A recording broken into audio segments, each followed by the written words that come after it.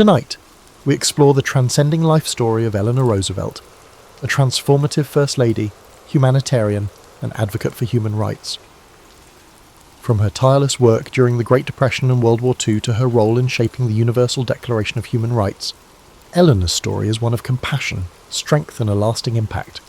So before you get comfortable, as always, my friends, take a moment to like the video and subscribe to the channel if you haven't already. Also, let us know where you're watching from and what time it is for you. We appreciate the never-ending suggestions of stories from you guys, so let's keep them coming because we want you to all play a part in our channel. Now turn off those pesky bright lights, grab a comfy blanket, and let's begin. Eleanor Roosevelt's name evokes images of a dignified First Lady, championing human rights and redefining the role of women in politics. Yet her story begins in an era marked by hushed assumptions about what women could and should do, and her journey from shy orphan to global influencer was no predictable progression. Born Anna Eleanor Roosevelt on October 11th, 1884, she entered a family steeped in prestige, but also riddled with private heartbreak. Her mother, Anna Hall Roosevelt, was renowned for beauty and social graces, while her father, Elliot Roosevelt, was the charismatic but troubled younger brother of future President Theodore Roosevelt. Some narratives cast her parents in stark contrasts, her mother's aloof manner, her father's erratic behaviour. Yet Eleanor recalled them both with a child's longing, craving acceptance. Her mother's criticisms of her looks haunted her, and her father's struggles with alcohol often overshadowed his tender devotion. These paradoxes shaped Eleanor's earliest perceptions of self-worth. By age 10, she had lost both parents. Her mother died of diphtheria, and her father, long embroiled in personal turmoil, passed away 2 years later. Left without their protective presence, Eleanor moved in with relatives who maintained the typical decorum of New York high society. She was a timid child, overshadowed by cousins who found her seriousness perplexing. She found some solace in reading, stories of daring heroines and moral dilemmas.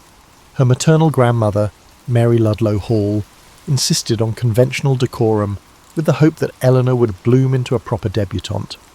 Instead, the girl quietly internalized a sense of duty and self-consciousness. She learned how to host teas and navigate social niceties, but she also developed an inner resolve.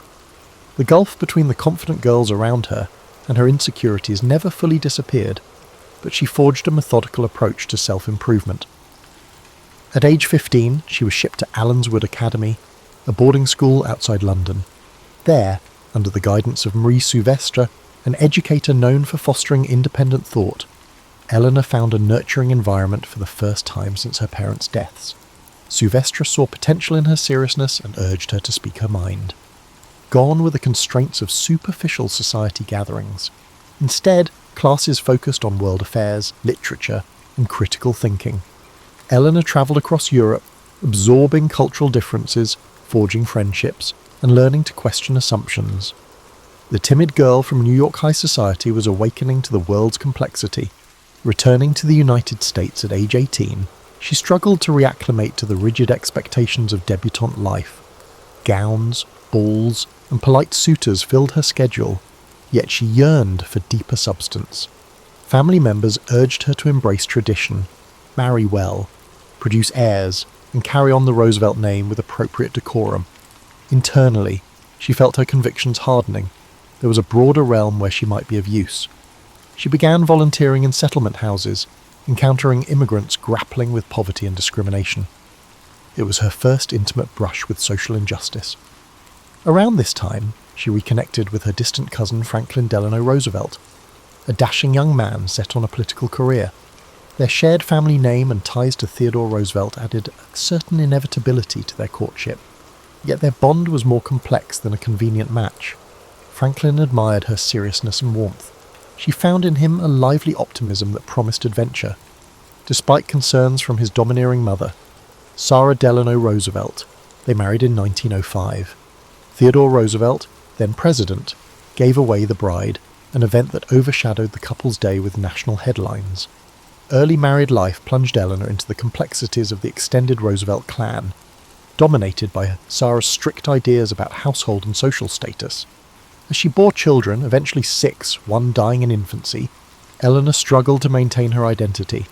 She discovered that her new role often felt like a performance, the shy orphan recast as the society hostess and dutiful political wife. Yet beneath the formalities, she was observing, learning, and quietly resolving to find her voice. Her childhood taught her to survive loss and isolation. Marriage would teach her to navigate duty and compromise. By her mid-20s, Eleanor Roosevelt stood at a crossroads, respectable wife in a prominent family, yet privately aware of how little she truly belonged to herself. She'd endured tragedy and internalized criticism, and now balanced motherhood with a sense that she was meant for more. As her husband's political ambitions gathered momentum, she would face new tests of resilience and discover just how profound her influence could become. In her first years of married life, Eleanor Roosevelt found her space and autonomy overshadowed by the imposing figure of her mother-in-law, Sarah Delano Roosevelt. Sarah managed the household finances and even designed adjoining living quarters so she could oversee Eleanor's management of the children. This arrangement stifled Eleanor's independence, leaving her feeling perpetually monitored. Franklin seemed comfortable with his mother's involvement, and this tacit acceptance further isolated Eleanor. Nevertheless, she made the best of her circumstances. She immersed herself in child-rearing, determined that her children would experience a warmth she had too often lacked. Simultaneously, she sought outlets for her curiosity about social issues, volunteering for the Junior League. She assisted in settlement work on Manhattan's Lower East Side, coming face to face with poverty and labour injustices. Observing the hardships of immigrant families, Eleanor recognized the stark gap between her privileged circle and those struggling at America's margins. Around 1910, Franklin's political career began. Elected to the New York State Senate, he moved the family to Albany. Though still reluctant to step into the public spotlight, Eleanor gleaned insights into legislative processes and networking. She watched as lawmakers engaged in negotiations, formed alliances, and faced seemingly insurmountable challenges. At social gatherings, she was the dutiful wife, exchanging pleasantries while quietly absorbing the undercurrents of power. Her vantage point revealed a system in dire need of empathetic leadership. Tragedy soon intervened.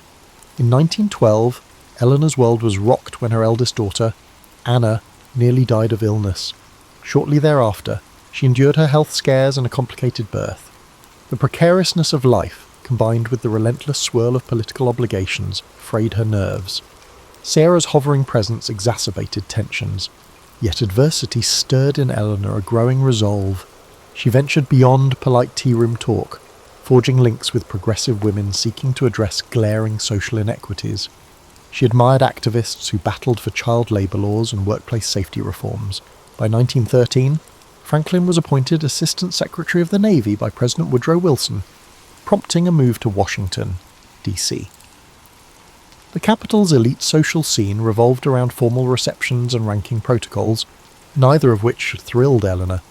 Still, she recognized the city as a crucible of national decision-making. She developed friendships with progressive-minded officials and activists, exchanging ideas about wages, education, and women's suffrage. World War I broke out in 1914, drawing America in by 1917. Washington became a hive of wartime mobilization. Hospitals overflowed, and soldiers returned with devastating injuries. Eleanor volunteered at the Red Cross canteens and naval hospitals, an experience that brought her face to face with war's human toll. She found it impossible to return to trivial chatter at lavish parties after seeing wounded veterans struggle to rebuild their lives. Even as she navigated demands for appearances by Franklin's side, she yearned to channel her growing empathy into concrete action. Meanwhile, her personal life took a shocking turn. In 1918, she discovered Franklin's romantic letters to Lucy Mercer, her social secretary. A betrayal rocked Eleanor's foundations. She confronted her husband, and while divorce was considered, Sarah Roosevelt threatened to cut off financial support. The scandal never fully reached the public ear, but it jolted Eleanor into rethinking her marriage. Although she remained married, the emotional bond between them changed. She began cultivating her identity separate from him, forging alliances and friendships that didn't revolve solely around Franklin's ambitions. As the war ended, Washington shifted back to peacetime routines. The Roosevelts returned to New York, where Franklin resumed his political climb. However, Eleanor's worldview had expanded. No longer content to linger in the background, she immersed herself in political clubs, particularly the League of Women Voters and the new Women's Trade Union League. She devoured reports on social conditions, labour rights, and civil liberties. She overcame her shyness when speaking in public, fueled by the conviction that she had something to contribute. This evolution coincided with the ratification of the 19th Amendment in 1920, granting women the right to vote. Energised by this milestone, Eleanor campaigned for Franklin when he ran as the Democratic vice presidential candidate that same year. Though they lost, the experience broadened her political network. She saw how campaigns were orchestrated, how messages were spun, and most importantly, how public opinion could be swayed toward progressive ideals if approached with authenticity. By the early 1920s, Eleanor Roosevelt had traversed heartbreak, war volunteerism, and political initiation. She had begun forging her path, shaped by the direct encounters with suffering and by her growing circle of reform-minded peers. Her marriage, once the axis of her existence, now became just one facet of a broader calling. As she discovered, adversity often planted the seeds of purpose. The once quiet, shy girl, now determined to stand on her own terms, guided by a conscience that refused to stay silent, was emerging. The 1920s brought both hardship and opportunity to Eleanor Roosevelt. Franklin's political career stalled when he lost the vice presidential race in 1920, but his future seemed boundless until polio struck him in 1921. That summer, during a vacation in Campobello, he suddenly found himself paralysed from the waist down. Doctors offered little hope for complete recovery. The family rallied, yet the crisis triggered another shift in Eleanor's life. Overnight, she transformed into Franklin's indispensable ally, juggling therapy regimens, household logistics, and public relations. Many within the Roosevelt clan believed Franklin's political days were over. Sarah Delano Roosevelt pressed him to retire quietly, but Eleanor discerned that relinquishing his ambitions would crush his spirit. She supported his determination to regain mobility, helping him navigate new routines. She also shouldered tasks Franklin previously handled, from correspondence to scheduling. Suddenly, she was more than a supportive spouse. She was a gatekeeper, an intermediary, and an architect of her husband's comeback. Her own organisational skills flourished. She managed Franklin's affairs and dedicated time to committees that advanced her interests. She joined the Women's Division of the New York State Democratic Committee, recruiting women voters and championing issues that aligned with social reforms. This dual role, family caretaker and political operator, displayed an emerging confidence. She shed the last vestiges of social timidity, speaking at rallies and forging alliances with party leaders. While some ridiculed her for lacking classic oratory flair, others appreciated her sincerity. In 1924, Franklin ventured back into politics by supporting Al Smith for the position of Governor of New York. Behind the scenes, Eleanor arranged events, wrote letters, and networked on his behalf. She began to see how her initiatives merged with broader political machinery. The Women's City Club and the League of Women Voters offered her platforms to discuss labour issues and child welfare. Her voice carried an authenticity rooted in hands-on experience, and she found an audience eager for that perspective. Yet her personal journey wasn't all smooth. Living under the same roof as Sarah, she faced constant friction about how to manage Franklin's care. Moreover, echoes of the Lucy Mercer affair lingered, complicating the emotional bond with her husband. Their marriage, though stable in outward appearance, evolved into more of a partnership than a traditional romance. Trusted friends, such as journalist Lorena Hickok, entered her life, providing emotional support. Speculation about the nature of these friendships arose later, but at the time they served as lifelines, anchoring Eleanor's sense of self-worth. As Franklin's mobility improved incrementally, supported by crutches, braces, and daily exercises, his political aspirations reignited.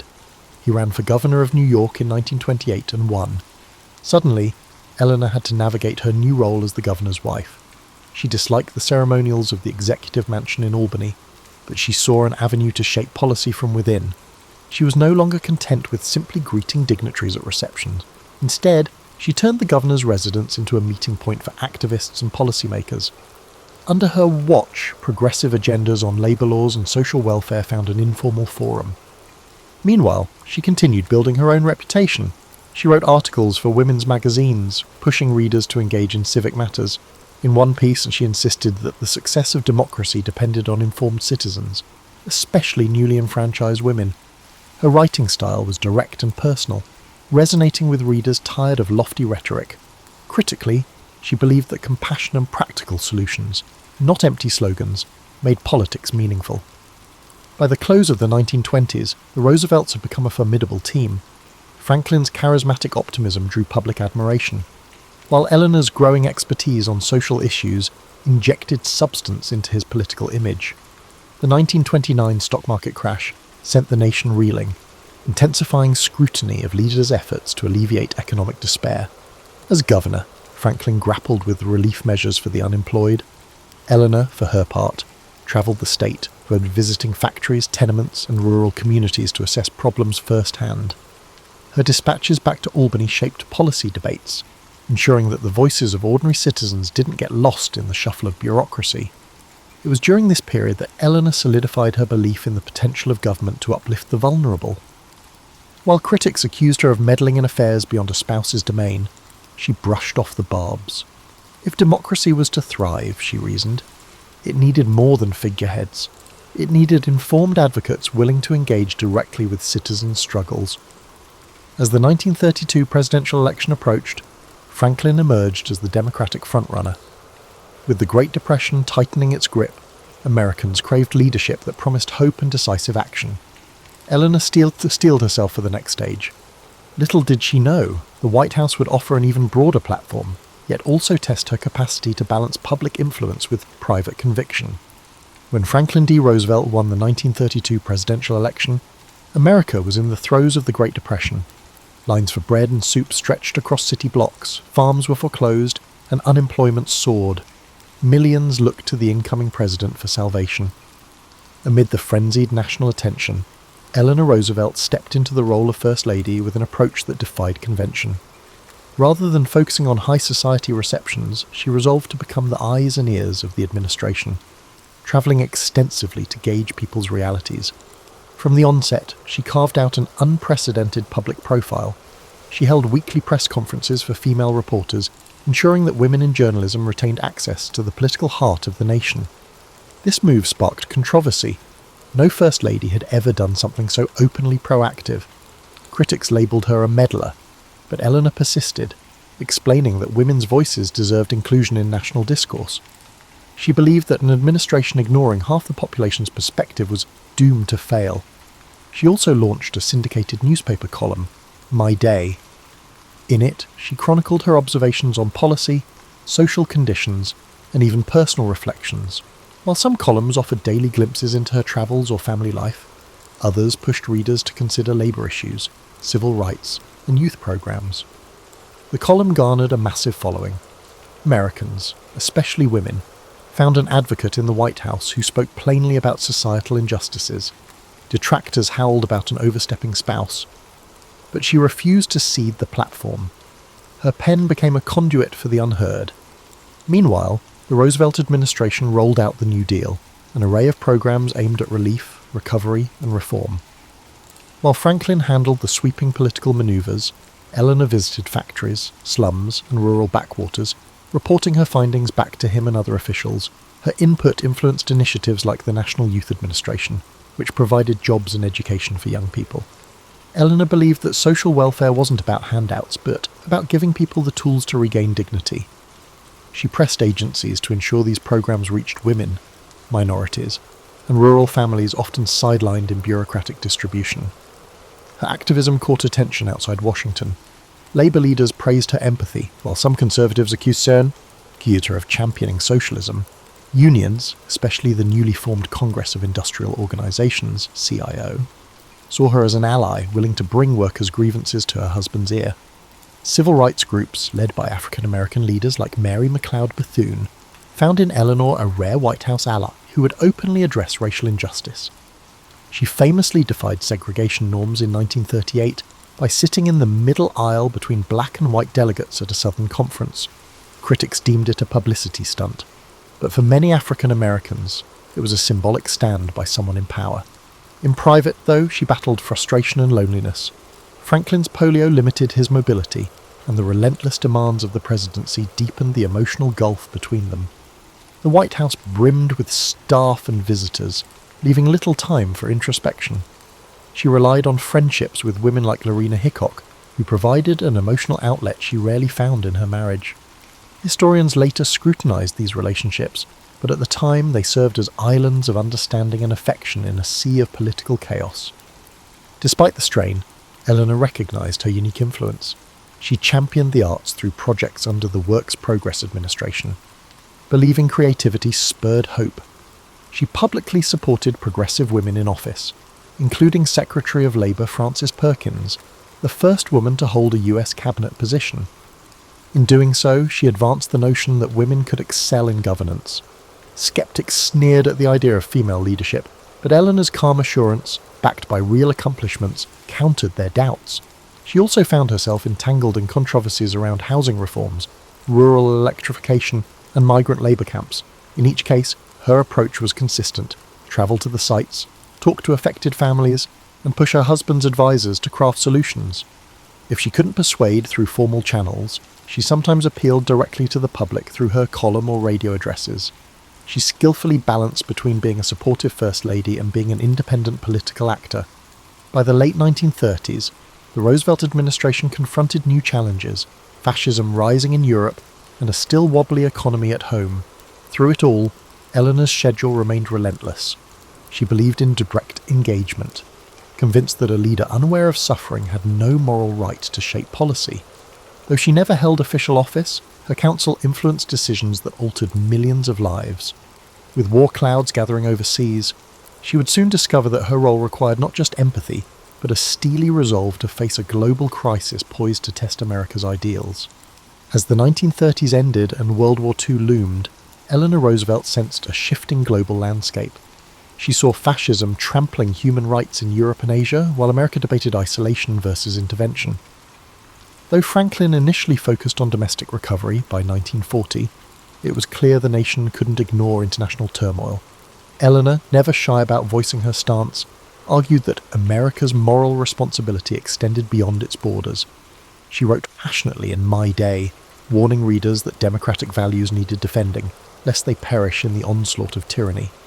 When Franklin won an unprecedented third term in 1940, the Roosevelts steeled themselves for a tumultuous period. Eleanor accelerated her advocacy for civil rights and women's involvement in war preparedness. With men joining the military, she championed female workers to fill industrial roles. Touring factories, she highlighted the contributions of Rosie the Riveter types, urging Americans to shed old prejudices about a woman's place. Her stance was pragmatic. The nation required every capable hand to beat looming threats. Yet Pearl Harbor's bombing in December 1941 brought war to US soil, igniting frantic mobilization. Eleanor plunged into morale-building efforts, visiting troops, meeting with families of servicemen, and pushing for improved conditions in military camps. Eleanor believed that even small actions, like providing decent food, medical care, and pay, could demonstrate the country's commitment to those who served. Despite the War Department having its structures, her personal visits frequently revealed areas of concern, such as segregated facilities, limited mental health services, or insufficient resources in remote training sites. She penned frank memos to generals and even her husband, demanding improvements. On the home front, war fever sometimes fueled racism. Japanese Americans were forced into internment camps, a policy Eleanor struggled to reconcile with her belief in democratic principles. She quietly lobbied behind the scenes, but her opposition to the policy never gained enough traction to reverse it. Critics later labelled her substance on internment as one of her greatest moral failures. Still, she strove to mitigate conditions by visiting camps and advocating for educational programs inside them, mindful that these efforts fell short of outright justice. Meanwhile, civil rights leaders urged the administration to address discrimination in defense industries. Eleanor became their conduit in the White House. Franklin issued Executive Order 8802, banning racial discrimination in defense contracts, partly due to her persistent urging. Though enforcement was patchy, it set a precedent. She continued her bold stands, like publicly supporting the Tuskegee Airmen and ensuring African American nurses were integrated into the Army Nurse Corps. Each symbolic action fanned controversy among segregationists, but to her, equality was non-negotiable, especially in a war purportedly fought for freedom. Abroad, Eleanor's reach extended through her goodwill tours. She travelled to Britain and the South Pacific, meeting soldiers and Allied leaders. Her presence was more than ceremonial. She asked probing questions about troop morale, supply lines and local tensions. Often, she cabled back suggestions for improvements. British Prime Minister Winston Churchill praised her empathy, even if some in his entourage found her activism unorthodox for a First Lady. She reassured war-weary civilians that American aid wasn't just strategic, it was driven by a genuine commitment to liberty. At home, she confronted a personal heartbreak. Her brother, Hall Roosevelt, struggled with alcoholism, echoing the family's tragic legacy. She tried to arrange support and discreet care, balancing private loyalties with public responsibilities. Her circle of intimate friends provided emotional ballast. Lorena Hickok remained a confidant, though war logistics limited their time together. Through letters, Eleanor confided her exhaustion, admitting that the public's expectations often felt insurmountable. As the conflict raged on, Franklin's health waned. His blood pressure rose and stress weighed heavily. Eleanor stepped in more assertively, bridging gaps in his schedule. She delivered radio addresses championing war bonds, visited hospitals treating wounded veterans, and comforted grieving families. Some cynics dismissed her as Madame Do-Good, but many others found solace in a leader unafraid to see suffering firsthand. By 1944, the Allied forces were making significant progress, yet victory seemed a complicated prospect. The war's devastation would require not just triumph over Axis powers, but a blueprint for peace. Eleanor's mind buzzed with questions about refugees, post-war reconstruction, and a reimagined global framework that might prevent future catastrophes. She saw glimpses of a potential role for the United States as a moral leader, though she worried domestic politics might hamper that vision. In the final year of the war, she began hinting that the world needed a robust international body to maintain peace, foreshadowing her eventual pivotal role in the United Nations. Franklin D. Roosevelt died in April 1945, mere weeks before Germany's surrender. The nation mourned a 4-term president whose New Deal and wartime leadership had reshaped America. For Eleanor Roosevelt, the loss was both intimate and public. While she and Franklin had forged a practical partnership over the years, she grieved the passing of a companion who, despite all their marital complexities, had walked beside her through monumental transformations. When Harry Truman succeeded to the presidency, he recognized Eleanor's unique standing. At first, many assumed she would retreat from public life. Instead, she showed no sign of disappearing into widowhood. She considered her husband's death a passing of the baton, a moment demanding continued engagement. The war with Japan still raged, and global politics were in flux. She quietly rebuffed suggestions to retire, stating famously, "The story is over, but not the journey." In May 1945, VE Day, Victory in Europe, arrived, overshadowed by the looming final battles against Japan. Eleanor immersed herself in relief efforts, focusing on wounded veterans returning from both theatres. She visited hospitals, consoled families, and championed bills aimed at their rehabilitation. While Truman's administration tackled the complexities of forming a post-war order, she used her platform to advocate for a strong, cooperative international community. One of Truman's defining acts was to appoint Eleanor to the first American delegation to the United Nations in 1945. Many in Washington questioned the choice. Could a former First Lady, albeit well-travelled, effectively navigate high-stakes diplomacy? Truman saw something others overlooked, her blend of empathy and pragmatism. The appointment signalled a fresh chapter for both the UN and Eleanor. She approached the role with disciplined study, brushing up on parliamentary rules, international law, and economic recovery proposals, attending the UN's early sessions in London, and then at Lake Success, New York. She immersed herself in the complexities of post-war negotiations. Nations wrestled with forming stable governments in war-ravaged regions, setting up structures to prevent future conflicts. While seasoned diplomats haggled over boundaries and reparations, Eleanor centred her efforts on human rights. She found common cause with delegates from smaller nations, forging alliances that transcended Cold War lines just beginning to emerge. In 1946, she chaired the newly formed UN Commission on Human Rights. Initially, some delegates saw her as an American figurehead, polite but lacking intellectual heft. They swiftly learned otherwise. She steered discussions with firmness, ensuring smaller nations had their say. She insisted the Commission draft not just broad statements, but actionable principles.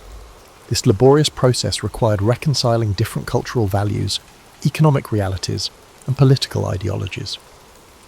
Hours of debate tested her resolve. She found an ally in French philosopher René Cassin, among others, who appreciated her unwavering focus on practical outcomes. The Commission's most famous product, the Universal Declaration of Human Rights, emerged as a collaborative masterpiece, though it bore Eleanor's imprint. She reminded delegates that lofty words meant little unless everyday people could understand them. She pushed for language that was clear, universal, and free from legalistic clutter. Late-night sessions often ended with her scribbling revisions by lamplight, fueled by an unshakable belief that each article mattered to someone's dignity.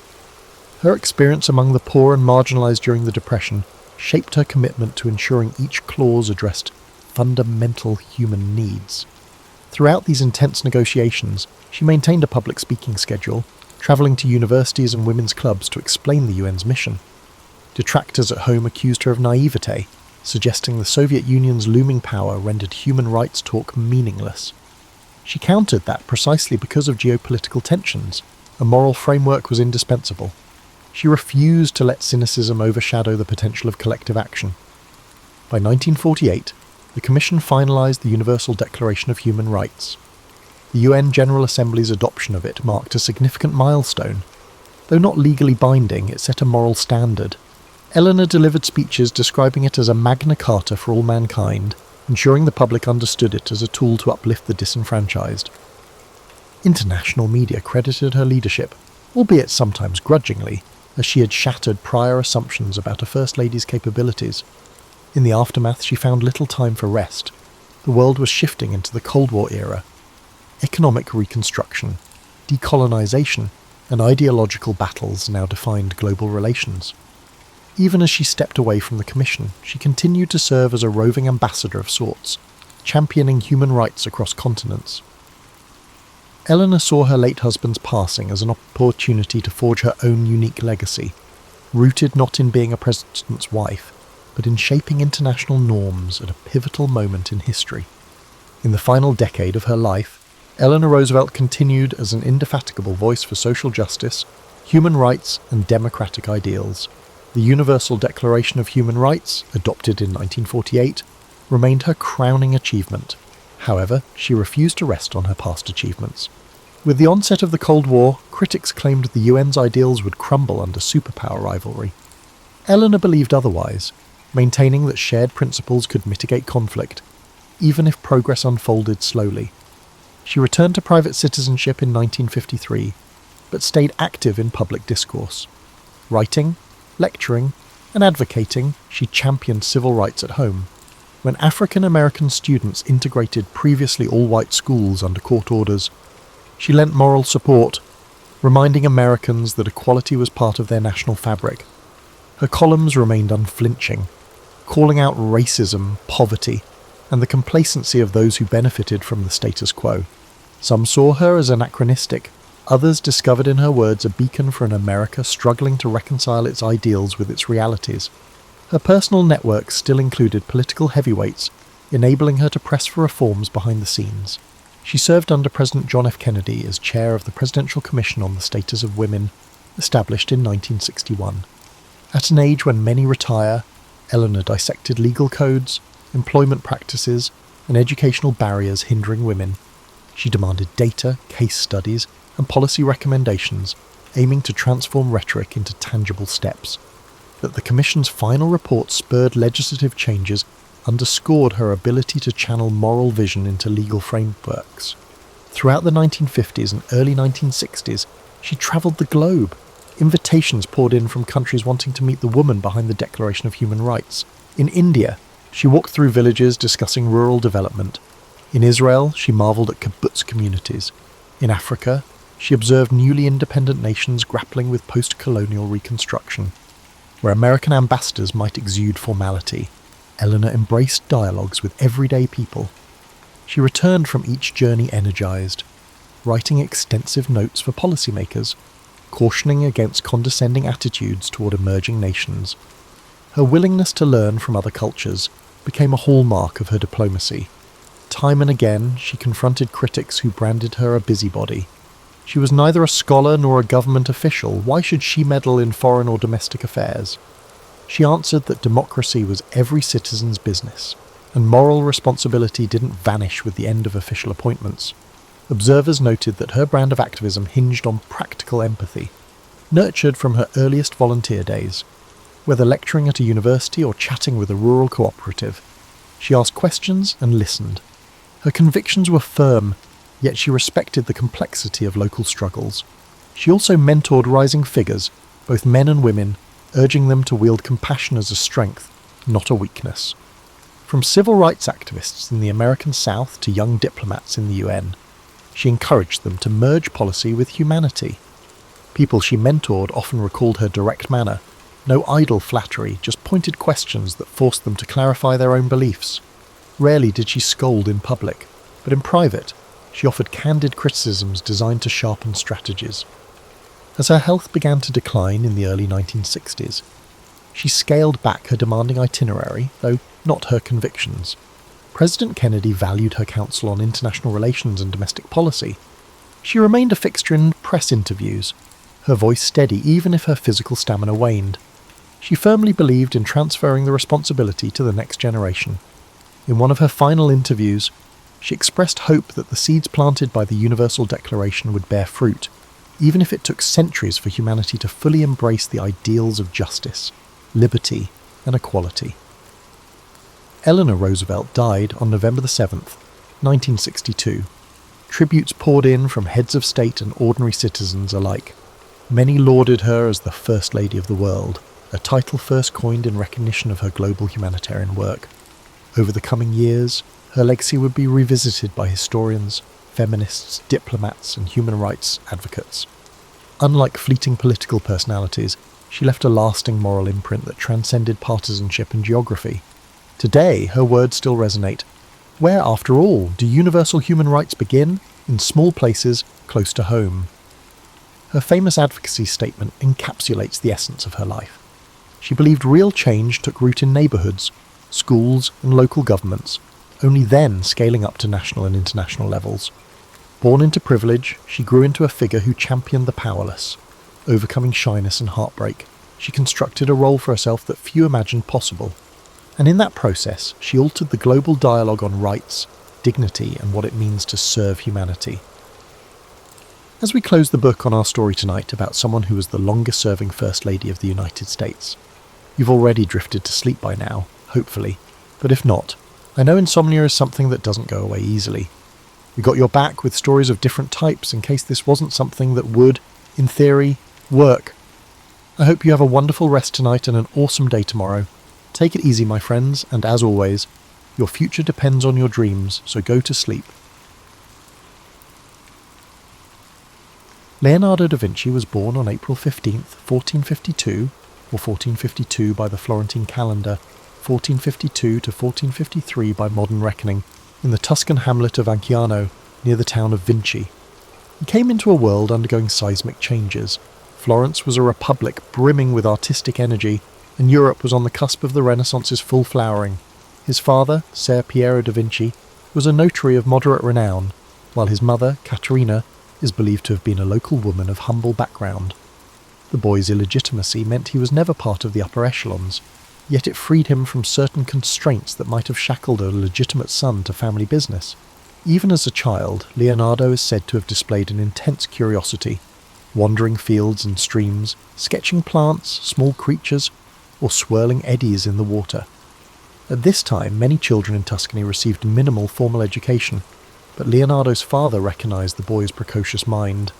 Records suggest that around age 14, Leonardo began an apprenticeship in Florence with Andrea del Verrocchio, a master known for sculpture, metalwork, and painting. The workshop bustled with talented pupils and assistants, forging a collaborative environment. Apprentices learned to prepare pigments, craft details, and replicate the master's style. Leonardo's innate knack for observation set him apart. His notebooks from that era, though mostly lost, would have contained anatomical sketches, mechanical doodles, and fleeting notes on geometry. While other students memorized standard forms, Leonardo probed the underlying structures, dissecting how limbs attached or how light refracted on glossy surfaces. An early turning point arrived when Verrocchio assigned him to paint a small angel in the corner of the Baptism of Christ.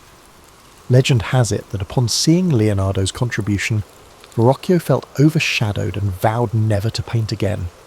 Though that story might be apocryphal, it underscores how swiftly Leonardo's skill gained recognition.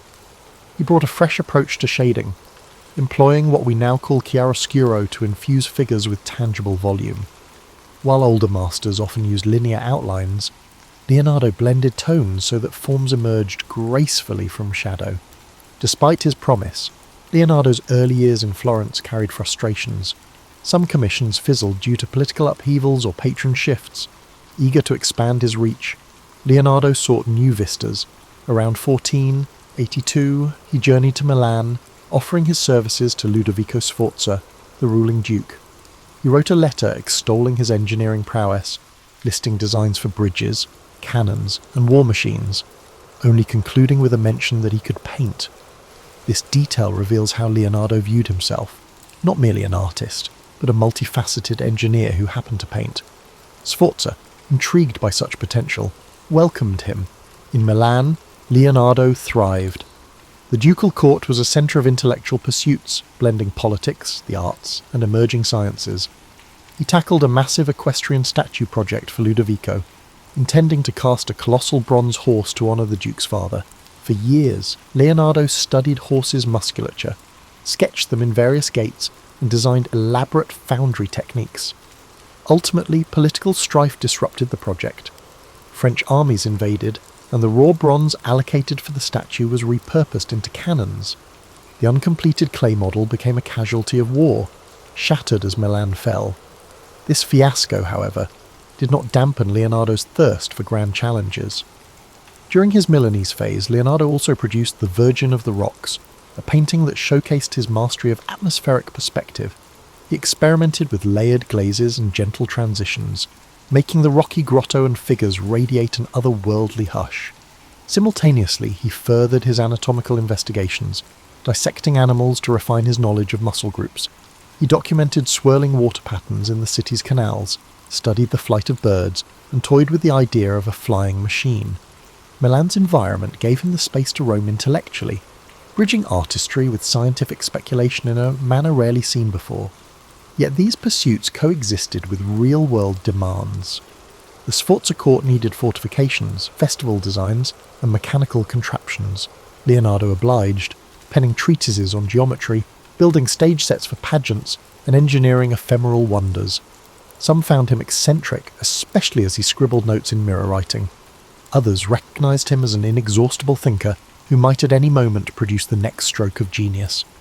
By the late 15th century, Leonardo had established himself as a leading figure of the Renaissance, though his restless mind kept him pushing forward, always hungry for the next frontier of knowledge.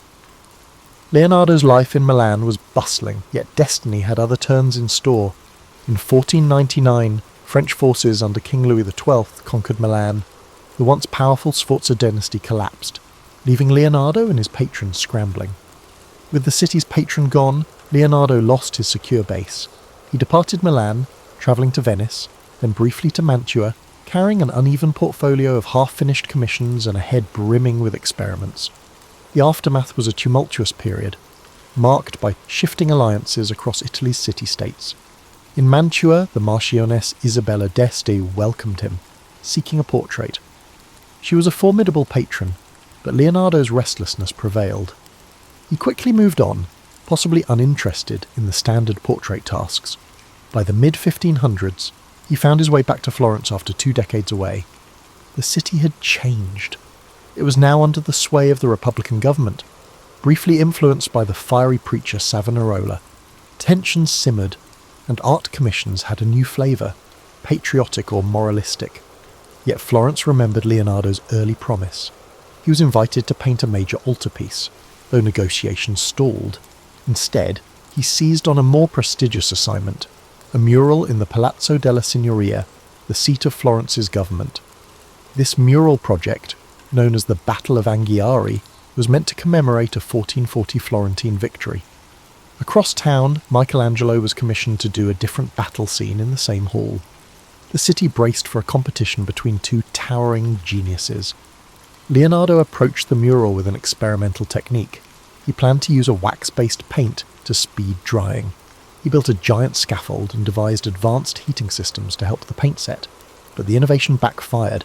Parts of the mural dripped or refused to adhere. Despite partial success in depicting dramatic cavalry charges, the painting never reached its final form. Over time, the incomplete mural decayed or was covered by later renovations.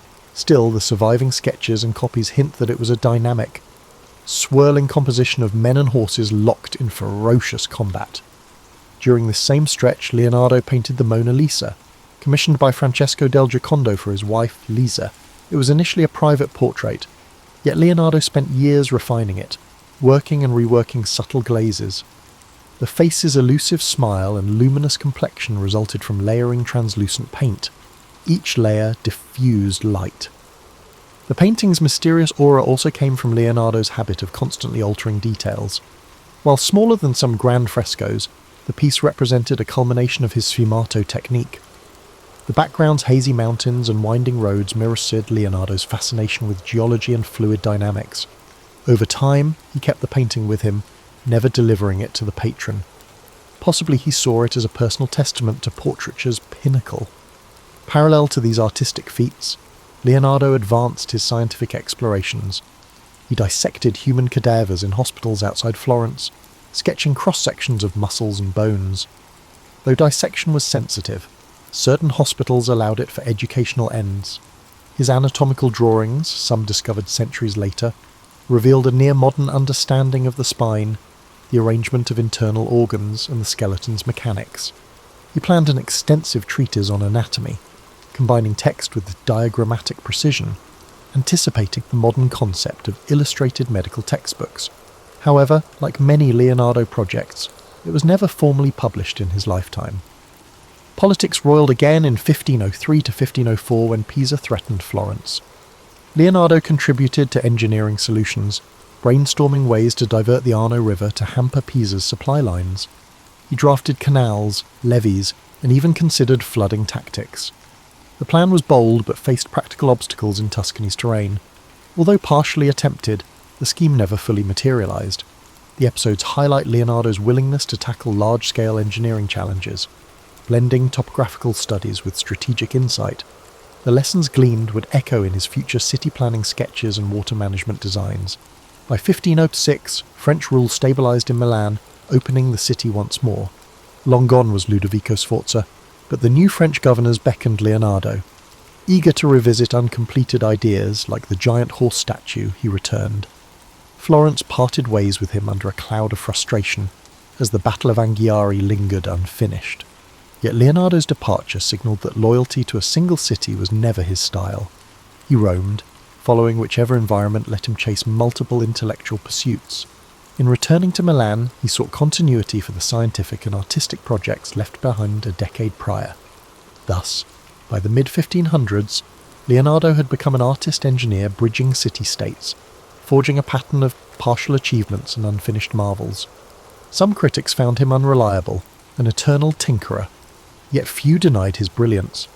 He left Florence having revolutionised portraiture and capturing ephemeral visual mysteries in the Mona Lisa, while also nearly revolutionising mural painting. The stage was set for further meanderings in Milan and eventually beyond, as Europe recognised him as a truly singular figure, a testament to the Renaissance's union of art and science.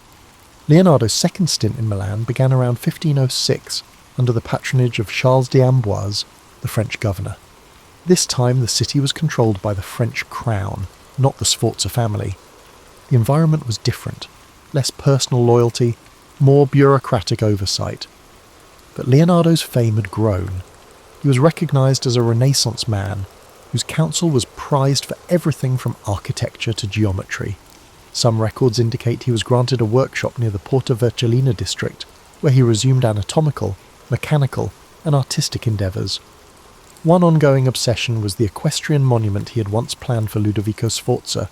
Though the bronze had been lost to war, Leonardo still dreamed of building the largest horse statue known. He refined the design, adjusting how a rearing stallion might balance on hind legs.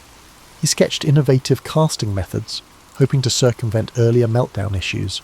However, the politics had shifted. With Ludovico deposed, the impetus for a Sforza memorial dissipated. Leonardo might have pitched the idea to the French administration, but it never crystallised. He remained resolute in exploring equine anatomy, capturing every sinew and tendon in fresh sketches. During this period, Leonardo welcomed a youthful apprentice named Francesco Melzi, who would become his most devoted disciple and eventual executor of his estate. Melzi, from a noble Milanese family, offered loyalty, scribing capabilities, and stable finances. He accompanied Leonardo on trips, helped organise notes, and became the master's confidant. The presence of a still or respectful apprentice might have provided Leonardo the continuity he'd long sought, especially after dealing with earlier assistants who sometimes parted on mixed terms. Meanwhile, glimpses of his scientific mania multiplied. He dissected more cadavers, filling notebooks with nuanced drawings of hearts, muscles, the bronchial system. Observing that heart valves directed blood flow, he speculated about circulation decades before William Harvey's formal discovery. He studied the vitreous humour in an ox's eye, investigating how images formed. While the Catholic Church mostly tolerated such dissections for medical progress, certain clergy frowned on it, so Leonardo often performed them discreetly or at night. Had he published these findings, he might have revolutionised medicine centuries earlier, but perfectionism and continuous revision meant his data stayed personal, locked in cramped notebooks and penned in a mirror script. In parallel, Leonardo authored treatises on flight. Fascinated by birds' wing structures, he dissected wings to decode the interplay of feathers. He built mechanical prototypes, ornithopters, aiming to replicate flapping flight. Though never tested on a large scale, these contraptions presaged modern aviation concepts. He recognised that pure flapping wouldn't suffice for human flight. He studied gliding surfaces, suspecting that air currents could keep a craft aloft. Yet the technology of the era, no engines or suitable materials, curbed these ambitions. Even so, the sketches reveal an acute understanding of aerodynamics. Around 1510, Leonardo's patron Charles d'Amboise died, prompting another shift in Milan's political circle. Still, the French King Louis XII valued Leonardo. Another momentous figure emerged. The newly ascendant Giuliano de' Medici, brother of Pope Leo X, invited Leonardo to return to the Florentine orbit or possibly move to Rome, where the papacy was fueling grand building projects. Leonardo, now in his late 50s, weighed these overtures carefully. The lure of Rome's architectural expansions and advanced scientific resources might prove irresistible. Eventually, around 1513, Leonardo departed Milan for Rome, with an entourage that included Melzi and some assistants. In Rome, under Pope Leo X, the artistic scene soared. Michelangelo and Raphael dominated the city's commissions, Sistine Chapel expansions, grand papal apartments. Leonardo expected a role in major architectural or hydraulic projects. Instead, he found himself overshadowed by younger rivals. Michelangelo, known for moody brilliance, had little patience for Leonardo's diversions, while Raphael's rising star enthralled the papal court. Leonardo was offered small tasks. For instance, the Pope asked him to devise mechanical amusements or stage designs, but no major papal commission emerged. Despite the frustration, Leonardo utilised Rome's libraries, continuing anatomical dissections. He took advantage of more cadaver supply from local hospitals. Some rumours suggest friction with the Vatican Curia, especially after a cardinal supposedly saw dismembered bodies in Leonardo's quarters. The environment felt stifling. He wrote letters implying that the papal circle favoured spectacle over more profound research. With insufficient official support for his large-scale experiments, Leonardo grew restless again. Yet he found fleeting satisfaction exploring the Belvedere Gardens, measuring ruins of ancient Roman structures. He studied geometry with scholars, exchanging ideas about perspective and the Ptolemaic universe. Perhaps a quieter dream to unify art and mathematics kept him going. Still, the unstoppable politics of Italy soon overshadowed local tasks. The shifting alliances in 1516 catapulted France into dominance once more. Francis I became king, eyeing Italy hungrily. For Leonardo, The swirling intrigue spelled an opportunity to pivot yet again. The next invitation from the French crown would beckon him across the Alps for what would become the final chapter of his life's remarkable journey. In 1516, King Francis I of France, a young monarch intrigued by art and technology, extended an invitation to Leonardo da Vinci. Tired of Roman politics and seeing limited scope for big projects there, Leonardo accepted. He travelled north, crossing the Alps at an advanced age, bearing precious paintings and volumes of notes, among them the Mona Lisa and likely St. John the Baptist. Francis offered him the manor house of Clos-Lucé, near the royal Château d'Amboise in the Loire Valley. This arrangement put Leonardo under royal patronage, granting him comfort and a platform for his creative urges. At Clos-Lucé, Leonardo enjoyed relative calm, gone were the fierce rivalries of Florence and the ephemeral commissions of Milan. Francis I often strolled over, discussing fortifications, canal systems, or mechanical contraptions. The king revered Leonardo as a living legend, a reservoir of Renaissance brilliance. The older man reciprocated with sketches of improved weaponry or designs for a grand palace. However, age and ill health limited the impetus for new large-scale ventures. Some accounts claim Leonardo tried to outline an ideal city for Francis, merging symmetrical layouts with efficient waterways, but no direct implementation followed. Amid this peaceful setting, Leonardo's health issues worsened. He wrote fewer lines in his notebooks, and his once dexterous hand might have trembled from possible strokes or nerve troubles, yet his mind remained inquisitive. He refined old anatomical drawings, re-examining them in the quiet orchard near his manor. Melzi, ever faithful, organised the piles of manuscripts, ensuring references to geometry, geology, optics, and anatomy didn't vanish into chaos. The older assistant Salai, who had begun as a teenage model with a mischievous streak, also lived there, though rumoured tensions occasionally flared between him and Melzi. A highlight of this period was visits by French courtiers who marvelled at the Mona Lisa. They admired her half-smile, rumoured to be a representation of intangible grace. Francis I himself is said to have purchased the painting directly from Leonardo, or inherited it after the artist's death, eventually placing it in Fontainebleau. Then it travelled to the Louvre centuries later. Another puzzle, St. John the Baptist, a moody, half-lit figure, pointing heavenward, also accompanied him to France. Its swirling hair and ambiguous expression invited speculation that it was a deeply personal reflection on spiritual transformation. Though slowed physically, Leonardo sometimes produced ephemeral amusements for the court. Francis might request a mechanical lion that roared, or a winged contraption to amuse guests.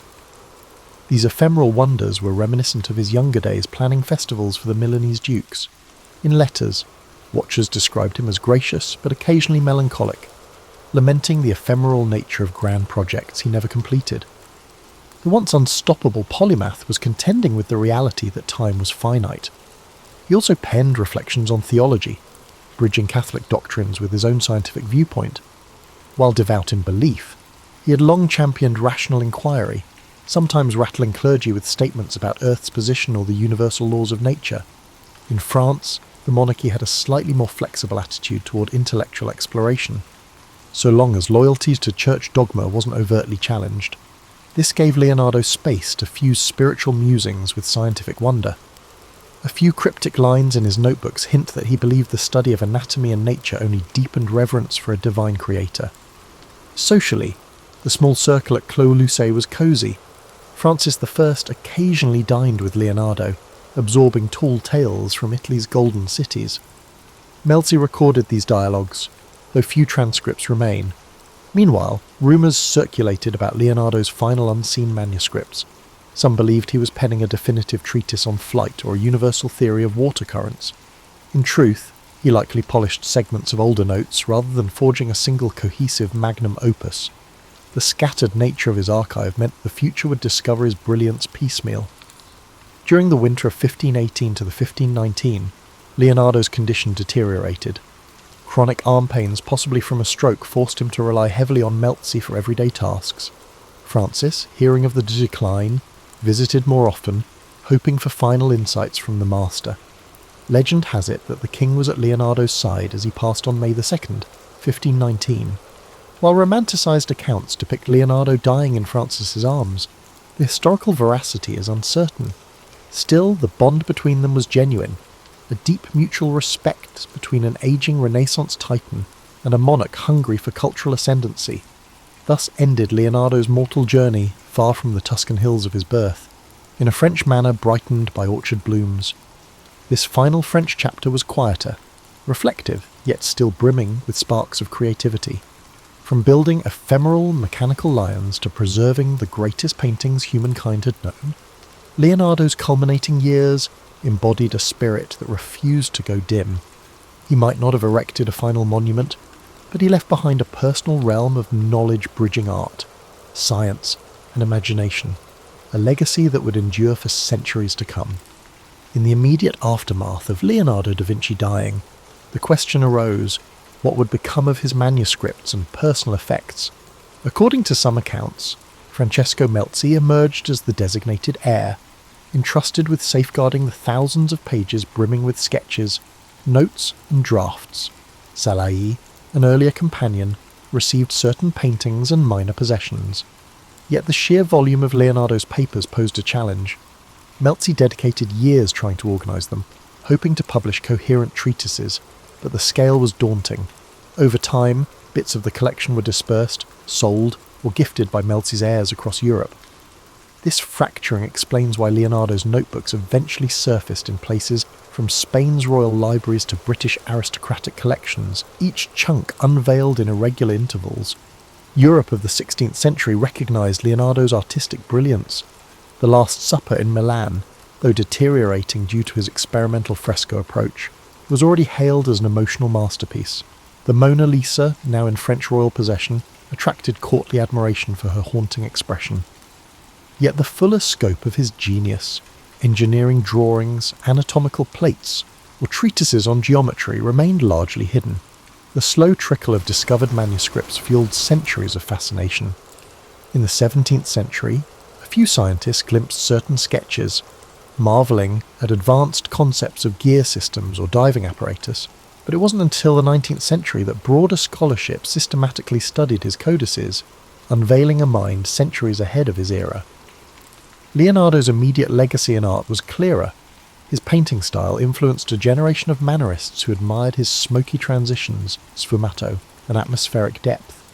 Milanese artists, though overshadowed by the city's shifting political fortunes, carried forward elements of his approach. In Florence, students who'd glimpsed the aborted Battle of Anghiari mural adapted some compositional ideas, but the direct lineage was complicated. Leonardo left no formal academy. He taught a few pupils thoroughly, except for Melzi and a handful of others. The intangible aura of Leonardesque painting permeated the late Renaissance with its softness of edges and subtle interplay of light. Over the next centuries, as Baroque flamboyance rose, certain of Leonardo's works fell out of style. Others recognized them as timeless. The Last Supper, for example, underwent multiple restorations, each attempt often introducing fresh problems, leading to controversies about how much of Leonardo's original brushstroke survived.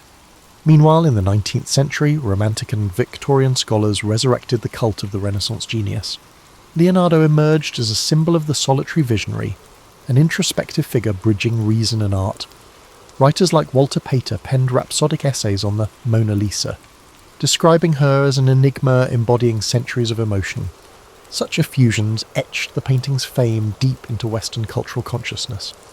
Only in the modern age did the scale of Leonardo's scientific legacy become widely recognised. As more codices were catalogued, like the Codex Atlanticus or the Codex Arundel, historians realised that he had conceptualised flying machines, armoured vehicles, and tension-based mechanical devices.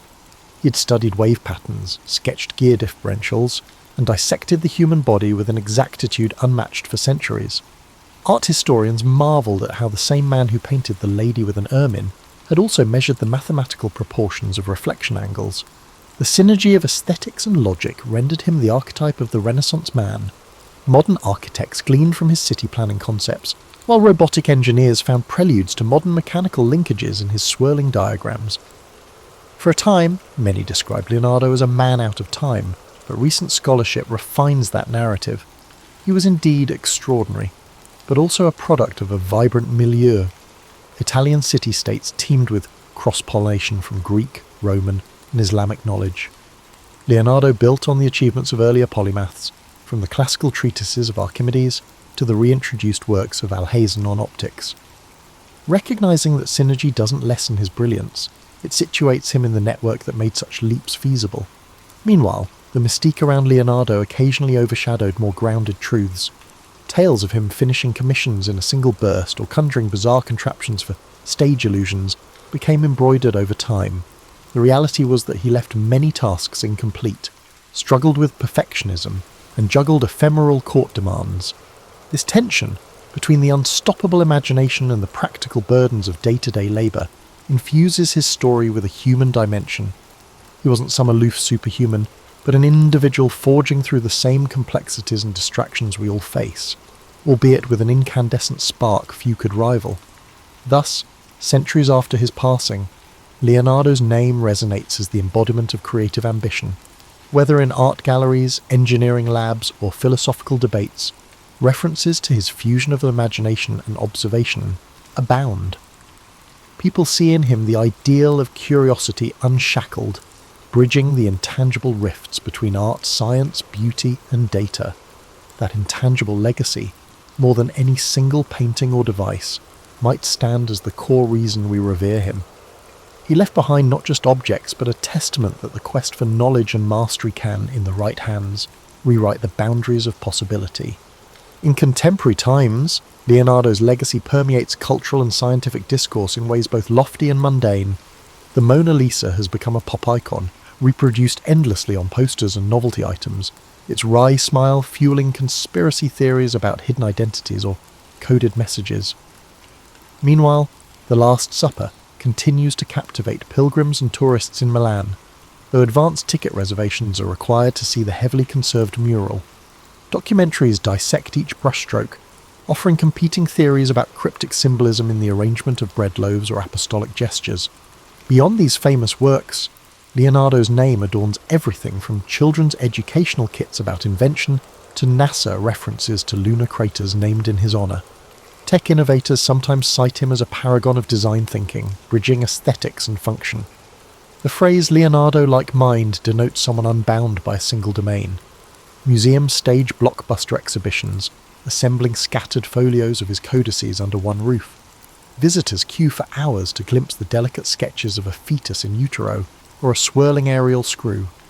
In such gatherings, viewers witness the raw lines of a man who wrestled with nature's secrets on scraps of paper, unknowing they'd be revered centuries later. Yet the question arises, what would Leonardo have done with modern resources? Some imagine him thriving in an era of 3D printers and digital imaging, or leading biotech startups. Others caution that the intangible synergy of Renaissance Italy, a world open to invention, but also bound by craft traditions, shaped him. A modern environment might hamper that slow, observational approach. He thrived in a realm where forging your pigments and dissecting cadavers in candlelit corners built a holistic sense of wonder. Today's rapid data flow might overshadow the meticulous wonder that fueled his slow revelations. Scholars continue analysing Leonardo's notebooks for overlooked insights. One might find a newly deciphered margin note revealing how he planned water-lifting devices for farmland irrigation. Another might unearth a fragment referencing a missing treatise on mirror making. Each fresh revelation underscores how incomplete our knowledge remains. Because his notebooks were so scattered, lines vanish into private collections, sometimes re-emerging at auction houses with $1 million price tags. Bill Gates famously purchased the Codex Leicester in 1994, digitizing pages for public curiosity. This interplay of private ownership and public thirst for knowledge epitomizes Leonardo's enduring mystique. One dimension of modern interest focuses on Leonardo's personal life. The few references to intimate relationships or sexuality remain ambiguous. Some interpret his heavy focus on male assistance as indicative of hidden personal aspects. Others see no direct evidence of romance in his notes. He rarely wrote about personal feelings, preferring coded references or allegorical musings. The aura of secrecy around his private life parallels the guarded manner in which he protected his scientific methods, fueling endless speculation. At the same time, the notion of the incomplete genius resonates with modern anxieties about productivity. Leonardo's many half-finished paintings and ephemeral designs illustrate the challenge of reconciling curiosity with the finality of deadlines.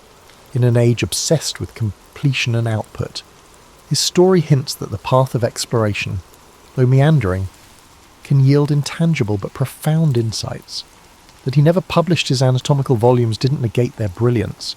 Their posthumous influence shaped fields from architecture to fluid dynamics. Many contemporary creatives draw solace in Leonardo's example. Creation can be iterative, perpetually in flux, and still crucial to progress. Even so, some critics note that praising Leonardo can overshadow other Renaissance figures, like Filippo Brunelleschi, who concretely built the Florence Dome, or Luca Pacioli, whose mathematics influenced him.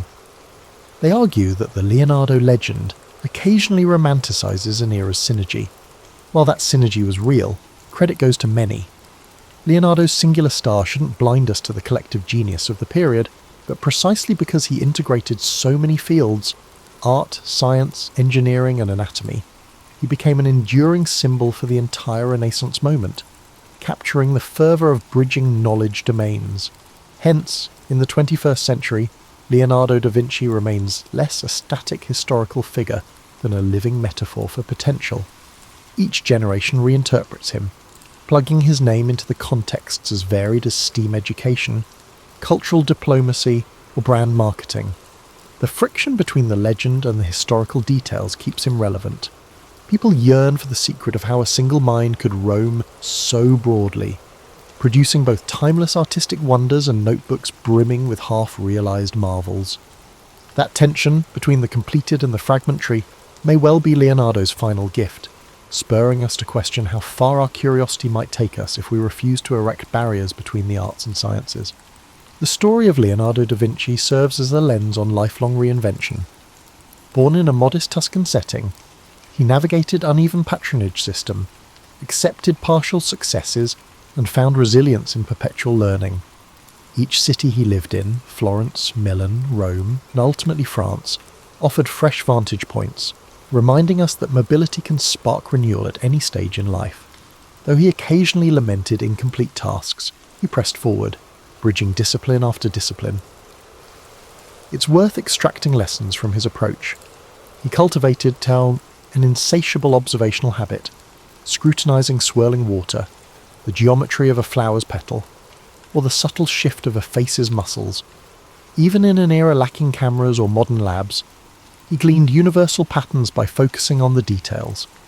As midlife adults, we too can regain that sense of direct observation, whether it's noticing minor changes in a friend's demeanour or analysing complexities at work. A Leonardesque perspective encourages seeing anew, not coasting on assumptions. Another facet resonates with modern times, the synergy of creative expression and methodical research. Leonardo was no carefree dreamer. He systematically tested ideas, building prototypes, dissecting bodies, and refining pigments. He let imagination drive him, but insisted on verifying theories with experiments.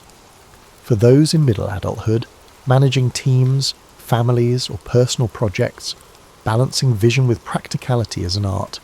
Leonardo's notebooks bristle with micro-failures, a water-lifting device that jammed, a mural technique that peeled, yet each misstep taught him something.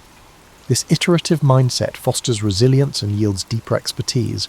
Moreover, Leonardo's story underscores the role of collaboration. He soared highest not in isolation, but in synergy with patrons, mentors, and assistants. The Sforza and French courts gave him resources to dream big. Skilled workshop members helped realise or test concepts. Even his competition with Michelangelo and Raphael, albeit fraught with tension, catalysed fresh impetus. In present life, synergy across skill sets can amplify outcomes. We see parallels in cross-functional corporate teams or community coalitions that blend varied talents to achieve breakthroughs. However, we also need to address the negative aspect, the eerie feeling of unrealised potential. Many of Leonardo's grand designs, such as the Sforza horse or the treatise on flight, remained incomplete. Some might interpret him as a cautionary tale about perfectionism. Indeed, he sometimes spent years layering glazes on a single painting or rewriting the same mechanical design. For busy modern adults, it can be a nudge to find closure. Not every idea demands indefinite polishing.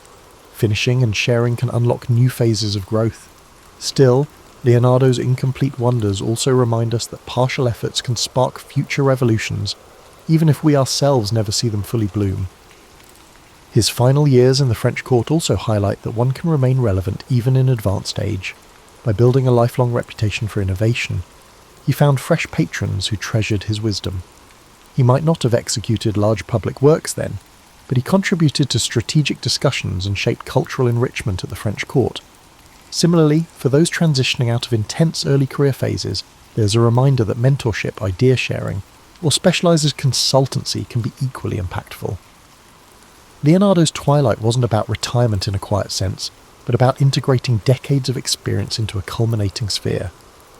Another essential angle is how Leonardo balanced religious sentiments with rational inquiry, deeply respectful of Christian doctrine.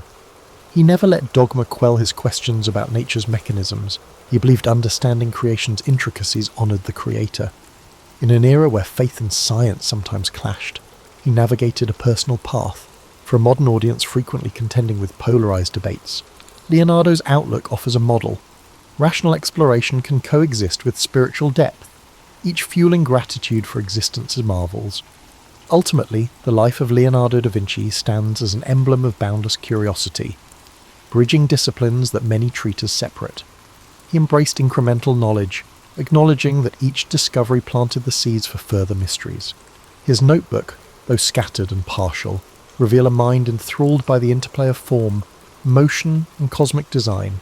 5 centuries on, we still glean from him the power of wonder, the value of dogged experimentation, and the humility to accept that mastery is a continual journey, never fully complete. In a world that yearns for innovation and empathy, he remains a shining example of what a single human can accomplish when guided by the persistent awe at the world's complexities, and that, perhaps, is Leonardo's ultimate gift, to remind us that even the simplest observation, like a swirl of water in a basin, can unravel entire universes of insight if we only dare to look closely enough. The early 17th century, a time when Europe was a patchwork of kingdoms, principalities, and religious divides. At the heart of this patchwork lay the Holy Roman Empire, a vast and fragmented realm that stretched across much of Central Europe. For centuries, tensions simmered beneath the surface, as Catholic and Protestant states vied for power, influence, and the right to practice their faith freely. The spark that ignited this long and devastating conflict came in the form of a defiant act in the city of Prague. In 1618, Protestant nobles in Bohemia, angered by perceived restrictions on their religious freedoms under Emperor Ferdinand II, staged a dramatic rebellion. They stormed Prague Castle, seized 2 imperial officials, and hurled them out of a window in an event known as the Defenestration of Prague. Miraculously, the officials survived the fall, but the act was a clear declaration of defiance. This single moment set off a chain reaction, like ripples spreading across a still pond. Ferdinand II, a staunch Catholic, saw the rebellion as a direct challenge to his authority in the Catholic Church.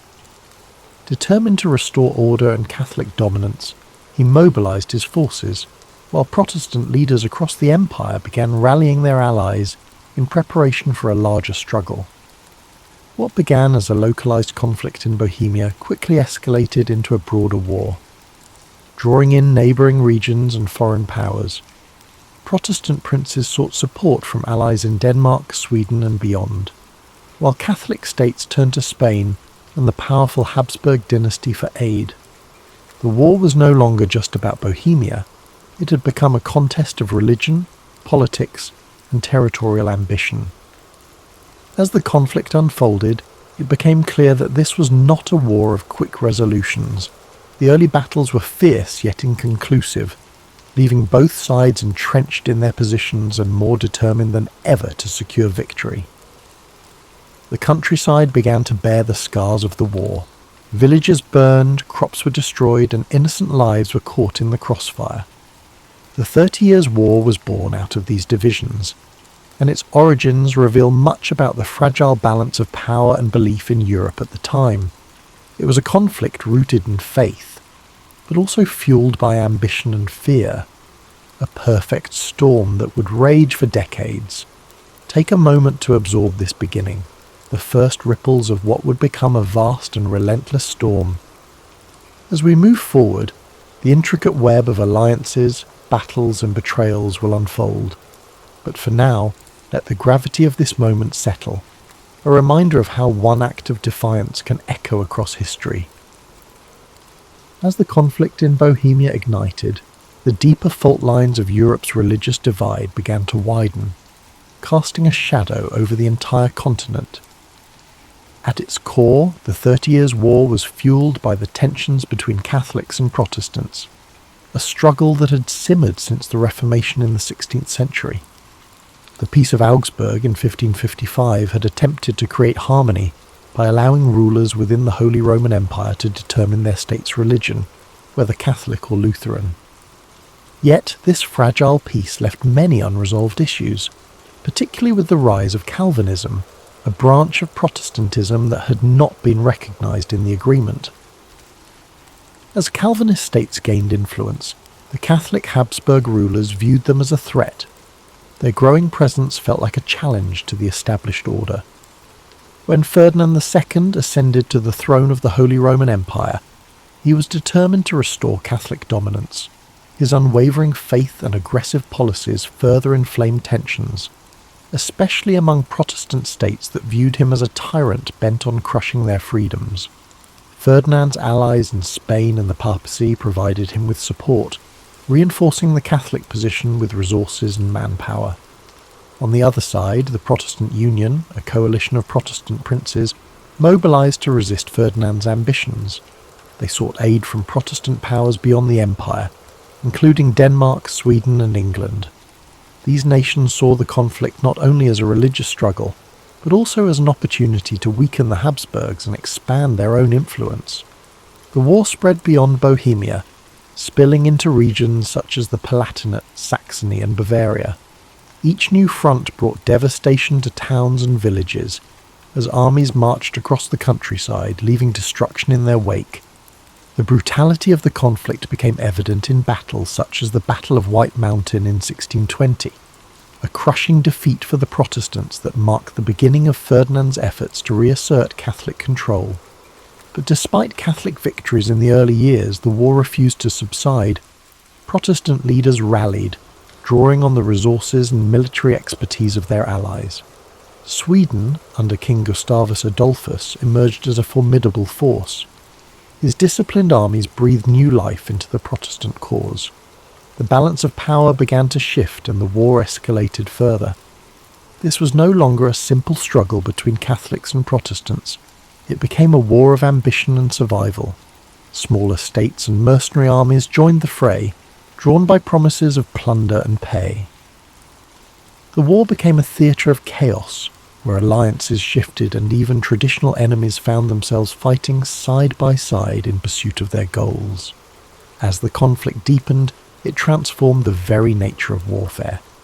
The 30 Years' War was one of the first conflicts where civilian populations suffered as much as, if not more than, the soldiers. Famine, disease, and displacement became common, as entire communities were uprooted or destroyed.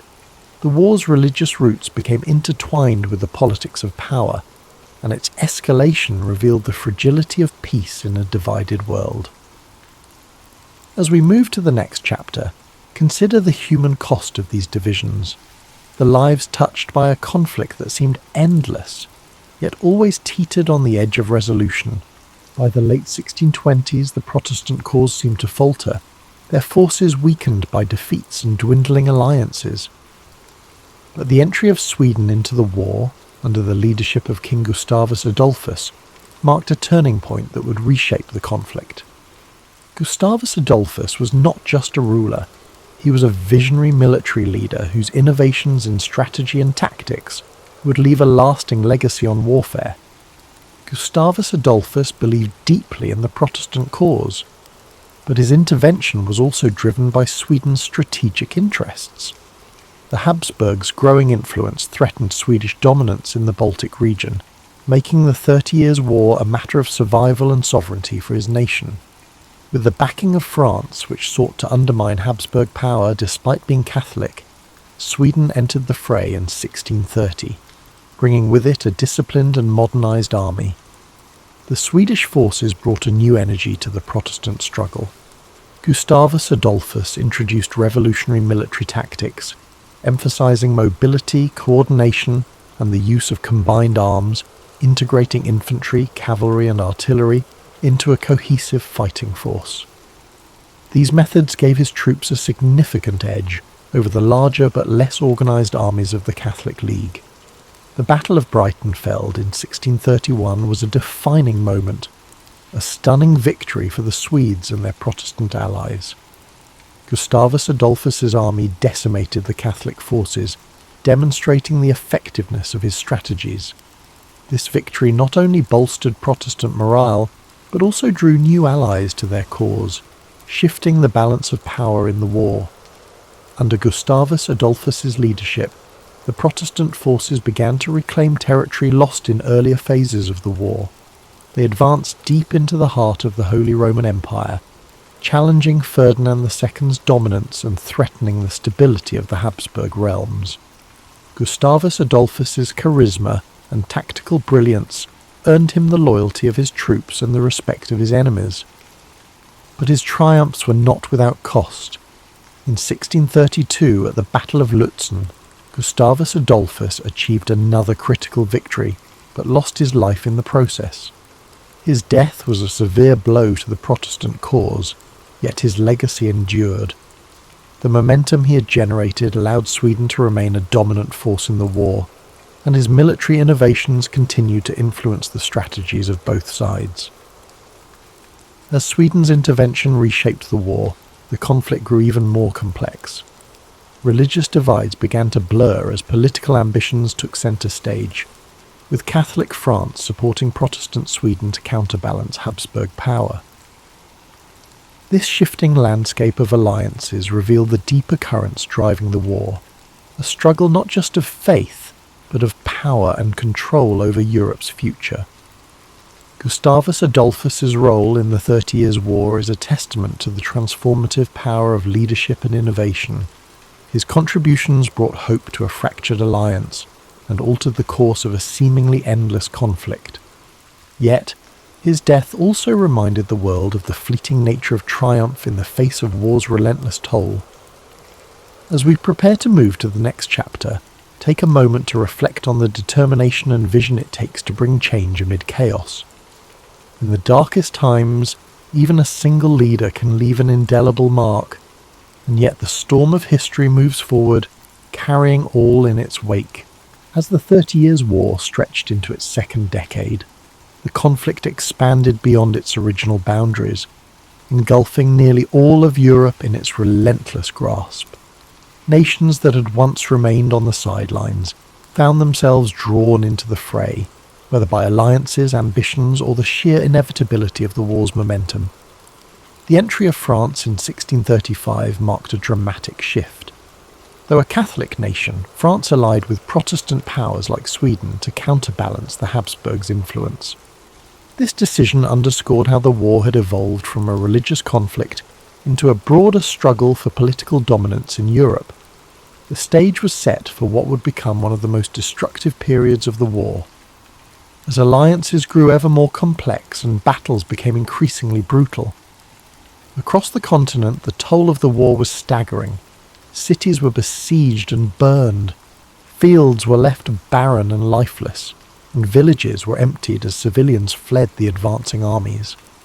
Mercenary forces, often poorly paid and motivated by survival, resorted to pillaging and looting, leaving devastation in their wake. Famine and disease swept through war-torn regions, taking more lives than the battles themselves. As you listen to this story, let the gravity of these events drift gently through your thoughts, but not linger. Imagine the chaos of the time slowly fading into the background, replaced by a sense of quiet reflection. Feel the weight of the war's hardship giving way to an understanding of resilience, a reminder of humanity's enduring strength even in its darkest hours. The conflict's scope seemed endless, with battles erupting in regions as far-reaching as the Rhineland, the Netherlands, and northern Italy. Yet amid the turmoil, moments of diplomacy and negotiation emerged, offering brief glimpses of hope. Peace talks began to take shape, though they were slow and fraught with challenges, reflecting the deep divisions and mistrust among the warring parties. Let these moments of negotiation remind you that even in the midst of chaos, there are always efforts toward resolution. Allow yourself to relax further, your breath steady and calm, as if tracing the contours of history's slow march toward peace. As we move deeper into the story, the resilience of the people and the shifting tides of war remind us of the impermanence of struggle. Take this moment to let your mind ease. Let the complexity of the 30 Years' War unravel gently, leaving you with a sense of quiet perspective and peace. After nearly 3 decades of relentless conflict, Europe began to seek an end to the devastation. The 30 Years' War had taken a toll unlike any before it. Economies were ruined, lands were ravaged, and millions of lives had been lost. By the early 1640s, the warring nations realized that no decisive victory was in sight. The war had devolved into a stalemate of exhaustion. Thus began the long and complex journey toward peace, through the negotiations that would culminate in the Peace of Westphalia. The Westphalian negotiations were unprecedented in their scope and ambition. For the first time in European history, nearly all major powers gathered to discuss terms of peace. Delegates from Catholic and Protestant states, as well as representatives from France, Sweden, Spain, and the Holy Roman Empire, met in the towns of Münster and Osnabrück.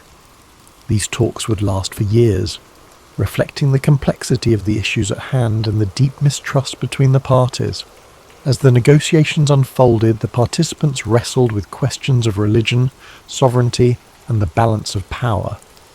The Peace of Westphalia sought to establish a new order in Europe, one that would recognize the religious and political realities that had emerged from the war.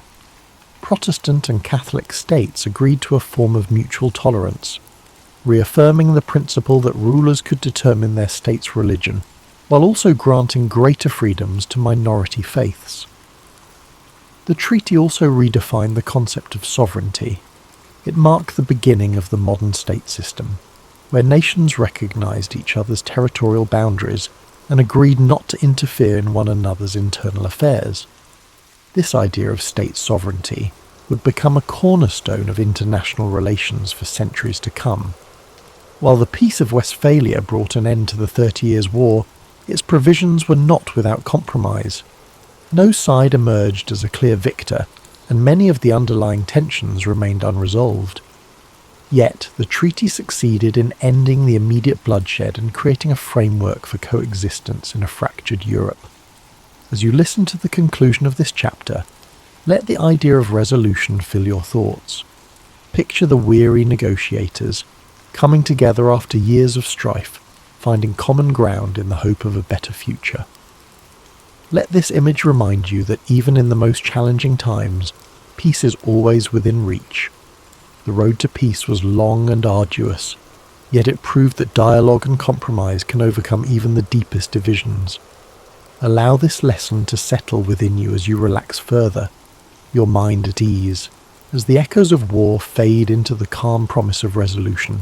As the Peace of Westphalia brought an end to the 30 Years' War, Europe began to rebuild from the ashes of its most devastating conflict.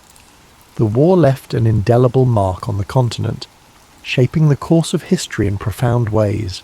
Nations that had been battered and broken emerged with new identities, while the concept of sovereignty laid the foundation for the modern nation-state system.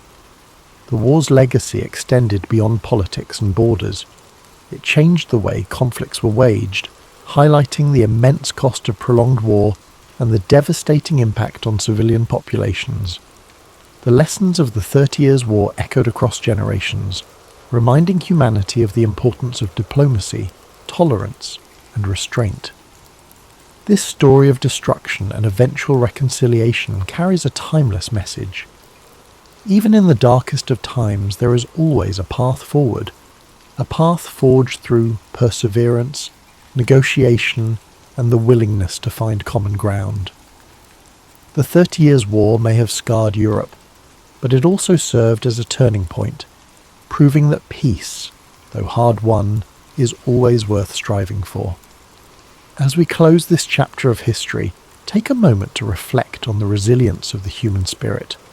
Let the story of the 30 Years' War remind you of the strength found in unity and the power of resolution.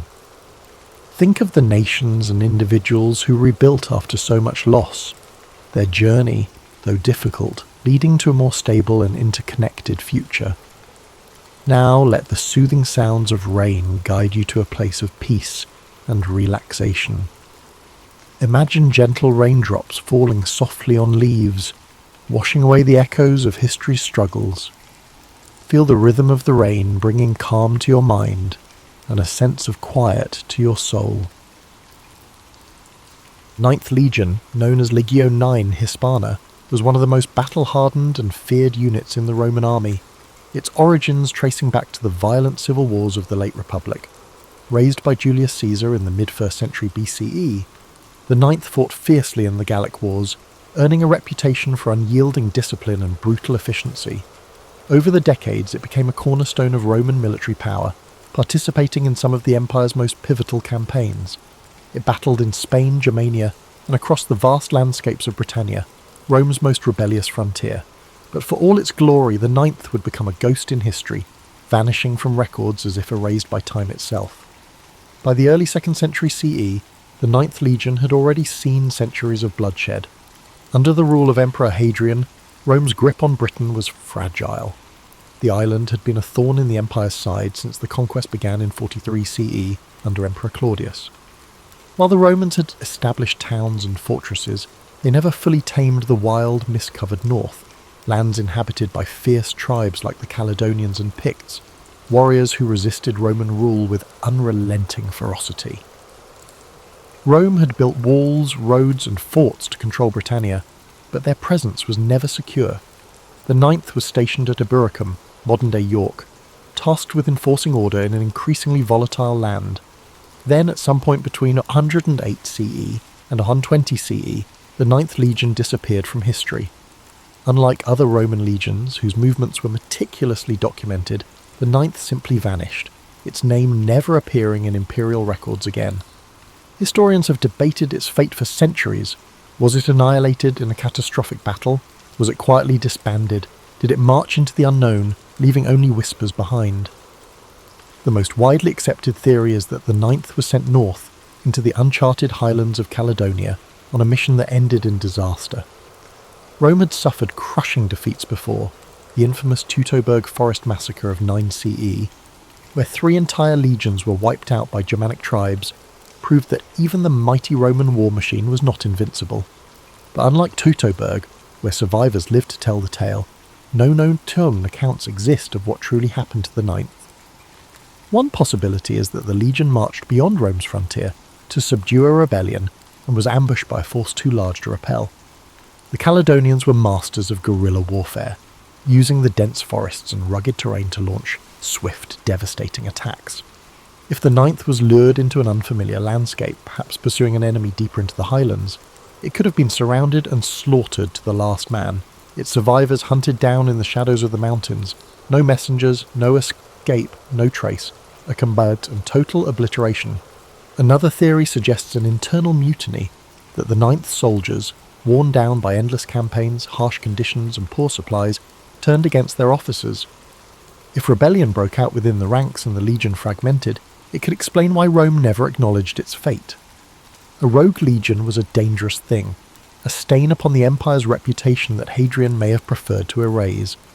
The Ninth's disappearance coincides suspiciously with the emperor's decision to construct Hadrian's Wall, a vast stone barrier that cut Britannia in half, sealing Rome away from the unconquered north. Could this wall have been a silent admission that the Ninth's destruction proved Caledonia was beyond Rome's reach? Whatever happened, the Ninth was never reformed. Unlike other legions that suffered heavy losses but were later reconstituted, the Ninth was erased from history as if it had never existed. No triumphal inscriptions were made in its honour. No poets sang of its bravery. A unit that had fought for over a century across 3 continents was simply gone, leaving only speculation in its wake. His disappearance remains one of Rome's greatest mysteries, a shadow in the Empire's annals, a silence where history should be. Did the Ninth meet its end in one final savage battle in the mist-shrouded hills of the north? Or did it disappear for reasons Rome dared not reveal? The answers may forever remain buried beneath the earth of Britannia, lost in the echoes of time. Somewhere beyond the Roman frontier, deep in shadowy Caledonian highlands, lay the probable fate of the Ninth Legion. Contrary to the well-patrolled roads of southern Britannia, beyond Ibericum known today as York loomed an unforgiving wilderness of heavy forests, icy rivers, and endless hills perpetually shrouded in grey mist. An unyielding place, the Romans had previously suffered a couple of very critical defeats at the hands of local tribes. If it did, the Ninth Legion marched north for one last campaign, perhaps into the jaws of annihilation, never to return. One such theory says that around 117 CE, the Ninth was sent to put down an uprising in Caledonia. Roman historian Fronto mentioned severe losses suffered in Britain at about this time, hinting at unrest beyond the frontier. It is probable that the newly appointed governor of Britannia, Quintus Pompeius Falco, ordered the Ninth to strike north against rebellious tribes. The Romans, with their heavy armour and rectangular shields and disciplined formations, would have been an unstoppable force, but the Caledonians fought on their own terms in their own country, where the rigid tactics of Rome could be broken as easily as shattered stone. The Caledonians were past masters at ambush and in guerrilla warfare. They did not fight in formations, nor were they challenging the Romans in an open field, but they were using their acquaintanceship of the terrain best by striking out from the forest, cutting off isolated units to melt back in the mist again before the Roman could react. It is just as likely that the Ninth Legion was lured into some unrecorded valley or thick forest, out of which the entire force could be surrounded, attacked from all possible directions, and systematically wiped out before they could rally themselves. Whereas in other battles the Roman forces faced defeat but did not annihilate, and the soldiers left some message for those who stayed back, the Ninth left behind no messengers, no written records, no word of what happened. If every last man was cut down, if the legion was so utterly destroyed that no Roman lived to report the disaster, then their disappearance would have been absolute, a massacre so complete that it erased the Ninth from history itself. Another grim alternative is that the Ninth was led into an ambush, possibly thinking that they were on a mission to discuss peace terms with some local petty chieftain, then were massacred in a surprise betrayal. Some records suggest that the Roman officers may have overestimated their security and taken their enemy too lightly, much as they had during less serious earlier confrontations. If the Caledonians granted the Romans license to advance deeply into their land, apparently without opposition, only to strike with crushing force at a time of their choosing, then the Ninth had been consumed deep in the bowels of the enemy, in a place that was without exit. But even assuming the legion was defeated, why were no Roman reinforcements sent? If one of its legions was in trouble, Rome did not spare any expense in answering by using overwhelming force. If the Ninth had been destroyed, the Roman military should have sent out scouts, reinforcements, or at the very least a search party, yet no such records exist. Could it be that the Roman authorities knew what happened, but deliberately buried the truth? Some historians speculate that the destruction of the Ninth was too embarrassing to acknowledge, that Hadrian, who came to power in 117 CE, the same time the legion may have vanished, chose to erase the event from history. The timing is striking. Shortly after the Ninth is believed to have disappeared, Hadrian ordered the construction of Hadrian's Wall begun in 122 CE, a massive defensive barrier meant to keep the northern tribes out of Roman-controlled territory. Might the wall have been an unspoken admission that the north was beyond Rome's grasp, that the loss of the Ninth proved further expansion impossible? Other theories suggest the Ninth did not get annihilated, but rather broken up, moved or reappointed to another frontier. Records even reveal that remnants of the legion might have been shifted to Germania, or the eastern provinces. But if indeed that was the case, why was the name never reused? Rome revived legions which had been defeated. Why was the Ninth completely erased? If these legions had been silently disbanded as a result of internal mutiny, poor performance, or even for reasons of political consequence, this would serve to explain their silence in history. After all, the Empire did have enough history of revising history per the current needs of the leading regime. Had the Ninth refused orders, or worse, suffered some sort of embarrassing defeat, or collapsed due to low morale, then Hadrian may have found it easier to eliminate the legion from Rome's official records rather than acknowledge some kind of disgraceful failure. And of all these theories, one thing is certain. The Ninth Legion, one of Rome's most formidable military forces at that time, vanished into thin air. No memorials were built in their honour, no surviving officers recorded their final battle, and no concrete evidence explains their disappearance. The Ninth marched into history and into legend, becoming one of the greatest unsolved mysteries of the ancient world. If the Ninth truly met its demise in the grim wilds of Caledonia, then hanging in the back of history there is one burning question. Why did nobody save them? Rome was an empire founded on her military. Thus, when the legion faced an existential threat, whether to reclaim lost territory or to avenge their fallen comrades, reinforcements were usually dispatched. But when the Ninth vanished, there was no Roman response on record, no counter-attack, no inquiry, no wild expedition to retrieve the fallen standard of the legion. The Ninth simply disappeared from history. It is an unsettling prospect that can be put as a question. How can more than 5,000 trained men vanish without this being noticed by anyone? In the best scenarios, maybe Rome never actually found out. If the Ninth had been lured onto hostile soil, say tricked into believing they were marching towards some kind of skirmish, only to be completely surrounded, the slaughter could have been so swift and total that no messenger survived to report back.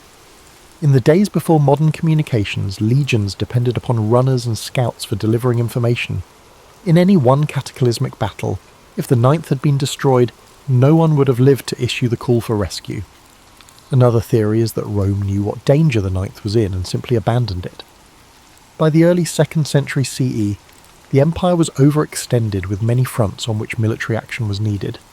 To the east, Rome was locked in bitter struggles against the Parthians, while across the Rhine in Germania, hostile tribes threatened the empire's borders.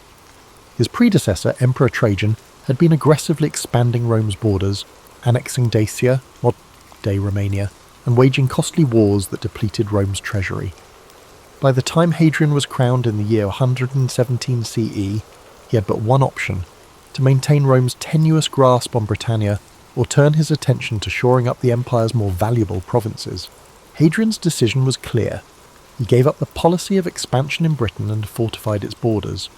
Only a few years after the disappearance of the Ninth, Hadrian ordered the construction of Hadrian's Wall, begun in 122 CE, a huge defensive fortification across northern Britannia. Was this wall the silent admission of Rome's defeat? Did Hadrian finally realise that the no-man's land frontier up north was too hazardous to maintain? That the Ninth's annihilation proved further conquest impossible? There is also the chilling possibility that the Ninth was sacrificed for political reasons. Some historians speculate that the legion's commanders may have been involved in a failed rebellion or mutiny, leading Rome to erase them from history rather than acknowledge an embarrassing internal conflict. The Roman Empire was hardly unaware of rewriting history. It frequently happened that the names and figures of emperors were expunged from the records as if they had never lived. If the Ninth had risen against Roman rule, then it is very possible that Hadrian simply ordered them erased, thereby having their fate never recorded. Even granting the unlikely event that the Ninth was destroyed on the battlefield rather than by treachery, the Romans repressed news of military defeats. The empire, after all, was sustained by propaganda and illusions of invincibility. To let news get out that an entire legion had been wiped out could encourage further rebellions against Rome's enemies. It could have been easier for Hadrian's administration to simply bury the truth and leave the fate of the Ninth unknown. However, there are other theories that the Ninth was not destroyed but was simply removed from the records for far less sensational reasons. Some believe that the legion was quietly reassigned to another part of the empire, perhaps to the eastern provinces, since many Roman military units were stationed there against Parthian invasions.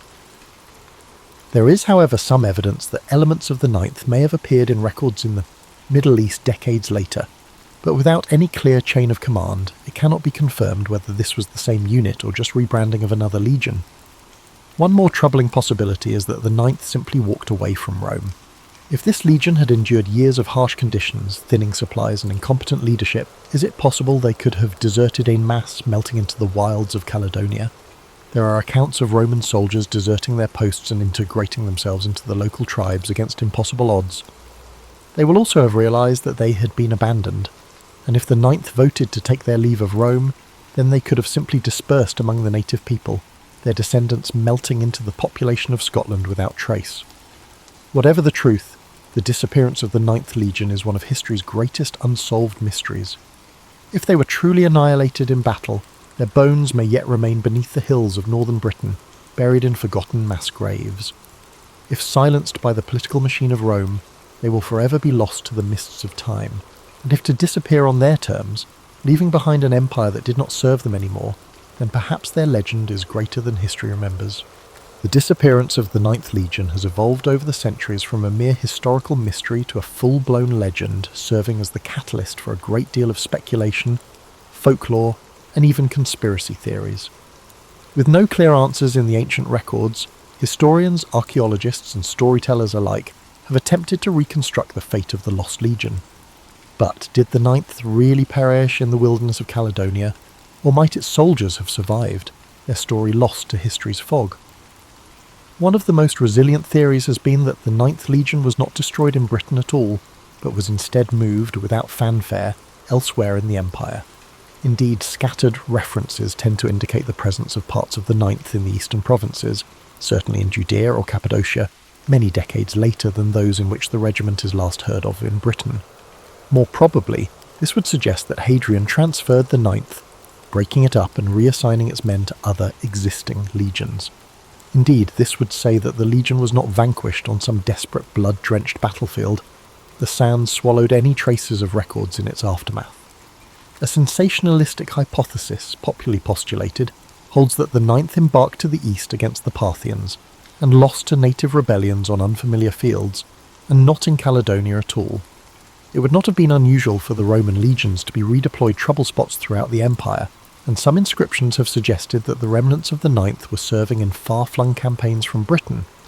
If so, their disappearance may have been due more to gradual attrition rather than a single destruction. As survivors over time were absorbed into other units, the identity of the Ninth may have become blurred, erased by bureaucracy not battle. But if this was so, why was the Ninth never reconstituted? It was customary for Rome to re-establish such legions which had suffered defeats, sometimes with the same number but with recruits. The very fact that it was never revived suggests that something more significant actually happened, something Rome wanted forgotten. Legends and folklore suggest more dramatic possibilities. One such is the legend that says the Ninth did not perish, but instead broke its oath its men, realising they'd been left high and dry by Rome, turned their backs on the empire, and melted into the wilderness. The interpretation is partially based on a fact. Roman deserters were known to join barbarian society, even leadership in some instances. But if the Ninth did desert, might they not have been subsumed by the Caledonian or Pictish tribes, their armaments and knowledge of Roman tactics giving the natives a decisive advantage in future conflicts? Indeed, some have gone so far as to speculate that descendants of those lost Roman soldiers continued to live among the northern tribes, their lineage surviving long after Rome itself had fallen. This has been the inspiration for several works of fiction, most notably Rosemary Sutcliffe's novel The Eagle of the Ninth, where the remnants of the legion escape into the highlands, hiding amongst the tribes and keeping their Roman identity secret.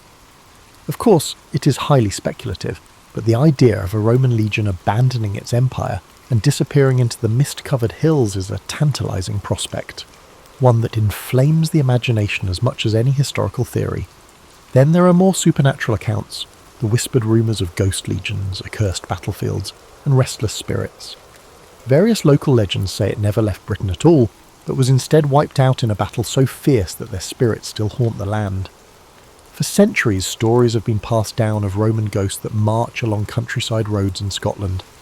On misty nights, some say, the faint din of clashing swords and rhythmic tramp of iron-clad feet can still be heard echoing through the hills. The truth of what happened to the Ninth Legion may never be fully revealed. Their bodies, if they were destroyed in battle, still lie buried beneath the earth of Scotland, awaiting archaeologists to find where they lie. If they were quietly reassigned, the last remnants of their history might be tucked away in forgotten inscriptions on crumbling Roman monuments. But had they run, were leaving Rome, beginning to reinvent anew far up north, then this is a story not about vanishing but of reinvention, about the few who wanted more than to choose between liberty and empire, and by that choice would become the stuff of legends. Whatever the truth, the Ninth Legion is one of Rome's greatest mysteries, a shadow in the annals of history, a whisper of a force that once marched beneath the eagle standard, but whose fate is unknown. Its story stays out there in the fog, beyond the reach of certainty, waiting for those who would uncover the past. Centuries have seen both historians and archaeologists look through the Roman records, analyse ancient inscriptions and excavate various battle sites in Britannia in order to find evidence that might confirm the ultimate fate of the Ninth Legion. Yet the answer continues to elude them. A piece in a game of jigsaw. A tale half buried beneath the earth. The first known history of the Ninth Legion dates back to the time of Julius Caesar, who had raised this very legion during his Gallic campaigns in the 1st century BCE. Over time, records trace its movements across the empire from Hispania to Germania and finally to Britannia, playing a major role in suppressing the revolts and defending Roman rule. Yet, after 117 CE, its trail goes abruptly missing from history. For many years, the prevailing theory among scholars was that the Ninth ended its days in Britain, most likely in a catastrophic defeat at the hands of the northern tribes. This view had been apparently substantiated by what seemed to be the most relevant piece of evidence, a stone inscription found in Eburacum, modern York, dated around 108 CE, recording the Ninth Instation in Britannia. This has been the last sure notice of the Legion on British soil, yet no Roman sources actually report its destruction, and that begs a question. If the Ninth was wiped out, why is there no written account of its defeat? Rome was not at all shy about recording the deaths of legions. When the Teutoburg forest disaster of 9 CE led to the destruction of 3 Roman legions, it was well documented. For the Ninth, there is only silence. This silence has engendered other theories in which the Ninth was not destroyed in Britain, but moved elsewhere within the empire. Some other scholars believe that this could have been transferred to the eastern provinces, probably Judea or Cappadocia, to assist in conflicts against the Parthians or Jewish revolts. One inscription found in Nijmegen in the Netherlands suggests that some remnants of the Ninth were indeed there around 20 CE, but whether this constituted a detached unit or survivors from a previous campaign, nobody can be certain. And yet there is no definitive proof that the entire legion was ever redeployed elsewhere. Archaeologists looking for the physical evidence for such a scenario, the destruction of the Ninth in Britain, have found no battlefield, no mass grave, no abandoned camp to verify this theory of annihilation. A few have pointed to Inch Tooth, an abandoned fort in Scotland, as one possible site of conflict. Others have looked to the area around Hadrian's Wall that was built only a few years after the Ninth vanished. Yet no evidence has turned up to prove it. No broken shields, no lost eagles, no bones of dead soldiers. If the legion was cut to pieces in a last great battle, where are the biddies? One theory is that the Ninth was destroyed piecemeal in a series of smaller battles. The Caledonians and Picts did not fight like the Roman legions. They were guerrillas, striking in hit-and-run raids and melting away into the landscape. If the Ninth was bled to death in some sort of long campaign, suffering ambush after ambush, then there may not be one battlefield where their bodies lie, but rather their deaths scattered across the wilds of Scotland, lost in the mists of time. Another theory is that Hadrian's Wall itself holds the key to the disappearance of the Ninth. Constructed between 122 and 128 CE, the wall made for a significant shift in Rome's strategy. Northern expansion was replaced by reinforcing the border. Some historians even feel this decision was based directly on the fate of the Ninth, as Hadrian himself realised that Caledonia was simply too dangerous to hold. Cut to pieces in some disastrous campaign, it may have provided that final warning that persuaded the Romans to draw back and dig in rather than advance. After decades of excavations, no concrete evidence has turned up so far that could explain what happened to the Ninth Legion, and the hunt goes on. Archaeologists continue to trawl Britain's landscape for Roman weapons, mass graves, or inscriptions that just might bring the story into the sharpest view yet. Advances in satellite imaging and ground-penetrating radar in recent years have given researchers an unprecedented capability to map the sites of ancient battles in great detail, and it now raises the tantalizing prospect that one day a long-buried Roman battlefield will finally give up its secrets. For now, the Ninth remains one of history's greatest enigmas, a vanished force whose fate may never be fully uncovered. Were they slaughtered in the cold highlands of Caledonia, their bodies buried beneath the heather? Were they reassigned and forgotten, their legacy erased by Rome's shifting priorities?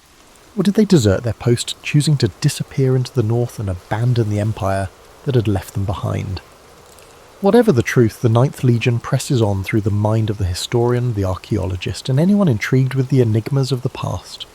Their story is a story of battle, betrayal, and the unknown.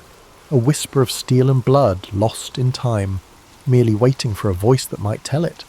The Ninth Legion's tale has largely been lost in the rear view of history. We don't actually know what happened to them. Their last journey is but a distant rumour nowadays. Nobody actually knows what happened. If they were wiped out in some murky battle, went missing in the uncharted regions of Caledonia, or simply dropped off the face of the earth for good, one thing's certain, they were never heard from again. You're familiar with that slow fog that rolls in over the hills in the morning? Yeah, their presence is sort of like that. Just fragments of stone, small memories, and those silent questions that just persist on through the centuries. When the world's all asleep beneath the stars, it's as if the ghostly echoes of the ninth are stirring again. In the silence of the Scottish Highlands, where the wind moves like a faint breath through the glens, there are people who say the Legion marches on. There are stories, old, half-remembered myths, of ghostly soldiers spotted on empty roads, of the distant rhythmic sound, of iron-shod feet that appear to have no origin. Legends tell of how on certain nights, beneath a silver moon, the spirits of the ninth emerge from the shadows, caught in a perpetual march across the land that devoured them. Perhaps they were separated in the chaos of combat, their shields broken, their armour cracked by the blow of an unseen enemy too late to avoid. Maybe they struggled through the wilderness, panting with fatigue, their path swallowed by the dense forests and winding rivers, to discover that no rescue would ever come. Or maybe they simply dissolved into history, their final battle so conclusive, so absolute, that Rome chose to forget them, to let them slip away like a dream slipping beyond memory. Yet even dreams leave a mark, as the ninth has left its mark upon time itself. The silence of their vanishing is louder than any record, their absence taking up the space between the pages of history like the profound, soothing quiet before daybreak. Hadrian's Wall remains a silent witness to their disappearance, a wall built to exclude the untamed land that could have claimed them, a divide between the known and the unknown. It remains there, steadfast against the winds that blow through it, a testament to an age still hidden in mystery. Though the fate of the Ninth Legion can never be fully disclosed, their myth survives. Their names are recalled in books, in whispers, in the minds of those who are drawn to the mysteries of history. Up in the still hills, where you can truly scent the earth and rain, and the rivers glimmer like liquid silver in the moon's light, the ninth could still be roving about, not physically, but in memory, always walking the shadows of the ages. This concludes tonight's quest into the mystery of the lost Ninth Legion. But the past is replete with even more stories just waiting to be unearthed. It was more impressionable, perhaps because they were eager to leapfrog over rivals in the exploration race. Columbus bided his time in Andalusian port towns, forging friendships with local captains, cartographers, and the occasional monk with an interest in exotic geography. He cultivated a sense of mystique around himself, dropping hints about rumoured islands beyond the horizon. And yet, winning over the Catholic monarchs demanded more than grand promises. Columbus needed to demonstrate some shred of credibility. So, he appeared at court armed with numbers and references. Although many modern experts debate the accuracy of his calculations, especially his underestimation of Earth's circumference, he was undoubtedly passionate about them. He insisted that the distance westward to Asia wasn't as colossal as mainstream scholars maintained. Moreover, he insisted on titles and privileges for himself if he were successful. This wasn't mere hubris. He believed that if he discovered new lands or profitable routes, he deserved recognition and wealth. It's worth noting that Columbus, as a man of his era, cloaked his intentions in religious justifications. He talked about bringing Christianity to the far reaches of the world. This approach resonated with an Iberian court fresh from the triumph over Granada and eager to spread Catholic influence abroad. But behind the religious language, there was also a shrewd negotiator who understood that spiritual rhetoric often smoothed the path toward funding. If you could couch your proposed voyage in terms of salvation or the glory of God, you'd find fewer obstacles in the corridors of power. What followed were months, some say years, of haggling. Advisors to the crown debated whether Columbus was an inspired savant or a fool. Traditional geographers scoffed, referencing ancient authorities who argued that the Atlantic was vast, filled with unknown dangers. A few murmured that even if Columbus did find land, it could be an inhospitable wilderness unworthy of the trouble. Columbus, however, radiated a calm sense of certainty. He occasionally flashed a map, though how detailed these charts were remains a mystery. Scholars have speculated for centuries about the source of his unwavering assurance. Some posit hidden documents or secret knowledge gleaned from seafarers who stumbled upon unknown islets. Others assume it was sheer stubbornness, an unshakable conviction that a western sea route must exist. Eventually, the Catholic monarchs took a calculated risk.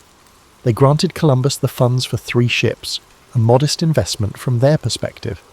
The arrangement was that if he found nothing, the loss would be brushed aside by the Spanish treasury, but if he succeeded, Spain would catapult ahead in the scramble for new lands and trading routes. The recollection of Portugal's prosperity from gold and spices weighed heavily on their minds. Nobody wanted to miss out on the next wave of riches. Columbus, exultant with the royal nod, hurried to assemble a crew. People often overlook the question of how Columbus gathered those men.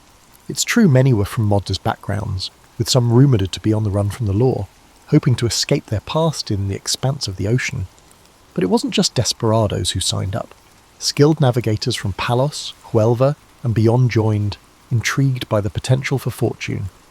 The ships, commonly referred to in simplified form as the Nina, the Pinta, and the Santa Maria, were repurposed commercial vessels, not the grand, specialised craft of some modern imagination. In those final days before departure, Columbus prayed publicly at small monasteries and confided in a handful of confidants. The air crackled with anticipation. Coastal communities whispered about the boldness of it all. Some saw it as an act of madness or vanity. Others felt the giddiness of perhaps witnessing the dawn of a new era, though they likely didn't phrase it that way.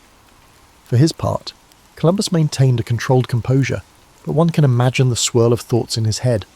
What if the critics were right, and Asia lay much farther than he had predicted? What if the currents were too treacherous, or the men mutinied out of fear? Despite the swirling uncertainty, Columbus pressed on. In the context of the times, caution often yielded smaller gains, while boldness, especially in exploration, could reshape kingdoms and redefine maps. And so, in August of 1492, with the last fleeting gusts of summer wind, he led his ragtag armada out of Palos de la Frontera. Spain's coastline faded behind them under a brilliant sky, and all that remained was the emptiness of the Atlantic. No one aboard those 3 ships fully grasped the magnitude of what they were about to set in motion. Columbus was convinced that on the other side of that endless horizon lay a gateway to Asia. What he actually found would ripple through history in ways neither he nor his patrons could have envisaged. Yet that departure day, so often depicted in simplified paintings, was anything but routine. The tension on deck, the unspoken prayers of the men, the spectre of turning back if storms threatened, it all brewed a potent mix of hope and dread. Columbus, unwavering, stood near the ship's helm, mentally rehearsing his route, likely feeling the weight of his deal with Spain's monarchy on his shoulders. But as a faint breeze pushed them out to open sea, he also might have felt an intoxicating rush of possibility. Sailing into the unknown demanded more than bravado. It demanded an unspoken agreement among the crew that they would trust Columbus's instincts, for better or worse. For weeks, the men heard nothing but the wind snapping the sails and the hull creaking under the pressure of the open sea. Fears of sea monsters and bottomless whirlpools circulated in hushed conversations. Each day, Columbus measured the sun's position with the astrolabe, jotting figures in a logbook he kept hidden from prying eyes. Rumour has it he maintained 2 sets of records, one genuine, one skewed to soothe anxious sailors. As time wore on, their diet, initially bread, onions, salted meat, became stale and monotonous. Water turned brackish, tempers flared as frustrations boiled over. The sense of distance from any known shore was paralysing for some. A few men muttered that they should force Columbus to reverse course.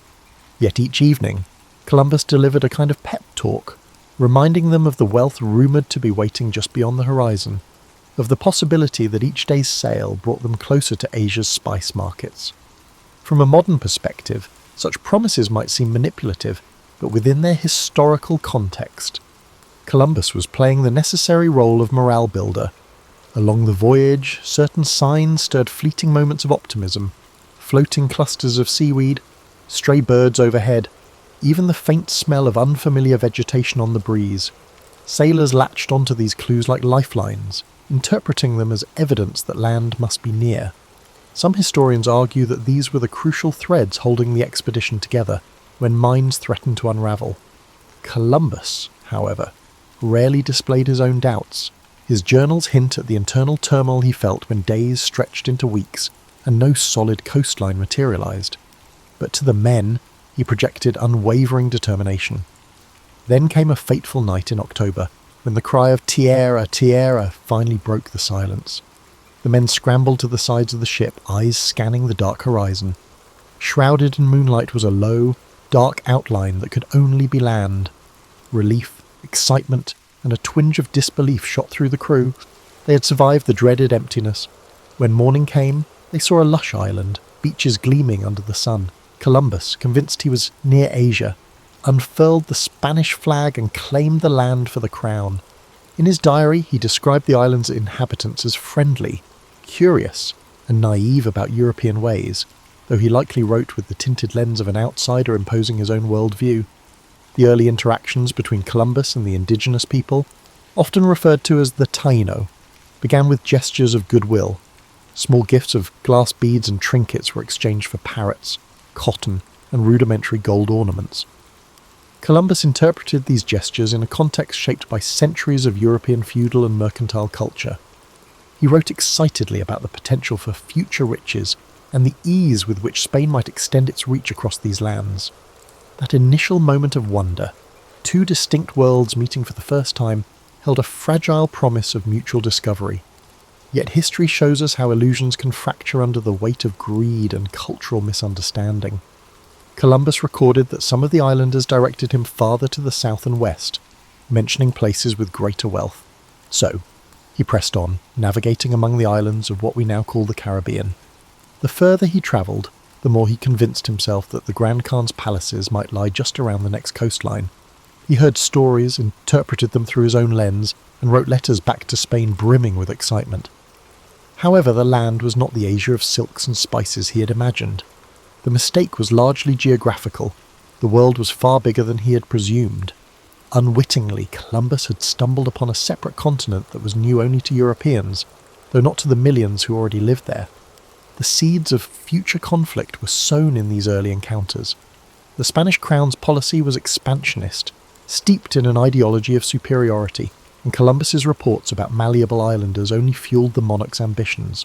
He built a makeshift fort on Hispaniola, leaving some men behind while he returned to Spain with captured islanders as evidence of his discoveries.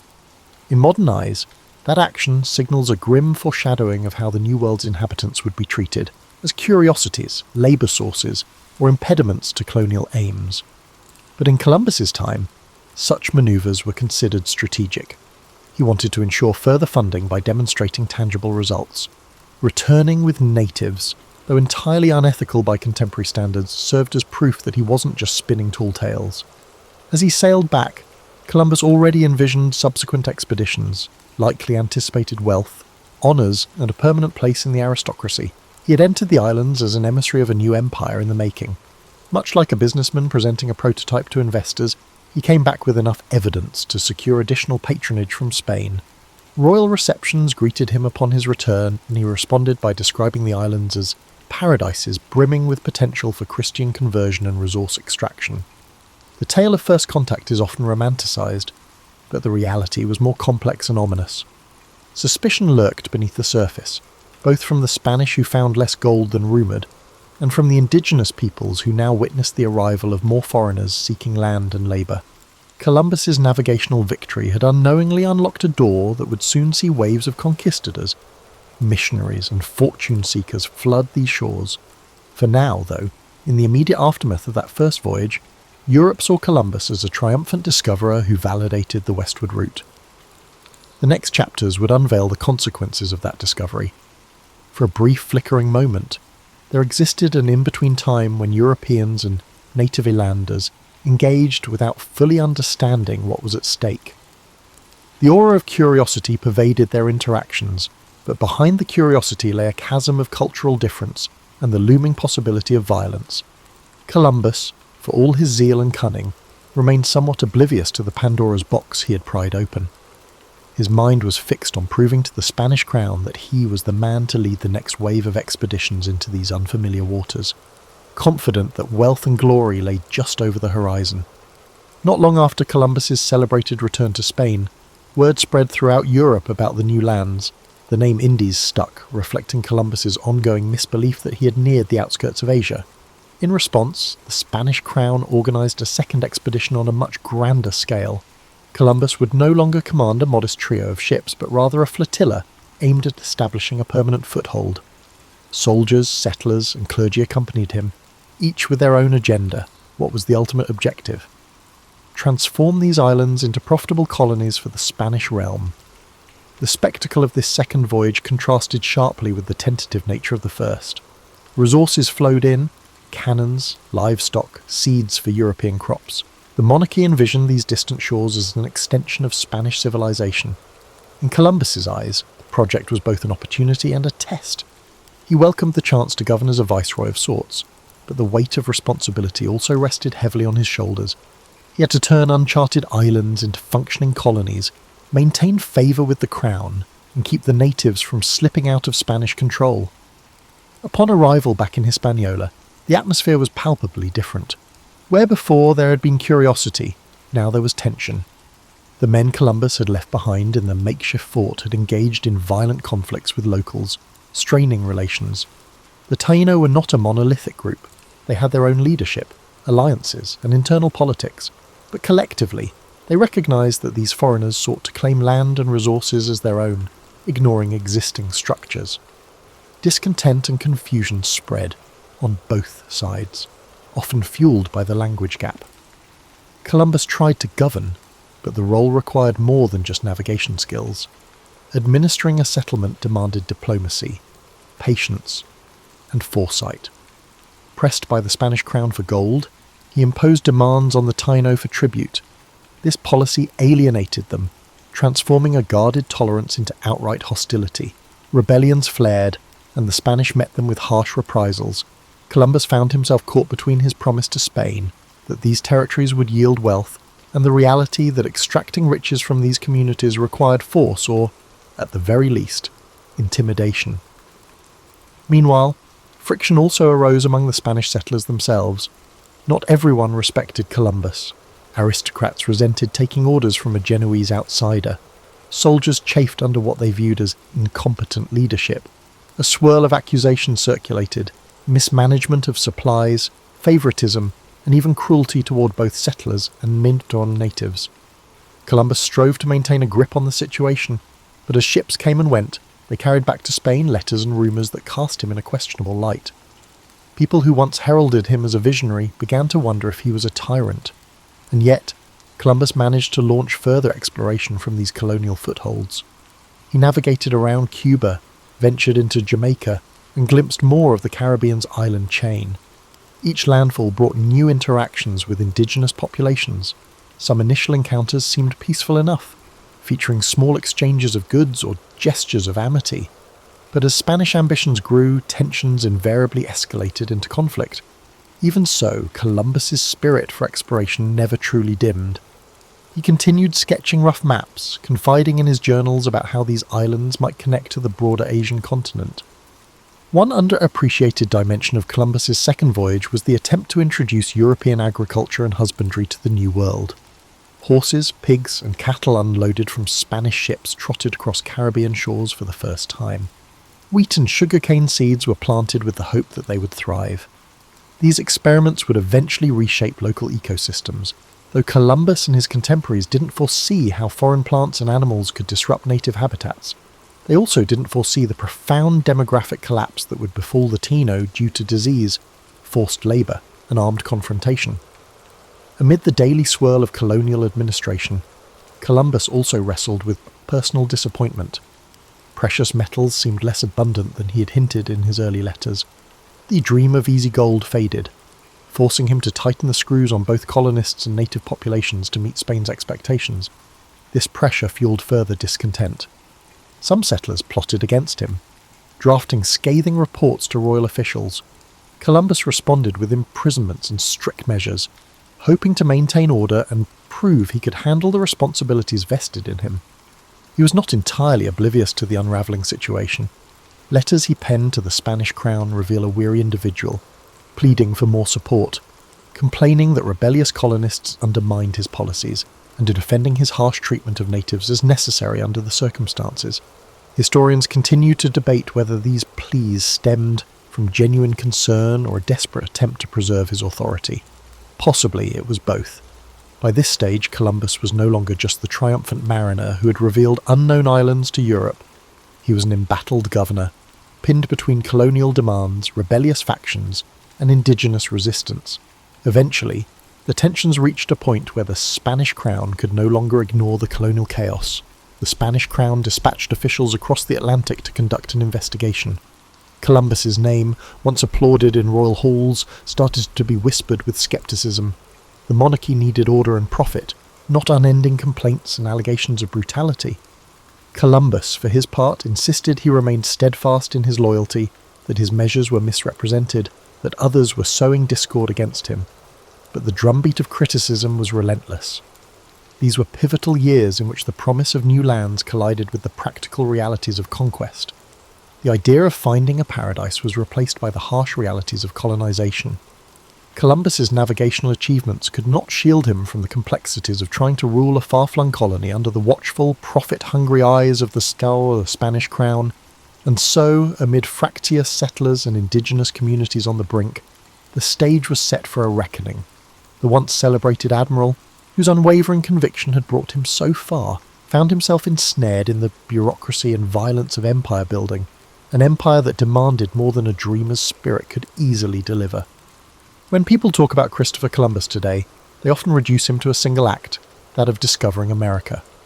In that narrative, the nuance of his multiple voyages and the complexities of his tenure as a colonial administrator often vanish. Yet it's precisely in the aftermath of these voyages that the full dimensions of his influence and his failures come into stark relief. As Columbus initiated further journeys, some leading him toward the coasts of Central and South America, he found himself increasingly marginalized by Spanish bureaucracy. This shift manifested most dramatically in the arrival of Francisco de Bobadilla, a royal commissioner tasked with investigating complaints about Columbus's governorship. The new bureaucrat, carrying the weight of royal authority, wasted little time in gathering testimony. Both Spaniards and local islanders recounted episodes of cruelty, nepotism, and questionable decisions. Bobadilla was apparently so appalled that he arrested Columbus and his brothers, sending them back to Spain in chains. Legend has it that Columbus wore his shackles defiantly, even when given the chance to remove them on the ship. He saw them as a symbol of injustice, proof that his loyalty and service were being repaid with humiliation. It was a potent image for someone who once stood triumphant before the same crown that now authorized his imprisonment. The question of guilt remains tangled in historical debate. Some accounts suggest that Columbus, overwhelmed by the labyrinth of colonial politics and the pressure for gold, resorted to extreme measures. Others argue Bobadilla's actions were also politically motivated, using Columbus as a scapegoat to appease the crown's dissatisfaction with the colony's performance. Upon returning to Spain in disgrace, Columbus managed to secure an audience with Queen Isabella. Accounts from the time suggest that he pleaded his case with tears in his eyes, lamenting how he had been treated. The Queen, who once supported him so fervently, was moved enough to release him. However, his authority over the New World territories would never be fully restored. The monarchy recognised his contributions as an explorer, but deemed his administrative methods unacceptable, or at least too fraught with controversy to continue under his leadership. Despite these setbacks, Columbus managed to mount a fourth voyage, albeit with far fewer resources and a more modest mission, to find a passage to the Indian Ocean. He skirted the coasts of Central America, enduring hurricanes, shipwrecks, and near mutinies. This journey carried a distinct sense of desperation. Columbus remained convinced he could unstumble upon a maritime strait that would vindicate his original thesis, that these lands were indeed part of Asia's outskirts. He found no such passage, of course, and ended up stranded in Jamaica for a time, relying on the uneasy goodwill of local communities to survive. During that ordeal, Columbus famously exploited his knowledge of an upcoming lunar eclipse to secure provisions from the indigenous people. By predicting the moon would turn dark as a sign of divine displeasure if they withheld supplies, he manipulated the local population. This episode underscores the lengths he would go to maintain authority in precarious circumstances, and it also points to the lopsided power dynamics at play. Even when cut off from Spanish support, Columbus found ways to leverage advanced European knowledge like astronomy for short-term advantage. Eventually he managed to return to Spain in failing health, battered by the years at sea. The illusions that he might still be recognised as the viceroy of a new empire, or that he might uncover the golden cities of Asia, had diminished. Queen Isabella's death in 1504 further eroded his political support. King Ferdinand was far more pragmatic and less inclined to indulge Columbus's petitions for power or wealth. Over time, other explorers, such as Amerigo Vespucci, began to map the contours of the so-called New World, inadvertently challenging Columbus's fixation on Asia. In his later years, Columbus lived in semi-retirement, dogged by lawsuits over revenues he believed were owed to him based on his original contract with the Crown. The once bold dreamer was reduced to lodging legal complaints. He penned letters that oscillated between self-justification and appeals to higher Christian purposes. Even on his deathbed in 1506, he seemed unwilling to let go of the conviction that he had indeed found a western route to Asia. From a purely human perspective, these final chapters present a poignant figure.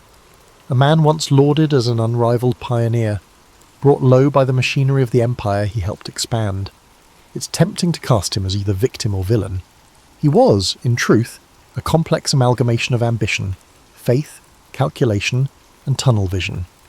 His voyages unleashed colossal consequences for countless indigenous peoples who bore the brunt of colonization's brutality, disease, and cultural upheaval, and yet, from a European standpoint, he undeniably altered the map and opened an era of unprecedented maritime expansion. One might argue that his ultimate downfall was that he neither adapted nor let go of his initial misconceptions. Had he recognized these territories as a separate landmass, he might have adjusted his strategies, perhaps forging alliances or seeking more sustainable ways to govern. Instead, he persisted, year after year, in claiming that Asia was just around the corner, that a strait or a city of gold would validate his calculations. This inflexibility collided with the messy reality of empire building. The monarchy demanded tangible riches and stability, not unending quests based on outdated assumptions. By the time Columbus died, he had seen only fragments of his grand vision realized. The world had indeed changed, but largely beyond his personal control. Ships from other European nations would soon arrive, each with their own agendas, as the scramble to exploit the newly unveiled continents gained momentum.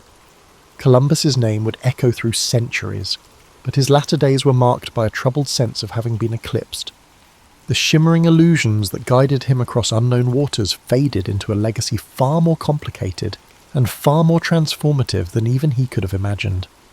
The ramifications of Columbus's journeys extended far beyond the man himself, unleashing a chain of events that would reshape the globe. With each subsequent ship sailing westward, more European settlers landed on Caribbean shores and, eventually, the mainland. While the Spanish crown extracted gold and silver from mines carved out of the soil, indigenous societies buckled under forced labour and diseases like smallpox, measles, and influenza. These illnesses, new to the Western Hemisphere, devastated populations who had no immunity. Communities that had thrived for generations collapsed, their cultural practices disrupted or erased. Within a single generation, the vibrant tapestry of the Taino and other native groups was forever transformed. Some scholars estimate mortality rates well over 70% in certain areas due to epidemics alone. The Spanish approach was typically to establish encomiendas, a system in which settlers were granted control over local communities. They were supposed to protect and educate them in Christianity, but in practice, the system turned into a form of enslavement, extracting labour while paying minimal heed to well-being. Columbus's initial governance might not have single-handedly created these policies, but his methods and the Crown's encouragement of resource exploitation set the tone. The idea of the Columbian Exchange is often used to describe the massive transfer of plants, animals, people, and ideas between the old and new worlds. From the Americas came crops like maize, potatoes, tomatoes, and cacao, which would revolutionize European cuisine and agriculture. Conversely, Old World animals like horses, cattle, and pigs quickly became fixtures in the Americas, changing landscapes and indigenous livelihoods. This exchange also included the forced migration of African slaves who were brought in to replace decimated local labour forces, grim escalation that Columbus may never have directly orchestrated, but that followed from the colonial blueprint he helped lay out. In a broader sense, Columbus's voyages sparked the European imagination. Portugal, England, France, and the Netherlands soon launched their own missions across the Atlantic, driven by rumours of riches and unconquered lands. Competing claims ignited conflicts over territory, opening a new age of imperial rivalry. The lines on maps were redrawn countless times, each iteration leaving a trail of treaties, wars, and boundary disputes. And so, the impetus that began with Columbus's belief in a westward path to Asia spiralled into a global upheaval that reached far beyond the Caribbean. As these powers jostled for control, indigenous nations across two continents faced waves of new arrivals. Some groups formed alliances with Europeans, leveraging firearms and trade relationships to gain regional advantages. Others resisted colonization with every means at their disposal, whether through warfare or diplomatic negotiation. In that unfolding drama, Columbus's role was recast, overshadowed by conquerors like Cortés and Pizarro, whose direct subjugation of massive civilizations, Aztec and Inca, dwarfed the smaller-scale conquests of the first islands. Yet the initial spark, the template for claiming land under royal charters, traced back to Columbus's insistence that these lands belonged to Spain. Over the centuries, his reputation waxed and waned. In Spain, he was intermittently lionized as a national hero, though he was Italian-born. In the emerging United States, Columbus was mythologized as an emblem of pioneering spirit, particularly during the 19th century, when a young nation sought founding myths disconnected from British colonial rule. Monuments sprouted in his name. Poets and chroniclers polished away the unseemly details, painting him as a visionary chosen by fate. But as the modern era approached, historians began to piece together the darker facets, the enslavement of native peoples, the ruthless tactics to extract tribute, and the catastrophic demographic collapse that accompanied European arrival. Within academic circles, Columbus's identity has been dissected with increasing rigour. Was he a brilliant, if flawed, mariner caught in the unstoppable tide of empire? A cunning opportunist who used royal favour to pursue his quest for personal glory? Or a tragic figure who stumbled into a continent he never understood, living long enough to see his illusion crumble? The man's diaries, the letters he exchanged with monarchs, and the records of those who travelled with him reveal contradictions and complexities that defy easy categorization. Social movements in the late 20th and early 21st centuries further heightened scrutiny. Protesters targeted Columbus Day celebrations, calling attention to the brutal legacy of colonization for indigenous peoples. Statues were defaced, public debates raged, and local governments declared alternative holidays like Indigenous Peoples' Day. The conversation shifted from glorifying Columbus's navigational triumphs to examining the price others paid for his endeavours. Some people clung to the older narrative, seeing him as an icon of exploration and progress, while others demanded a more candid acknowledgement of the suffering woven into his story. In many ways, Columbus embodies the paradox of exploration, a thirst for new knowledge and wealth, coupled with the violent imposition of power over those encountered. Modern sentiments often try to reduce historical figures to moral absolutes, hero or villain, but people, and particularly those who lived centuries ago, exist in moral shades shaped by the context of their times. Columbus was no exception. He followed the traditions of his society, exploitation, religious zeal, hierarchical rule, while also forging new paths that irrevocably altered the world's trajectory. Reflecting on this, one sees that the significance of Columbus's voyages cannot be understated. Regardless of how one judges his personal character, entire continents were thrust into a new era of connectivity and strife. Commodities, pathogens, and cultural practices mingled in a transoceanic dance, with consequences that continue to unfold. That global transformation can be traced to this determined navigator who, despite incorrect assumptions and an inflexible mindset, was the catalyst for an epical shift. history, for all its tumult and tragedy, hinged on that moment he and his crew sighted land in 1492. With the benefit of hindsight, we might picture Columbus standing at a symbolic crossroads, holding the map of his flawed calculations in one hand and a fervent sense of destiny in the other. To some, he remains an adventurer who proved the feasibility of crossing the Atlantic, bridging worlds that for thousands of years had developed independently. To others, he represents the darkest impulses of colonial ambition, unleashing oppression and subjugation on societies that neither desired nor invited his arrival. Through the prism of 5 centuries, perhaps both views hold merit, intertwined in the complexities of historical momentum. In contemporary times, the story of Columbus resonates differently depending on cultural, educational, and national perspectives. For those whose ancestors hailed from Europe, his voyages might be hailed as the dawn of a new chapter in global affairs, an invitation to expand horizons and share in cultural exchanges. For the descendants of indigenous peoples, it can symbolize the devastating onset of invasion and loss of sovereignty. And for countless African families, Columbus's breakthroughs in navigation would pave the way for a transatlantic slave trade, forcibly uprooting millions from their homelands to labor in plantations across the Americas. If we peel away the mythic layers, we find a man both guided and blinded by the convictions of his era.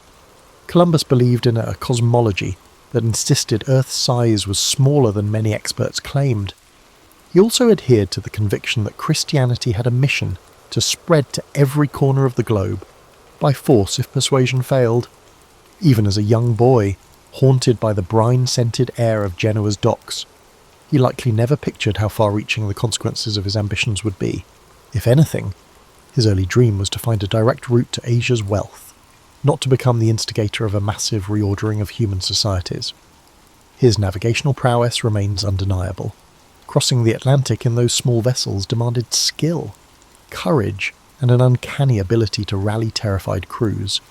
He navigated with rudimentary tools under harsh conditions, forging routes that would later become standard passages for ships of exploration, trade, and conquest. Indeed, the staying power of his story rests partly on the maritime accomplishment itself, proving that a transoceanic crossing could be repeated and systematized. Yet the same willpower that made him persist in the face of skepticism also fueled his unwillingness to abandon his original assertion that he was in Asia. This insistence might appear almost comical, given our modern knowledge, but in his time, admitting error could jeopardize not just personal pride but the entire framework of royal patronage. Stubbornness, ironically, became a tool for survival in a cutthroat political environment. Historians continue to unearth documents that colour in the details of Columbus's relationships with both the Spanish monarchy and his relatives. Personal letters reveal a man vexed by the shifting allegiances at court and haunted by financial concerns. He yearned for the wealth and social status that successful explorers could attain, believing that divine providence had chosen him to fulfill a monumental role in human destiny. This near-messianic self-perception sometimes contradicted the messy and often brutal realities he oversaw in the colonies. Whether reviled or revered, Columbus stands as a testament to how individual actions can reverberate through the centuries. The controversies surrounding how modern societies commemorate him reflect broader debates about how we confront our collective past. How do we honour navigational feats while acknowledging the suffering inflicted by colonial pursuits? How do we teach the achievements of exploration alongside the tragedies that followed in its wake? The question of where Columbus fits within the moral landscape of history has no simple answer. For people in their middle years, like those between 45 and 54, revisiting Columbus can be a striking exercise in re-evaluation. Many of us learned a sanitized version in our youth, a simplistic epic of heroic discovery. Over time, reading more broadly or hearing stories from descendants of colonized communities might challenge those old narratives. The hallmark of historical awareness in one's middle years often involves reconciling childhood lessons with a more nuanced and frequently uncomfortable truth. Columbus's story exemplifies this process. Today, as technology allows us near-instant access to the world's knowledge, it's sobering to recall the day Columbus ventured into the unknown with only sails and unwavering belief. That leap, underpinned by flawed assumptions, still gave birth to our interconnected modern world, a world where the ripple effects of his crossing shape our politics, cultures, and environment. Whether we choose to cast him as a visionary, a reckless conqueror, or both, the fact remains, his voyages forever altered the course of history.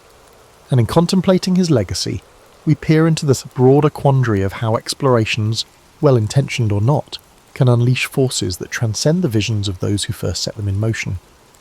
In closing, the life of Christopher Columbus offers us no tidy moral resolution, only an evolving dialogue about exploration, legacy, and the burdensome complexity of the past.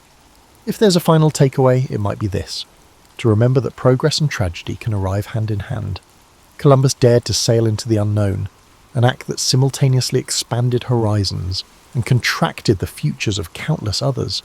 Through his story, we see the power and peril of bold endeavours, reminding us that behind every famous voyage stands a mosaic of human lives, some forging destiny, others swept aside by its relentless tide.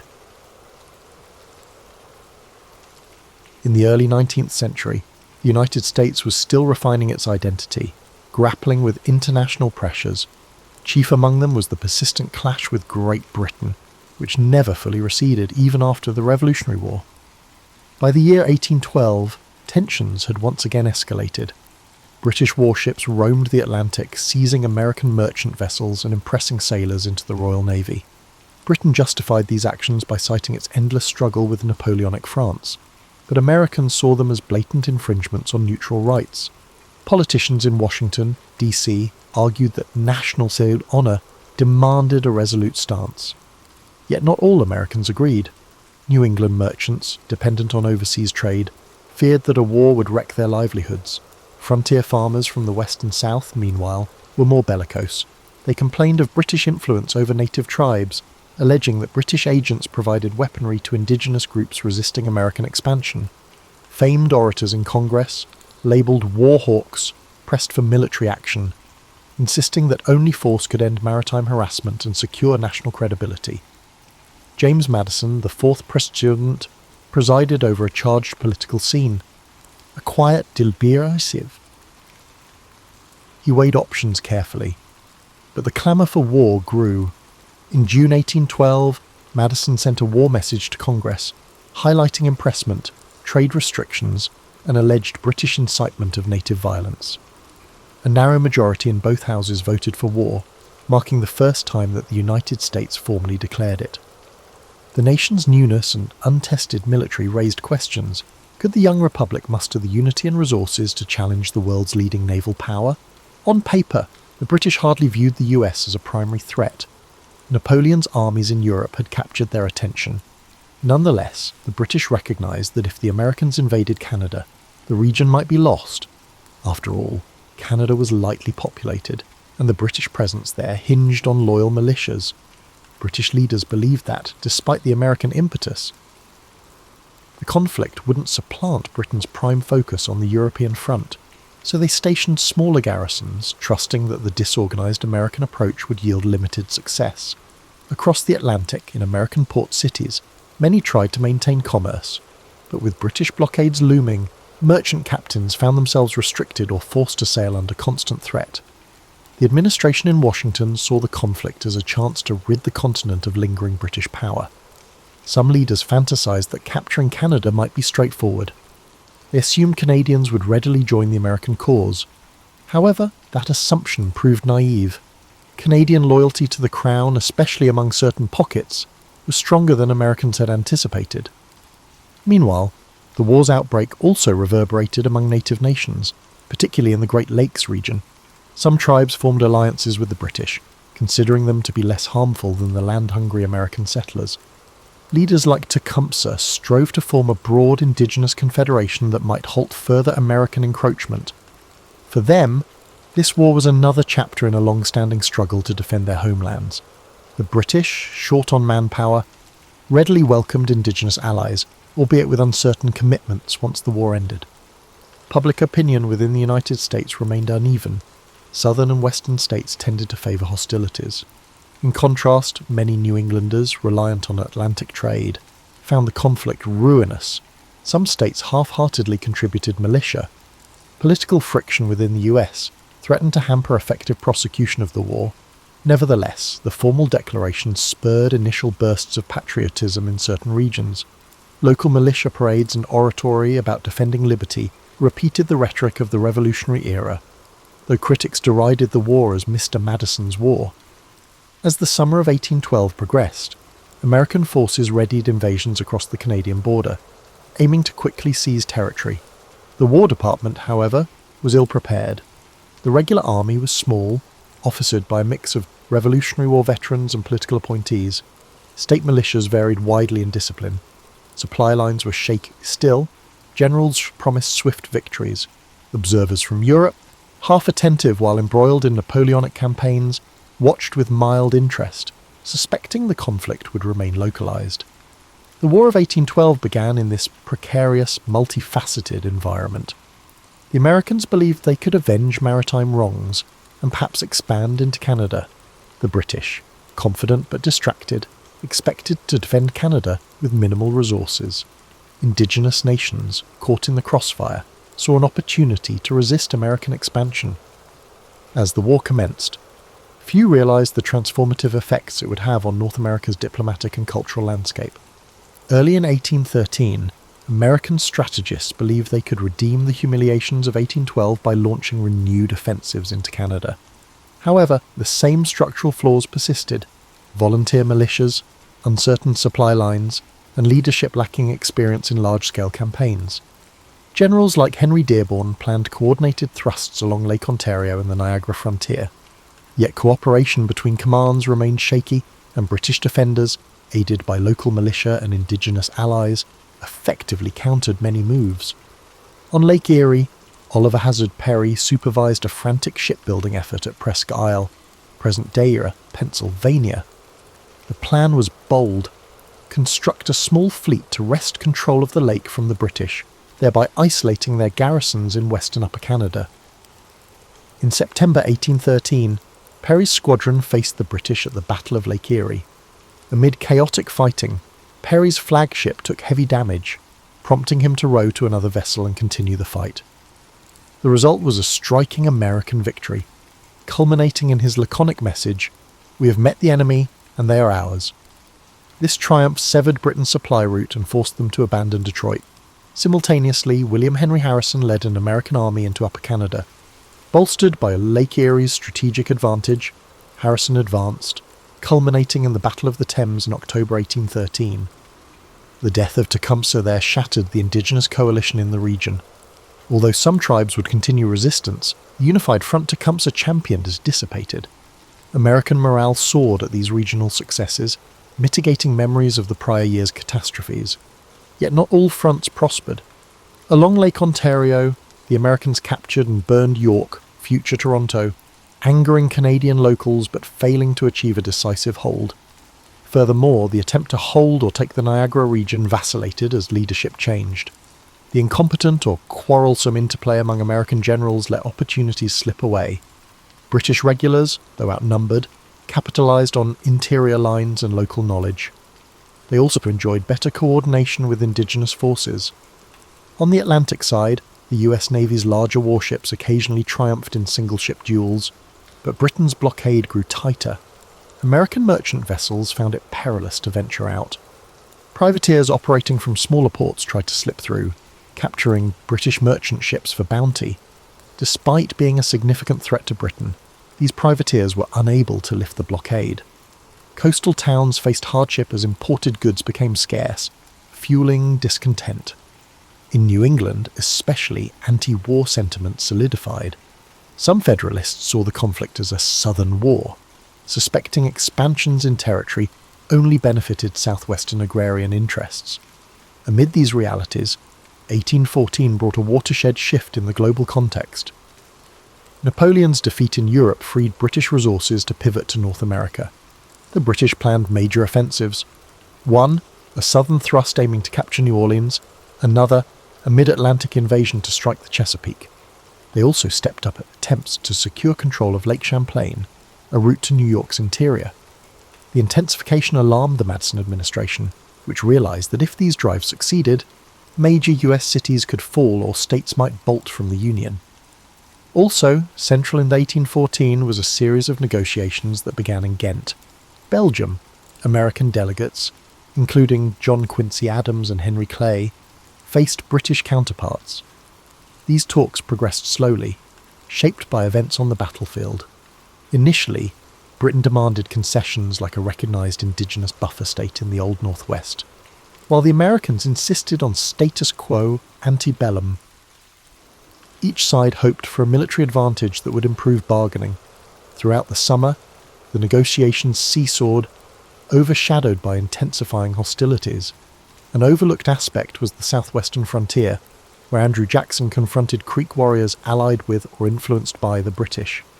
Jackson's Tennessee volunteers waged fierce campaigns in the Creek War, culminating in a decisive victory at Horseshoe Bend. The resulting treaty forced vast land cessions from the Creeks, revealing how the War of 1812 also served American expansion at an indigenous expense. Jackson's reputation soared, positioning him for greater national prominence after the conflict.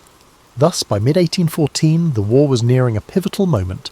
The British planned to unleash their superior fleets and veteran troops now freed from European entanglements. The Americans, battered and divided, pinned hopes on local successes and the resilience of militia. Diplomatic channels flickered, but no one was sure how soon or on what terms peace would arrive. The stage was set for dramatic clashes that would shape not just the immediate fortunes of the two countries, but the future map of North America. Observers recognized that the war's outcome might finally clarify whether the United States, after 3 decades of independence, could fully stand among global powers or remain overshadowed by older empires. Late 1814 saw Britain escalate. One prong targeted the Chesapeake. Its success at capturing and burning Washington, D.C. in August shocked Americans. The British sought to quickly follow up by attacking Baltimore, a crucial port. If Baltimore fell, Britain might cripple the region's commerce and break American resolve.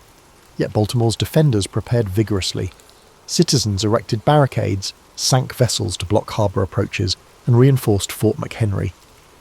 British warships commenced bombardment on the night of September 13th, unleashing salvo after salvo into the fort. Despite the onslaught, the fort held. When dawn arrived, the American flag still billowed, witnessed by Francis Scott Key, who penned the Star-Spangled Banner. This morale-boosting outcome forced the British to withdraw, neutralising their Chesapeake campaign. Another British thrust aimed at Lake Champlain. An army advanced from Canada, hoping to slice into upstate New York and isolate New England. On September 11th, 1814, American naval forces under Thomas MacDonough won the pivotal Battle of Plattsburgh Bay, outmanoeuvring the British squadron. With their naval support lost, the British land invasion faltered, forcing a hasty retreat. This second repulse, alongside Baltimore's defence, shattered British hopes for a swift resolution by capturing major towns. Meanwhile, the southwestern frontier remained a separate theatre. Andrew Jackson's victory over the Creeks had freed him to concentrate on potential British moves along the Gulf Coast. British strategists planned a grand assault on New Orleans, imagining that controlling the Mississippi's mouth would hamper American expansion. Jackson, aware of the vital importance of the city, assembled a force of militia, volunteers, freedmen, and even a group of Barataria pirates under Jean Lafitte, forging a makeshift but spirited army. But that confrontation awaited final culmination early the next year. In the midst of these unfolding battles, negotiations in Ghent progressed. Sensing that neither side would gain from prolonged conflict, British diplomats seized earlier demands for territory, or indigenous buffer states, while Americans, stung by the burning of their capital, recognised that an indefinite war threatened ruin. By December, a draft treaty emerged, endorsing the principle of status quo ante bellum. Both nations would revert to pre-war boundaries. Outstanding issues like impressment or maritime rights were not addressed, rendering the war's original triggers unsolved. Nonetheless, the desperate weariness on both sides pressed them to sign the Treaty of Ghent on December 24th, 1814. However, word of the treaty needed weeks to traverse the Atlantic. None of the signatories realised a major confrontation loomed on the Mississippi. British forces landed near New Orleans in mid-December 1814. Jackson rushed to fortify the city's approaches, digging entrenchments along the Rodriguez Canal. On January 8, 1815, the British launched a frontal assault, certain their disciplined ranks could overwhelm Jackson's ragtag defenders. Instead, entrenched Americans unleashed devastating volleys of musket and artillery fire, decimating British columns. The attack collapsed. British casualties soared. While American losses were modest, Jackson's victory catapulted him into national stardom. Ironically, this epic battle occurred after the signing of peace. When news of the Treaty of Ghent finally reached North America weeks later, both countries ratified it promptly, halting further bloodshed. For Americans, the war concluded on an emotional high thanks to the improbable success at New Orleans. They hailed the conflict as a second triumph over Britain, ignoring that the treaty omitted the maritime issues that sparked the war. For Britain, the war had always been a side theatre overshadowed by the Napoleonic Wars, so ending it with minimal concessions was acceptable. Only indigenous nations truly lost out. With Tecumseh's confederation broken and no recognised buffer territory, the war thus spurred the unstoppable wave of American expansion westward. In the aftermath, Federalist opposition collapsed, tainted by war-rumoured secession talk at the Hartford Convention.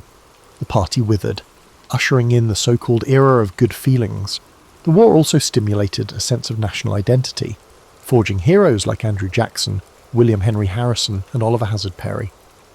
The mythos of the war overshadowed the chaotic mismanagement and half-baked strategies that marked its early phases. Instead, popular memory latched onto the star-spangled defence of Fort McHenry, the ragtag victory at New Orleans, and the notion that the United States had defended its independence once again. From a broader perspective, the War of 1812 significantly shaped North American geopolitics. Canada, having rebuffed invasion, consolidated its distinct identity, reinforcing loyalty to the Crown. The United States, for its part, experienced a surge of nationalism, ironically reinforcing Union sentiments despite the war's rocky start. The conflict also revealed structural weaknesses in American finance and logistics, prompting post-war reforms. Freed from foreign entanglements, the US turned more confidently toward internal development and westward expansion. Indeed, the war's messy conclusion paved the path for subsequent growth that would define much of the 19th century. Historians continue to debate the War of 1812's deeper significance. Some label it a minor war, overshadowed by the Napoleonic giants in Europe, while others see it as a critical second test of American sovereignty. The reality, perhaps, is that both are true. On the grand scale, Britain was more consumed with Napoleon, but for the young United States, the conflict marked a crucial juncture. Did the new republic have the cohesion to withstand external assault, or would it fragment under pressure? One often overlooked outcome was the impetus for American industrialization. British blockades cut off European imports, prompting domestic manufacturers to step in and supply textiles and finished goods previously sourced from abroad. This unintended stimulus laid early foundations for the Industrial Revolution stateside. Once peace resumed, those infant industries demanded tariff protection, spurring sectional debates over free trade versus protective measures, a theme that shaped national politics well into the mid-century. The war also spurred the creation of new symbols of identity: the battered but surviving flag at Fort McHenry, the poem by Francis Scott Key that morphed into a national anthem, and even the iconic image of Dolly Madison rescuing crucial state papers. These narratives turned the War of 1812 into a story of pure strength. For many Americans in subsequent decades, it stood as proof that courage and cunning could offset inferior numbers or resources. That cultural legacy overshadowed the administrative bumbling and the partisan rancor that nearly crippled the war effort. For indigenous nations, the war's end accelerated their dispossession. Tecumseh's dream of a native confederacy collapsed with his death. British forces, no longer needing a bulwark against US expansion, provided limited post-war assistance. Tribes that had allied with Britain faced retribution or land seizures as Americans advanced. In the South, Andrew Jackson's post-war ascendancy led to further treaties pushing native groups west. Thus, the War of 1812 served as a key moment, paving the way for widespread white settlement throughout the Mississippi region and beyond. As for Canada, it developed a sense of shared heritage by resisting American invasions. French and English-speaking Canadians united under the Crown to repel the foreign threat, sowing seeds for a budding national identity distinct from Britain and the US. Figures like Laura Secord, who carried warning of an American raid, or the dead General Isaac Brock, became local heroes. The war's memory underscored that Canada would not be simply swallowed by the larger republic to the south, a dynamic that remains a point of cultural pride. Meanwhile, the returning US soldiers found themselves in varied conditions. Many frontier militias simply melted back into civilian life. Officers like Andrew Jackson or William Henry Harrison parlayed their war reputations into political capital, eventually capturing the White House. The post-war political environment recognised the potency of war heroes as leaders.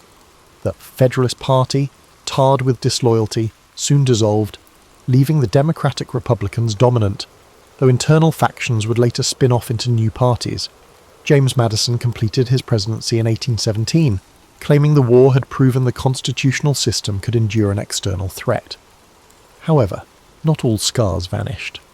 New England's economy, battered by blockades, pivoted more strongly toward manufacturing. Southern cotton expanded rapidly, ironically, fueled by the sense of security that no immediate British incursion threatened the coastline. The war's ephemeral alliances with French exiles or Spanish forces in Florida also factored into ongoing jockeying for territory.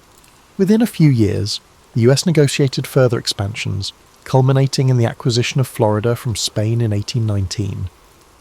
These expansions, ironically, were partly greased by the sense that the US had won the War of 1812, even if the official treaty indicated no formal victor or concession.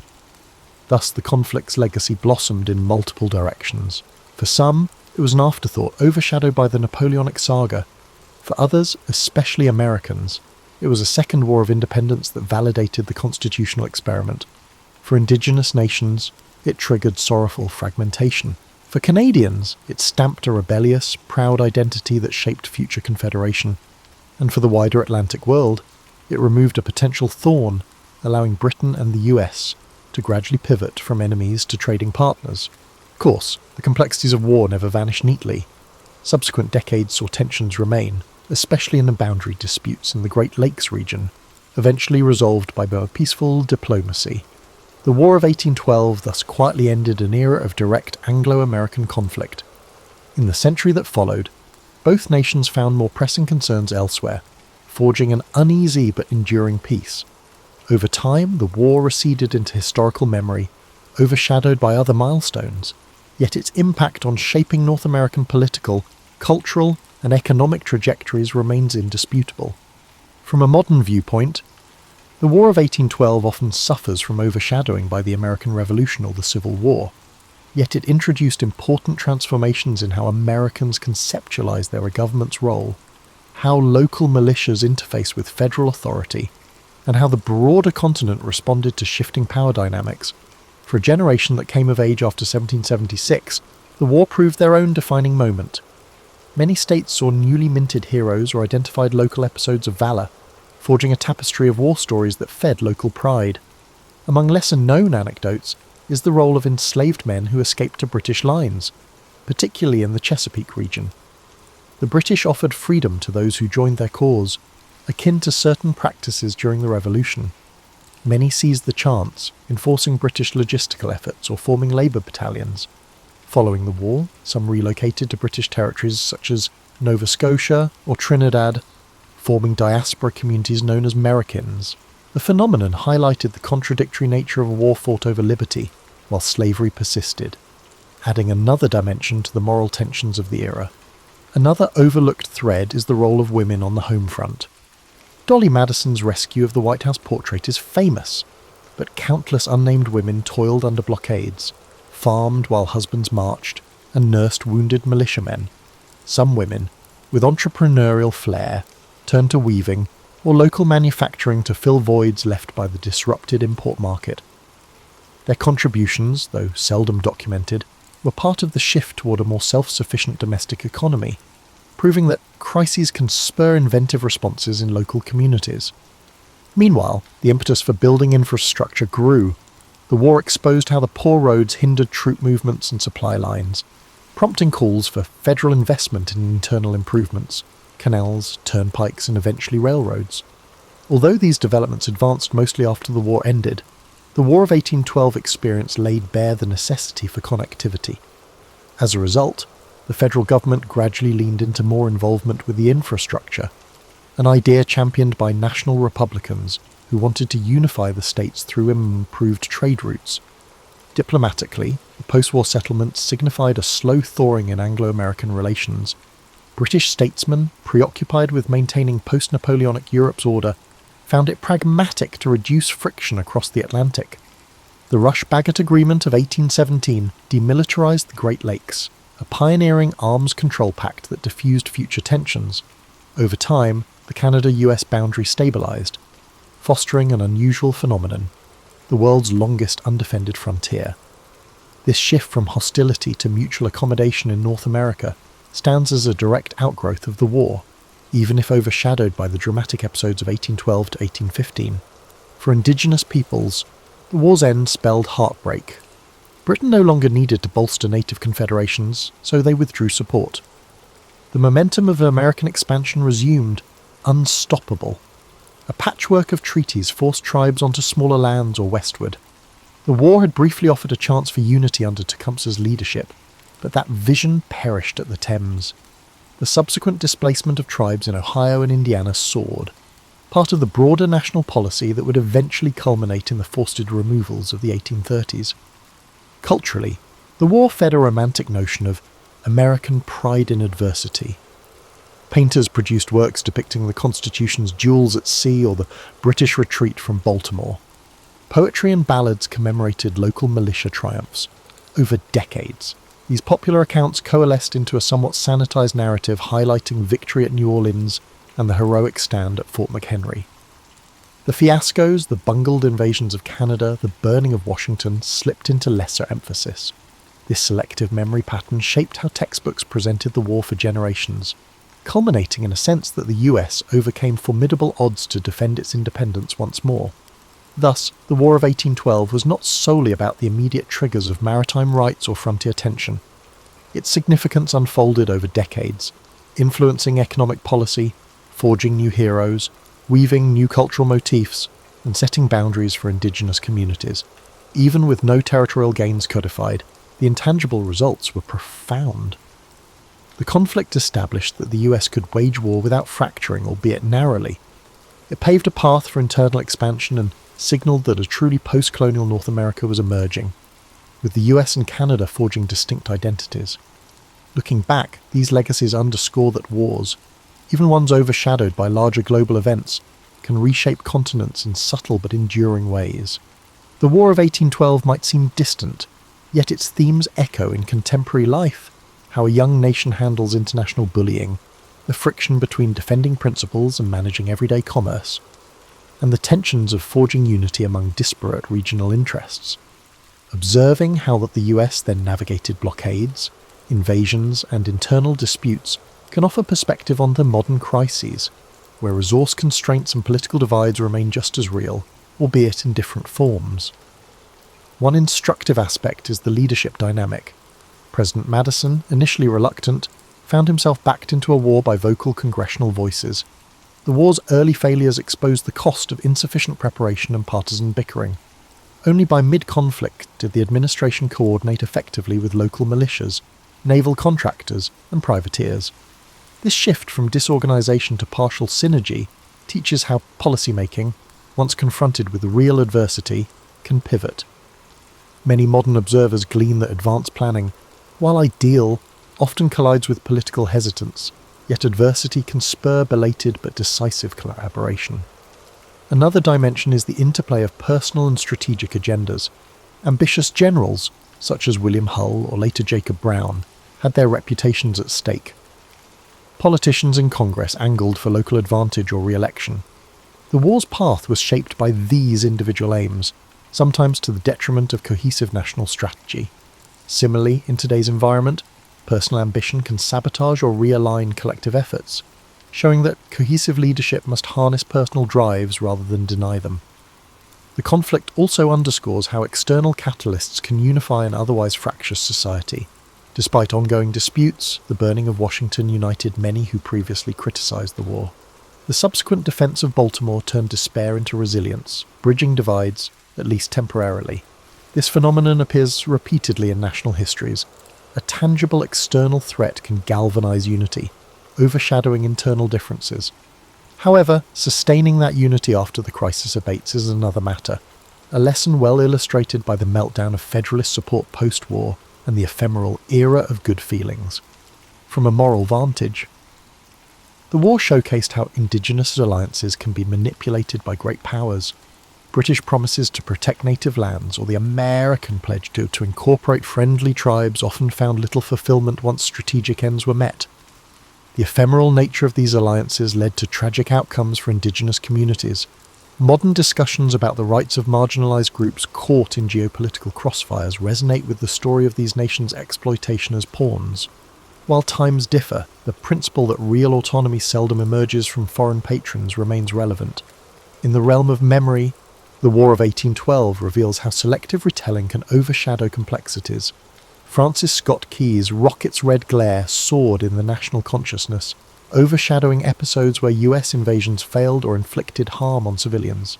Today, educational curricula often reduce the war to a handful of famous vignettes: burning of Washington, the Star-Spangled Banner, Andrew Jackson at New Orleans, neglecting the messy intricacies.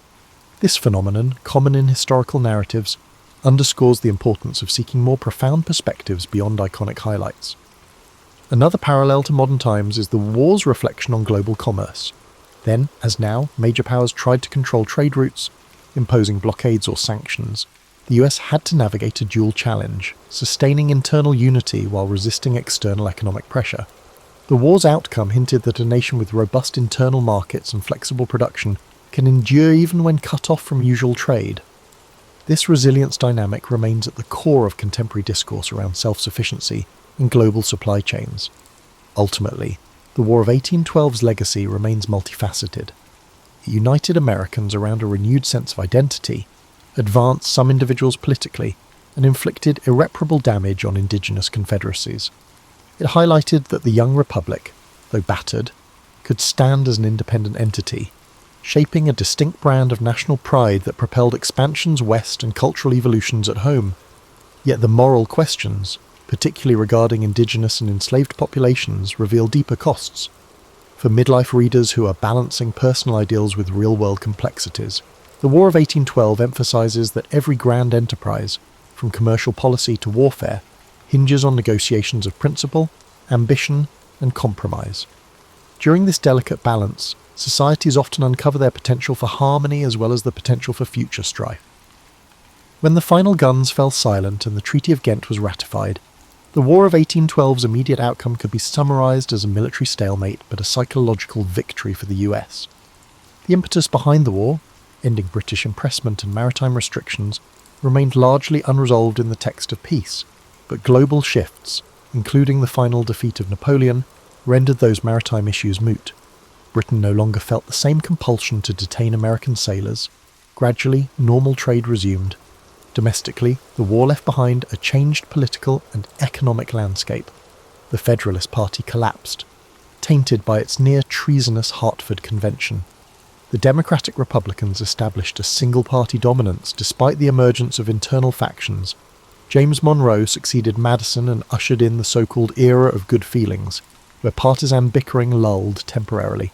Simultaneously, the war stoked calls for a more robust national infrastructure, roads, canals, a better banking system to prevent future logistic nightmares. Many of the same states that had balked at federal authority during the war now grudgingly admitted the necessity of coordinated planning. Of the war's personalities, Andrew Jackson emerged as the archetypal hero. His triumph at New Orleans overshadowed earlier fiascos. Popular ballads hailed him as the unstoppable Old Hickory. This catapulted Jackson toward the presidency in the following decade, shaping a new wave of populist politics that departed from the more patrician style of Jefferson or Madison. Another figure, Dolly Madison, remained a cultural icon for her bravery during the White House evacuation, exemplifying how smaller personal acts can become legendary in a war overshadowed by battles and sieges. Meanwhile, the war's end did not bring peace to indigenous nations. With Tecumseh's coalition shattered, American expansion surged west, leading to treaties that often forced tribes off ancestral lands. The war's ephemeral alliances, wherein the British used tribal forces to hamper US invasions, vanished once the conflict concluded, leaving tribes vulnerable. This pattern repeated throughout the 19th century, culminating in a systematic push across the continent that overshadowed earlier illusions of indigenous-led confederations. For Britain, the war was a minor chapter. Most British historical accounts mention it as a side conflict overshadowed by the Napoleonic Wars. The eventual forging of an amicable British-American relationship in the 19th century meant that the War of 1812 quietly retreated into the background of British consciousness. The Joint Rush-Bagot Agreement of 1817 prevented future naval build-ups on the Great Lakes and fostered the concept of a demilitarized boundary that remains remarkable in global terms. For Canada, defending against American invasions underlined a budding sense of distinct identity. Residents of Upper and Lower Canada had, to many Americans' surprise, not welcomed the idea of annexation. This loyalty to the British Crown found fresh impetus after repelling repeated US attacks. Over time, Canadian historians pointed to the War of 1812 as a foundational moment. The volunteer militias, the alliances with Indigenous fighters, and the persevering local leadership formed the nucleus of later Canadian unity. Commemorations throughout the 19th century celebrated heroes like Isaac Brock, forging national myths that shaped the country's future. In the broader context of US military tradition, the war highlighted weaknesses that spurred professionalization. The humiliating collapses of militias taught that raw volunteer forces needed better training and discipline. Naval successes, on the other hand, proved the potential of a well-crafted professional navy. Post-war, the Navy's leadership gradually expanded, adopting new ship designs and forging a tradition that would eventually propel the US to maritime prominence in the next century. The Army, though overshadowed, also instituted reforms in leadership selection and supply management. As the decades passed, the war's memory nestled into national lore. The Star-Spangled Banner, originally penned as a poem, eventually became the national anthem by the early 20th century, immortalising that moment at Fort McHenry.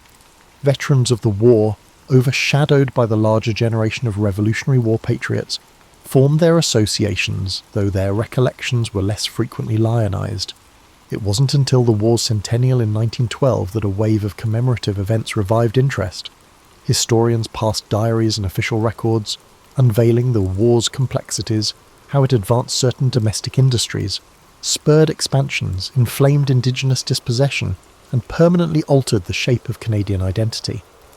For Canada, it reinforced a distinctive path under the Crown. For Britain, it ended an irksome sideshow that proved Americans wouldn't revert to colonial dependence. And for Indigenous peoples, it signalled the lethal truth of an expanding American republic. The war's finale, overshadowed by the surreal timing of news, delivered no single glorious victor, but shaped the next century's cross-border realities in ways subtle yet enduring. Benjamin Franklin's life began not in luxury, but in the bustling precincts of colonial Boston, a port city shaped by rigorous pieties and hardy trade.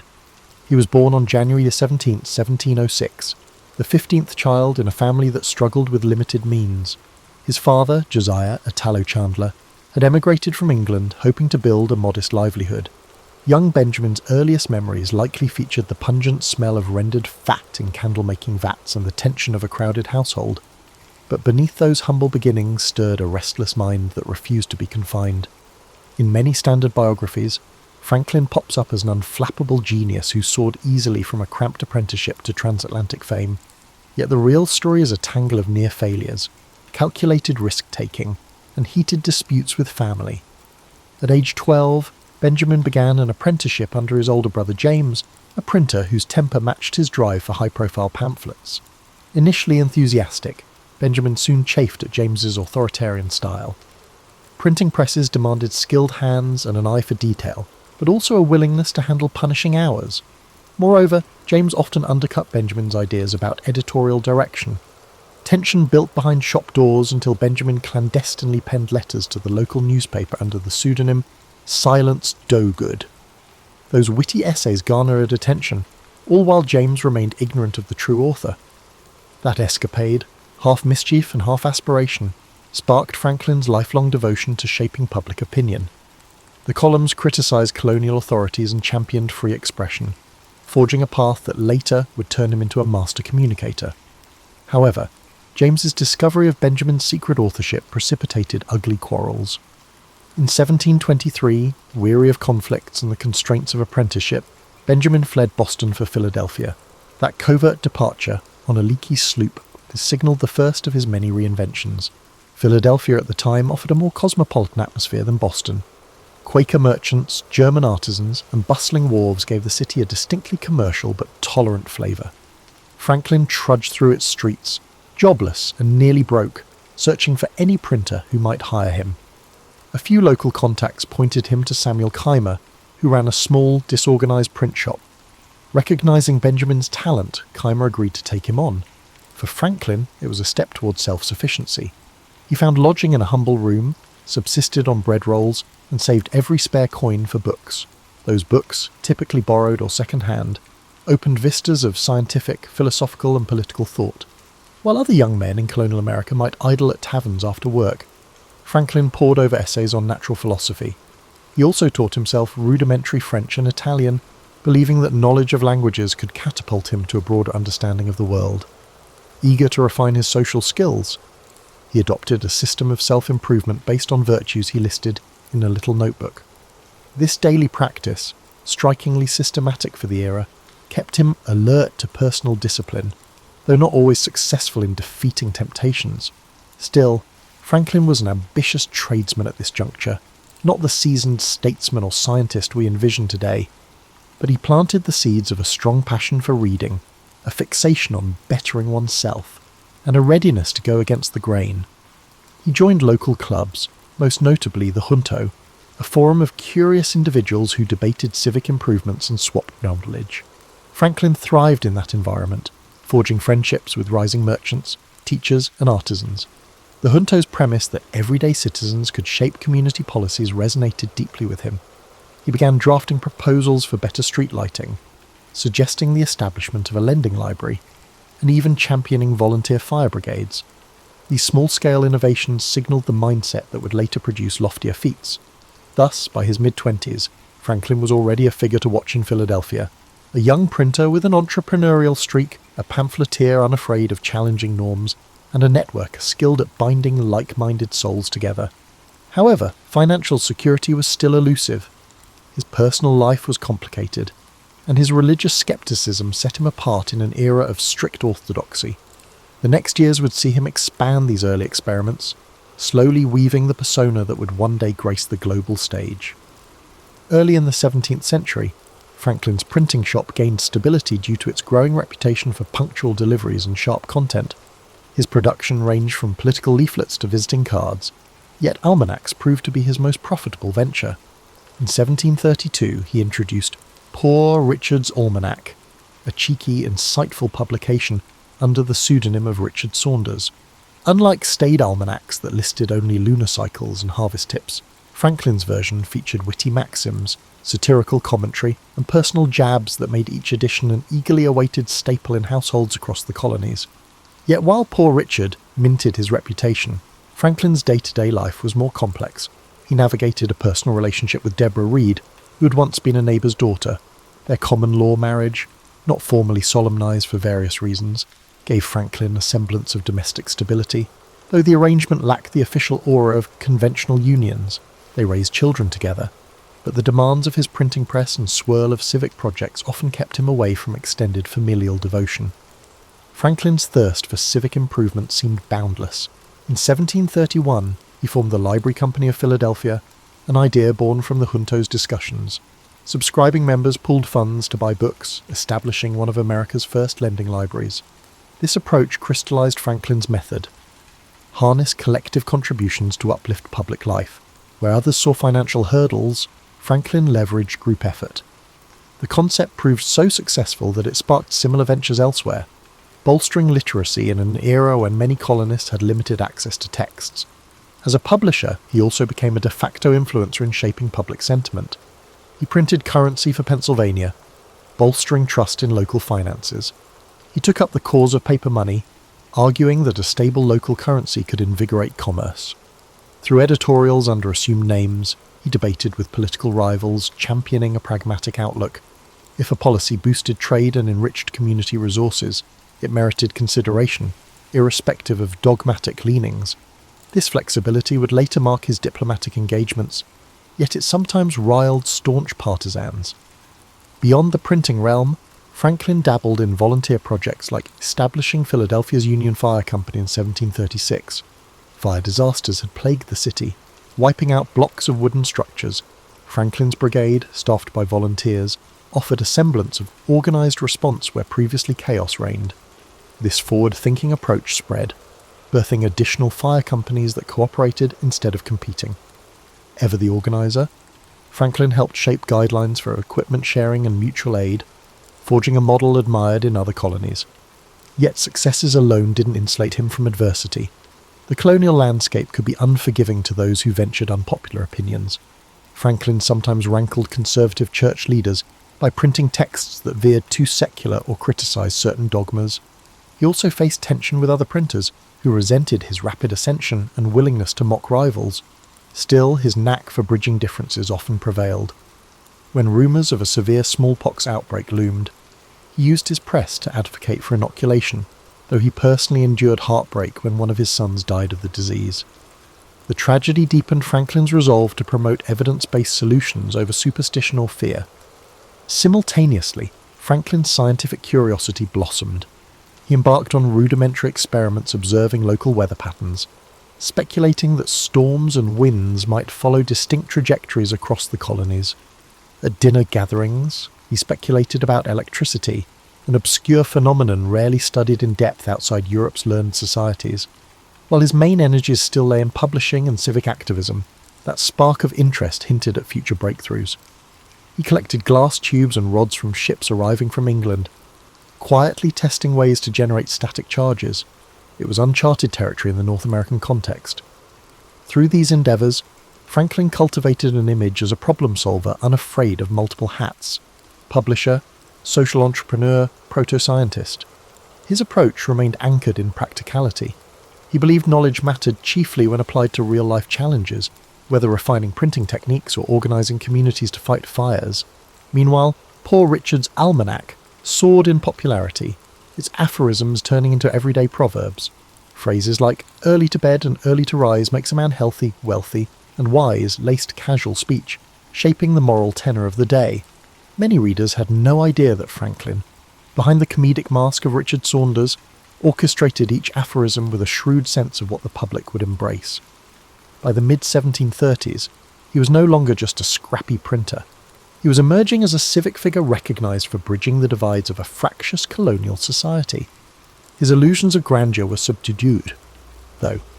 He remained humble enough to realise that the bigger the stage, the steeper the criticisms. Nevertheless, the path ahead beckoned him to new realms, both scientific and political, that would redefine his standing in the colonies and beyond. As the 1740s unfolded, Franklin expanded his repertoire of ventures, moving beyond the realm of printing presses and local libraries.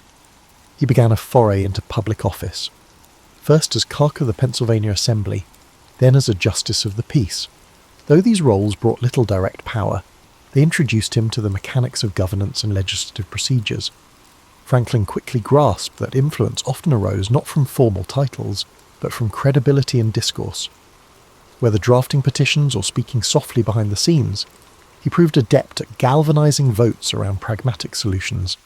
His philanthropic instincts also guided him to found what he called an academy. Conceived in the mid-1740s, this initiative eventually evolved into the University of Pennsylvania. Dissatisfied with narrow classical curricula, Franklin yearned for an institution that melded theoretical knowledge with practical arts. He envisioned courses in modern languages, commerce, and applied sciences, strikingly progressive when many were still clung to Latin and Greek as the backbone of learning. Gathering donations from merchants and mild support from local leaders, he opened the academy in 1751. Students arrived from various colonial towns, forging a new generation steeped in the synergy of classical ideals and real-world problem-solving. Meanwhile, Franklin's fascination with electricity escalated. News reached him of European experiments generating sparks from friction machines. Intrigued, he improvised his apparatus. He discovered that after rubbing a glass tube, bits of cork or paper jumped toward it, revealing hidden charges. He took copious notes, meticulously describing how certain materials attracted or repelled. Over time, he concluded that electricity involved a single fluid that could move from one object to another, a revolutionary concept for the era. He even coined terms like battery positive and negative charges. These insights, published in pamphlets, reached the Royal Society in London, catapulting Franklin into the realm of serious science. His legendary kite experiment, while dramatised in modern retellings, indeed occurred around 1752. Concerned that Europe's official experimenters might beat him to proof that lightning was electric, Franklin prepared a kite made from silk and a conductive metal wire, planning to fly it during a thunderstorm. Observers often imagine dramatic flashes, but Franklin took precautions. He stood under shelter, holding the kite string only through a key attached near the bottom. The moment the kite soared into stormy clouds, the strands of the string grew bristly, signalling that electric charge was travelling downward. A small spark from the key to his knuckle affirmed his hypothesis. This demonstration led him to propose the lightning rod, an iron rod placed atop buildings to direct lightning's destructive force safely into the ground. His success in explaining lightning's nature elevated his reputation overseas. Soon, letters from eminent European savants poured in, praising the ingenious Mr. Franklin of Philadelphia. Yet at home, his daily responsibilities continued unabated, running a busy print shop, publishing a newspaper, and encouraging local improvements. He scarcely had time to revel in his scientific achievements. Indeed, Franklin expressed surprise that his experiments won him so much acclaim abroad, while many neighbours remained unimpressed or simply confused by his lightning games. As if science and commerce weren't enough, Franklin became increasingly involved in frontier politics. Tensions flared between Pennsylvania's Quaker-dominated assembly and the Penn-Family proprietors of the colony. Franklin believed in fair taxation, including taxes on the proprietors' vast estates, a view that had put him at odds with the privileged few.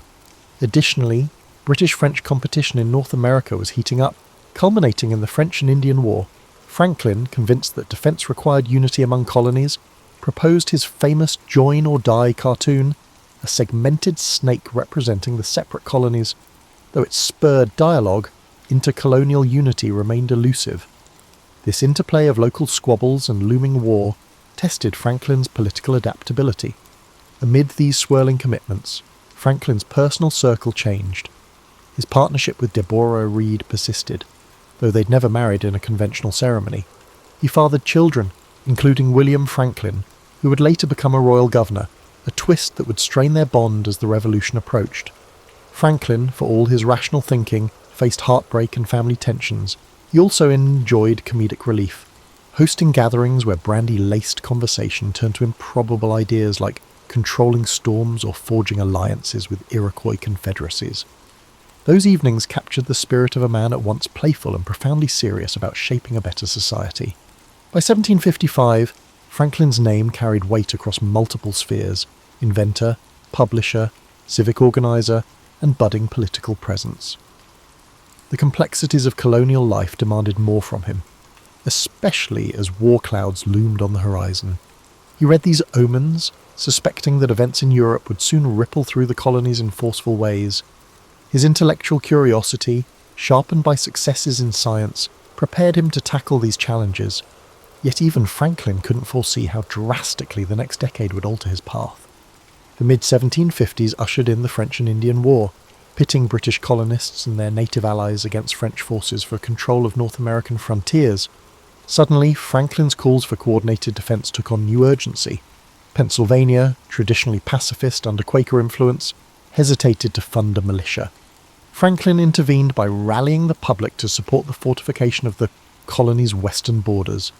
He even trekked to the Lehigh Valley, supervising the construction of simple stockades and negotiating provisions with frontier settlers. This experience deepened his conviction that decentralized colonial governance invited peril in times of crisis. During this tumult, the Pennsylvania Assembly dispatched Franklin to London as a colonial agent, hoping he could lobby British officials for favourable policies. Arriving in 1757, he was struck by London's vastness, teeming commerce, ornate architecture, and a lively intellectual scene. No mere tourist, Franklin got into the city's coffeehouse culture, mingling with writers, scientists, and members of Parliament. He soon realised that British politicians often held the colonies in low regard. seeing them as sources of revenue or strategic buffers rather than partners. Nevertheless, Franklin's wit and scientific reputation eased his entry into elite circles. He garnered invitations to lecture on electricity, demonstration in hand, wowing aristocrats who marvelled at the American electrician. Some found his plain, Quaker-like dress refreshing in a world of powdered wigs and ruffled cuffs. Shrewdly, Franklin leveraged these social encounters to address colonial concerns. He lobbied for fairer trade regulations and tried to persuade the Penn family to shoulder their share of taxes in Pennsylvania. Though the mission advanced in small increments, Franklin chafed at the slow pace of British bureaucracy. Over time, he witnessed the seeds of paternalistic attitudes that would later spark full-blown colonial resentment. He wrote letters back to Philadelphia, warning that British officials seemed oblivious to colonial capacities. He also recognised that entrenched aristocrats in Parliament viewed colonial assemblies as subservient. In subtle ways, these experiences eroded Franklin's loyalty to the empire's status quo.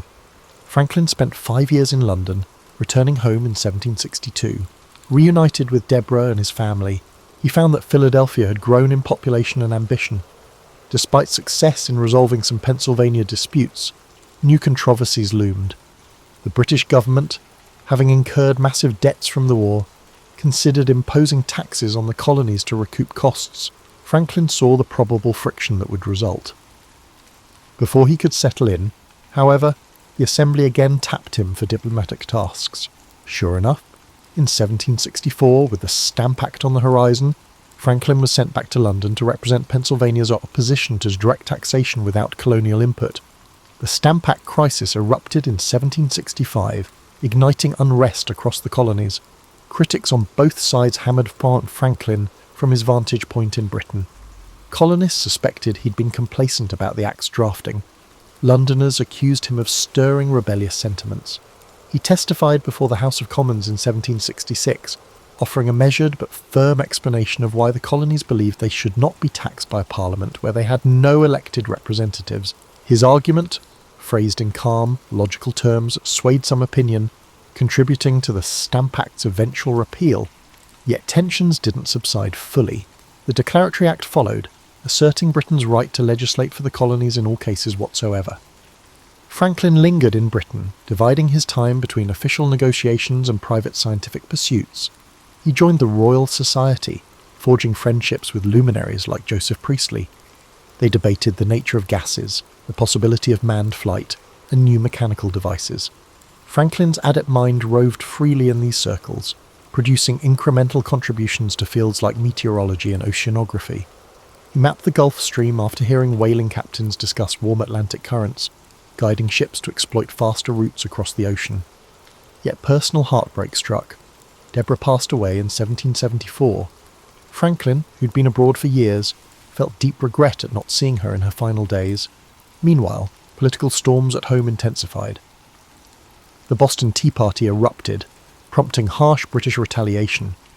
Franklin found himself once more the target of criticism, even singled out by the British Privy Council for public censure in 1774 over leaked letters, slandered and humiliated in a humiliating hearing. He sensed that reconciliation might be doomed. In that humiliating moment, the cracks in his hope for a peaceful resolution to the imperial crisis widened into a chasm. When he finally sailed back to America in 1775, war seemed likely. Franklin had left the colonies as a patient mediator seeking compromise. He returned an embittered observer convinced that Britain's ministry would never treat the colonies fairly. This pivot would chart the next phase of his life, transforming him from loyal colonial agent into a champion of independence, a role that, ironically, few might have predicted a decade earlier. Franklin landed in Philadelphia into May 1775, greeted by an unfolding revolution. Lexington and Concord battles had already erupted, mobilizing militias across the colonies. The Second Continental Congress convened, grappling with whether to seek reconciliation or assert independence. Franklin's arrival injected a seasoned perspective. He had been at the heart of negotiations with Britain and felt the monarchy's intransigence firsthand. He saw little choice but to prepare for armed conflict. Nonetheless, he did not rush to declare separation. Like many delegates, Franklin believed that a unified approach was imperative. The Congress formed the Continental Army, naming George Washington as commander-in-chief. Meanwhile, Franklin chaired committees on postal service, leading in him becoming America's first postmaster general, and on forging alliances with native groups.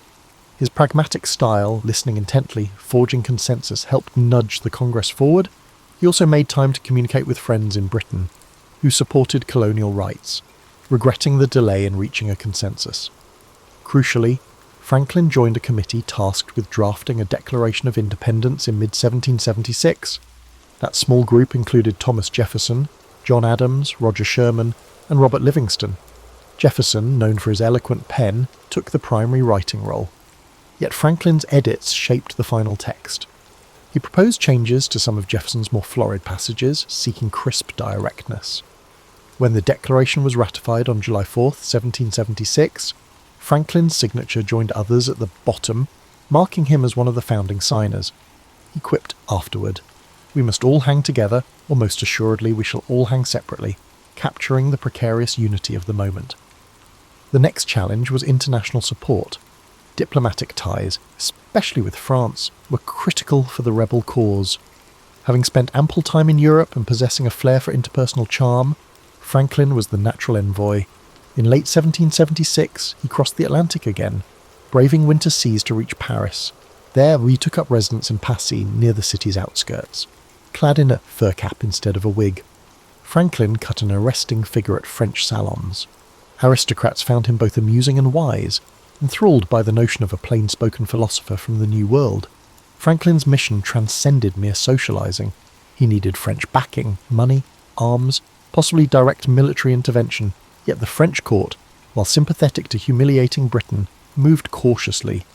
Franklin leveraged his scientific renown, intellectual banter, and a subtle sense of theatre. He regaled guests with experiments on static electricity, offered witty aphorisms, and praised French art. Over dinners, he described the quest for liberty, painting it as a global struggle pitting autocracy against enlightenment. Over time, Franklin became a sensation in Parisian circles. Political alliances blossomed behind the scenes, culminating in the 1778 Franco-American Treaty of Alliance.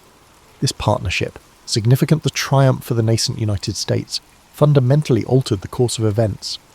French naval and military support hammered British positions. Franklin continued to refine the arrangement, pressing for loans and supplies.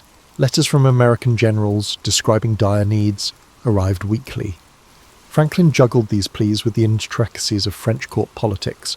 While some younger French officers, like Lafayette, romanticized the revolution, King Louis XVI weighed the risk of bankrupting his treasury.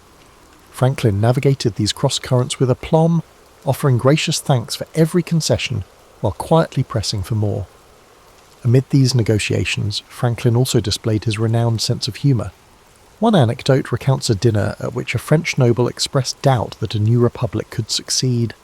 Franklin allegedly responded with a whimsical analogy about a rising balloon that might wobble but ultimately float, leaving doubters behind.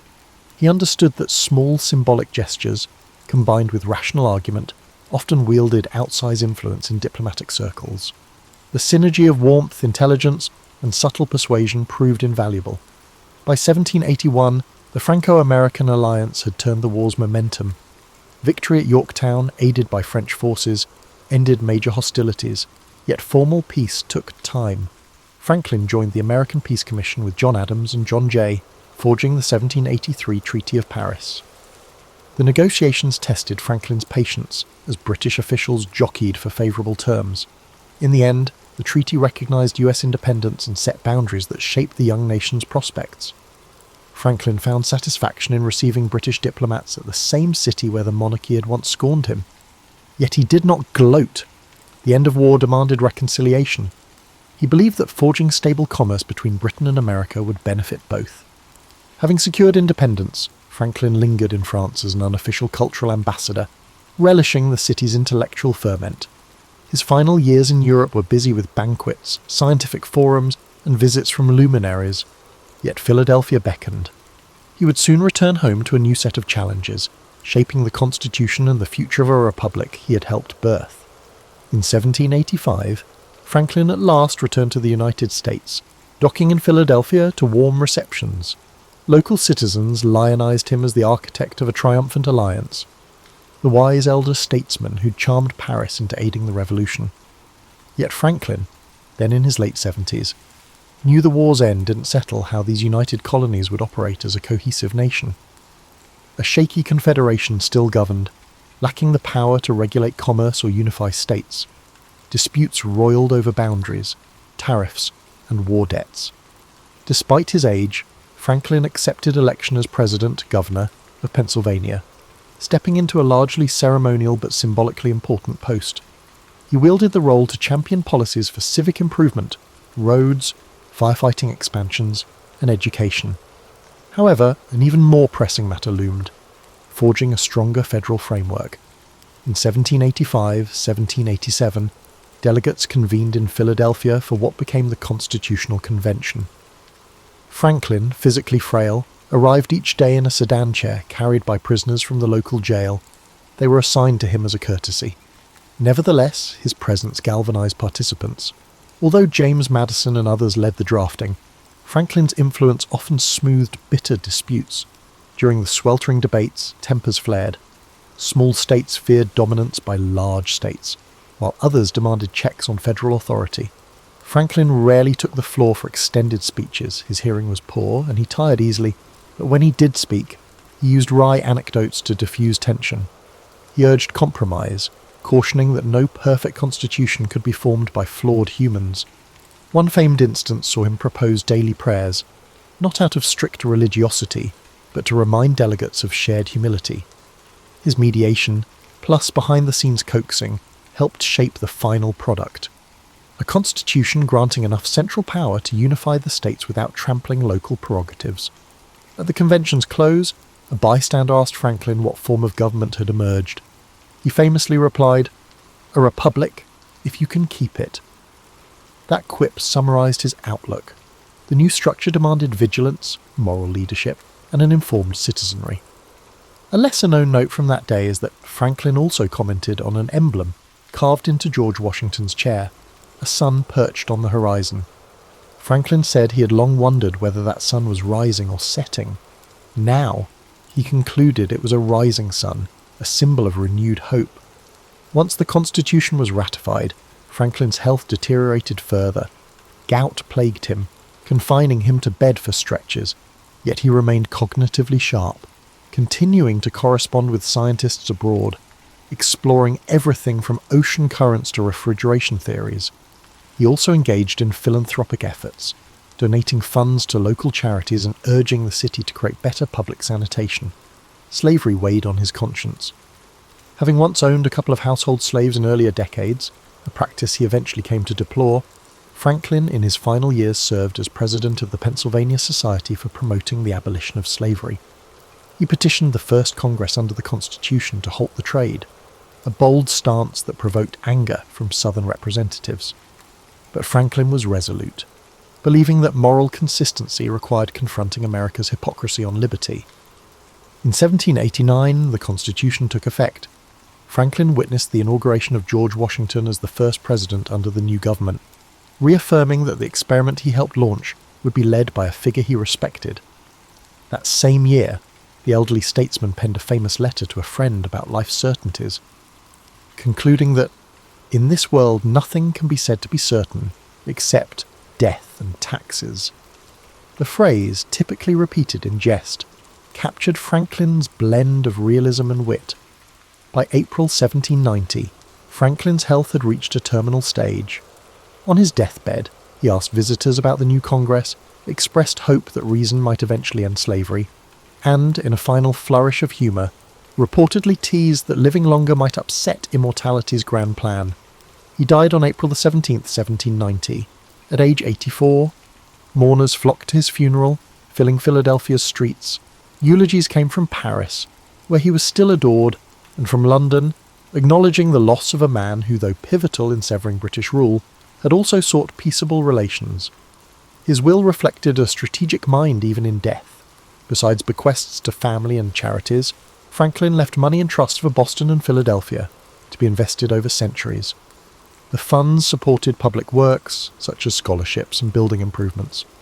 That final philanthropic gesture mirrored his life's ethos. Sow seeds that future generations might harvest. He left behind a blueprint for how curiosity, practical invention, civic collaboration, and diplomacy could fuse into a single, expansive life.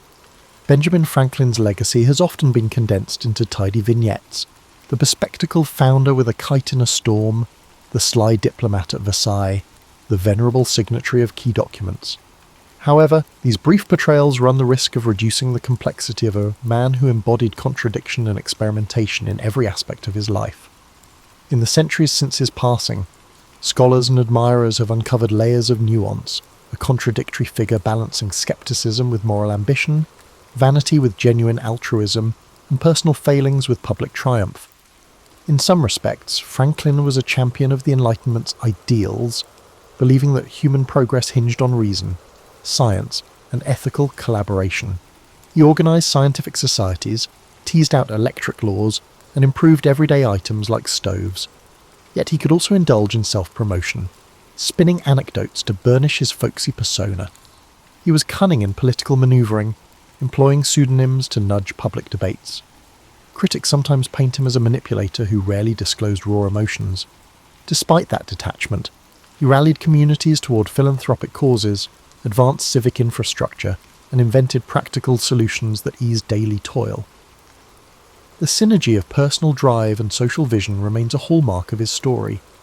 Educational institutions across the United States and beyond lionize Franklin as a Renaissance figure, an inspiration for self-starters. The Franklin myth, however, glosses over the hardships he faced, familial estrangements, heartbreak at losing children, the compromise-laden reality of forging alliances. He also wrestled with ethical dilemmas, notably regarding slavery. Early in life, he accepted it. Only in later years did he vocally oppose the institution.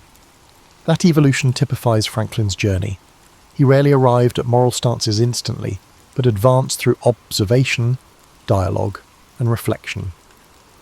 Moreover, Franklin's personal brand of diplomacy, a blend of charm, data-driven argument, and comedic flair, laid down a blueprint for modern foreign relations. In France, he recognised that wooing allies transcended formal treaties. It demanded cultural rapport. He cultivated that rapport through witty conversation, heartfelt flattery, and honest respect for French intellect. Diplomatic historians often cite him as a pioneer who recognised that forging friendships in salons could be as potent as drafting paragraphs in official documents. The result was a transformative alliance that arguably secured American independence. Another rarely highlighted facet is Franklin's continuing influence on philanthropic models, his approach forming subscription libraries, volunteer fire brigades, and improvement societies prefigured modern non-profits. By tapping small, regular contributions from many participants, Franklin mobilized resources far beyond what a lone benefactor could supply. He wrote extensively on how club structures could unify communities around shared needs. These principles echo in contemporary crowdfunding and civic volunteer programs. In science, Franklin's practice of thorough note-taking, peer correspondence, and willingness to correct earlier assumptions exemplify the iterative nature of research. He championed open sharing of findings, rather than hoarding them for profit. His letters bristle with calls for transatlantic knowledge exchange. Indeed, his postmaster appointment advanced the speed of mail, facilitating scientific networks. In that sense, Franklin's acted as a conduit for bridging Old World academies and New World experimenters, accelerating the Enlightenment's global momentum. Today's visitors to Philadelphia can trace Franklin's footprints at sites like Independence Hall, the Franklin Court Museum, or the Christ Church Burial Ground. They might see intangible marks, too. The ethos of civic collaboration and entrepreneurial zeal remains strong in the city's culture. Historians debate whether Franklin's legacy looms too large, overshadowing lesser-known but equally vital contributors to early American life. Yet few deny that his capacity to pivot from printing to invention, from local activism to grand diplomacy, stands as an extraordinary demonstration of adaptive genius. Franklin's example resonates with the possibility of reinvention at any stage. He pivoted careers, championed social improvements, and tackled new frontiers of science well into his senior years. His failures, like the fiasco at the British Privy Council or personal regrets about absent fatherhood, did not halt his momentum. Instead, they spurred reflection and course correction. That dynamic interplay of aspiration and humility undergirds his adult life, providing a refreshing contrast to rigid or dogmatic leadership styles. In summary, it is difficult to neatly categorize Benjamin Franklin's story. He was a printer who saw words as the foundation of public life, a scientist who harnessed the power of lightning, a statesman whose wit won the favour of a monarchy, and a moral innovator who, in his later years, struggled to balance the ideals of the new republic with its realities. His life in Corporasis encourages us to keep exploring, keep experimenting, and keep forging alliances. By harnessing curiosity and civic-mindedness, Franklin believed society could inch closer to enlightenment. That belief still pulses in the tale of a pragmatic dreamer whose footprints crossed oceans, courtyards, and the imagination of generations to come. Paris in the 1920s was alive, champagne corks popping, jazz clubs buzzing, and fashionable Art Deco lights twinkling. To astute visitors, Paris offered endless possibilities. Travellers flocked to the Seine at night, British tourists with their pastel-coloured suits, American expatriates, and European industrialists with fat wallets. It was perfect for a resourceful con man with a convincing story to sell. For Victor Le Renard Le Maire, the city vibrated with cigarette smoke and colourful posters. He was not always Le Renard or in Paris. Born in a small village on the Austrian border, he was captivated by the world beyond the mountains. While other boys herded sheep, Victor watched travellers in their streamlined car. He saw that the most persuasive could sell peasants anything, from worthless medicines to bewildering life insurance. Young Victor discovered that a good tale was worth more than gold. That's when locals dubbed him Le Renard, the fox, after he exchanged worthless trinkets for a prized hunting rifle. In a village of rumours, that tale spread quickly. As a boy, he learned to shape people's perceptions to see what he wanted. By adulthood, his skill was sharp. He mastered languages, studied psychology, and honed his sophisticated demeanour. He'd earned a tidy fortune from his swindles across Europe, letter forgery, impersonating nobility at social events, and selling near-new antiques. Each time he was being investigated by the authorities, he'd vanish, reappearing in Vienna, Milan or Berlin, a step ahead. Victor arrived in Paris following the Great War with a suitcase and a shy smile. He had settled in within a month after reading an article about the cost of keeping the Eiffel Tower standing. It was built for the World's Fair in 1889. It was costly to maintain, and some people did not appreciate its appearance. There were strong protests against its demolition, despite the fact that it was popular among visitors. Victor learned of this news. He spent days in Champs-Élysées cafes hearing conversations on city projects. He learned that bureaucratic decisions were bogged down by red tape and that the city lacked money. He considered if he persuaded someone that the government of Paris was planning to dismantle the Eiffel Tower to sell it as scrap, he could become rich. It was a wild scheme, failure would turn him into a laughingstock. But a success was possible. Victor considered it for a night. He figured the more ridiculous the scam, the more people might be made to believe it. Who would fake the sale of France's most iconic landmark? He thought it needed high bureaucratic flair, like forged papers and stamps. Rumour and secrecy would be at his side. If he succeeded, he'd vanish, rich and legendary. He spent the next few days poring over the engineering wonder, absorbing facts such as its metal mass, elevator upkeep, and the way the tower accommodated activities ranging from tourism to radio reception. With these details, he was able to address prospective buyers with authority. He took a lavish suite at the Hôtel de Crillon, pretending to be a high-ranking official. To add authenticity to his deception, he engaged an engraver for stationery of his imaginary Ministry of Post and Telegraph, since the Eiffel Tower was also a radio centre. The last touch put him in official mode. Paris, for all its beauty, also had its share of opportunistic entrepreneurs. There were whispers that a government minister was looking discreetly for a private investor in a secret project. The city did not want to face the public outcry of cancelling the tower, so this transaction had to be kept quiet. Everything was ready by the time Victor was prepared. It was such a warm spring afternoon that Victor was at a sidewalk cafe facing the Madeleine, scanning a list of buyers, ambitious, greedy-eyed men in the metal industry. His informant had told him they would stop at nothing to gain inside information on a city contract, no matter how sleazy. Breathing deeply of the scent of warm croissants and enjoying the hush as upscale Parisians walked past. Victor was filled with confidence. He could practically feel his win. He was more than a criminal in his own eyes. He was a performer with a bigger act than ordinary morals. He finished his coffee, concealed his notes, and rose to his feet. The greatest scam of his life was ready to start. Victor began by sending elegantly handwritten invitations on forged ministry stationery to half a dozen influential scrap metal merchants. He requested their presence at the prestigious Hôtel de Crillon for a most confidential discussion of national importance. The letter was a masterpiece of official-sounding rhetoric, sprinkled with phrases such as "in strictest confidence" and "under direct ministerial oversight." Anyone who read it would have believed it came straight from the desk of a high-ranking bureaucrat. He scheduled a single day of interviews, meeting each merchant individually. He wanted them to feel hand-picked and privileged, reinforcing the notion that the city wanted to keep this matter tightly under wraps. From the start, curiosity and greed twinkled in their eyes. When at last the conversation steered to the possibility of dismantling the Eiffel Tower, he watched their expressions dance between disbelief, astonishment, and excitement. Victor's calmly stated reasoning was that the maintenance fees had become prohibitive, and certain parties in government felt the tower no longer served its original purpose.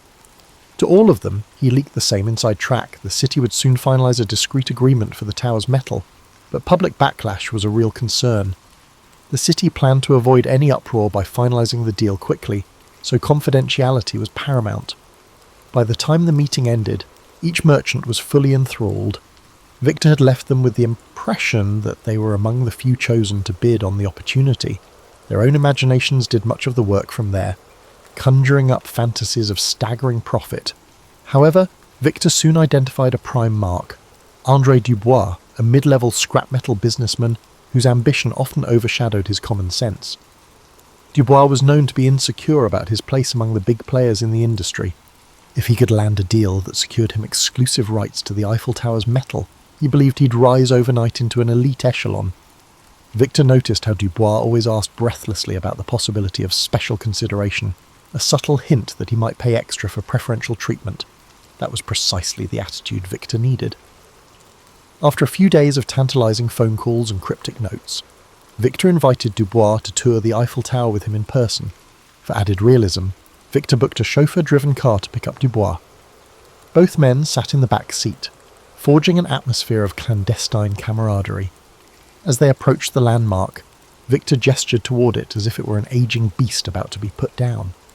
"It's quite costly to keep it painted and structurally sound," he remarked, with a faint sadness in his voice, as though he truly lamented the tower's impending fate.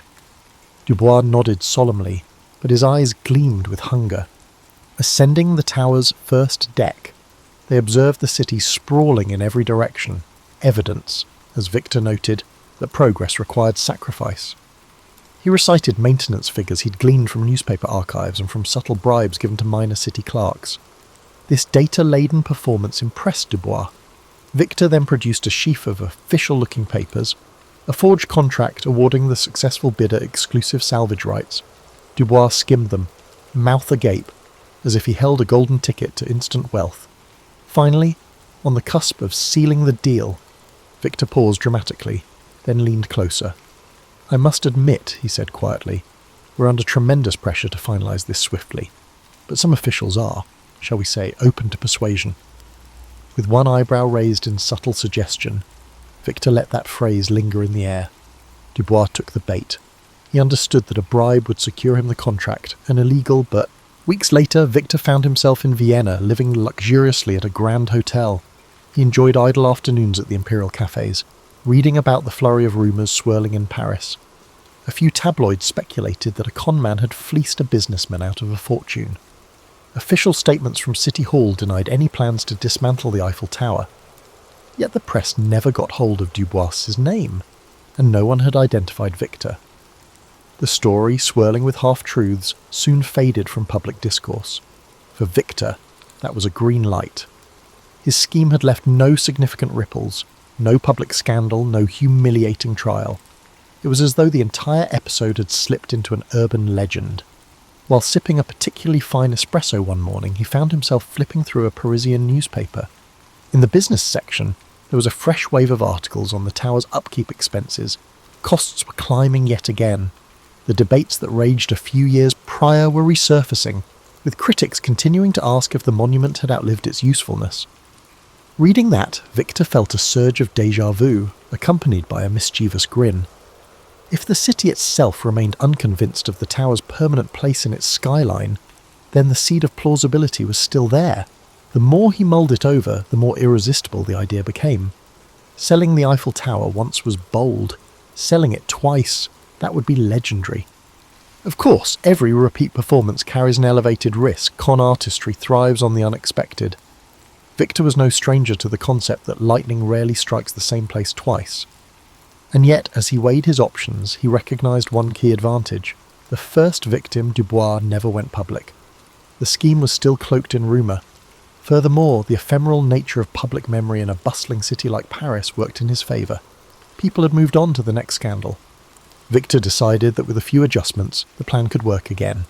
He returned to Paris incognito, adopting the persona of a minor diplomat from a small Eastern European country. He took a suite at a different upscale hotel near the Opéra Garnier, careful not to retrace his steps exactly. He updated his forged documents, upgrading his fictitious role to an intergovernmental liaison dealing with municipal real estate transitions. This time, his approach would be more polished, more exclusive.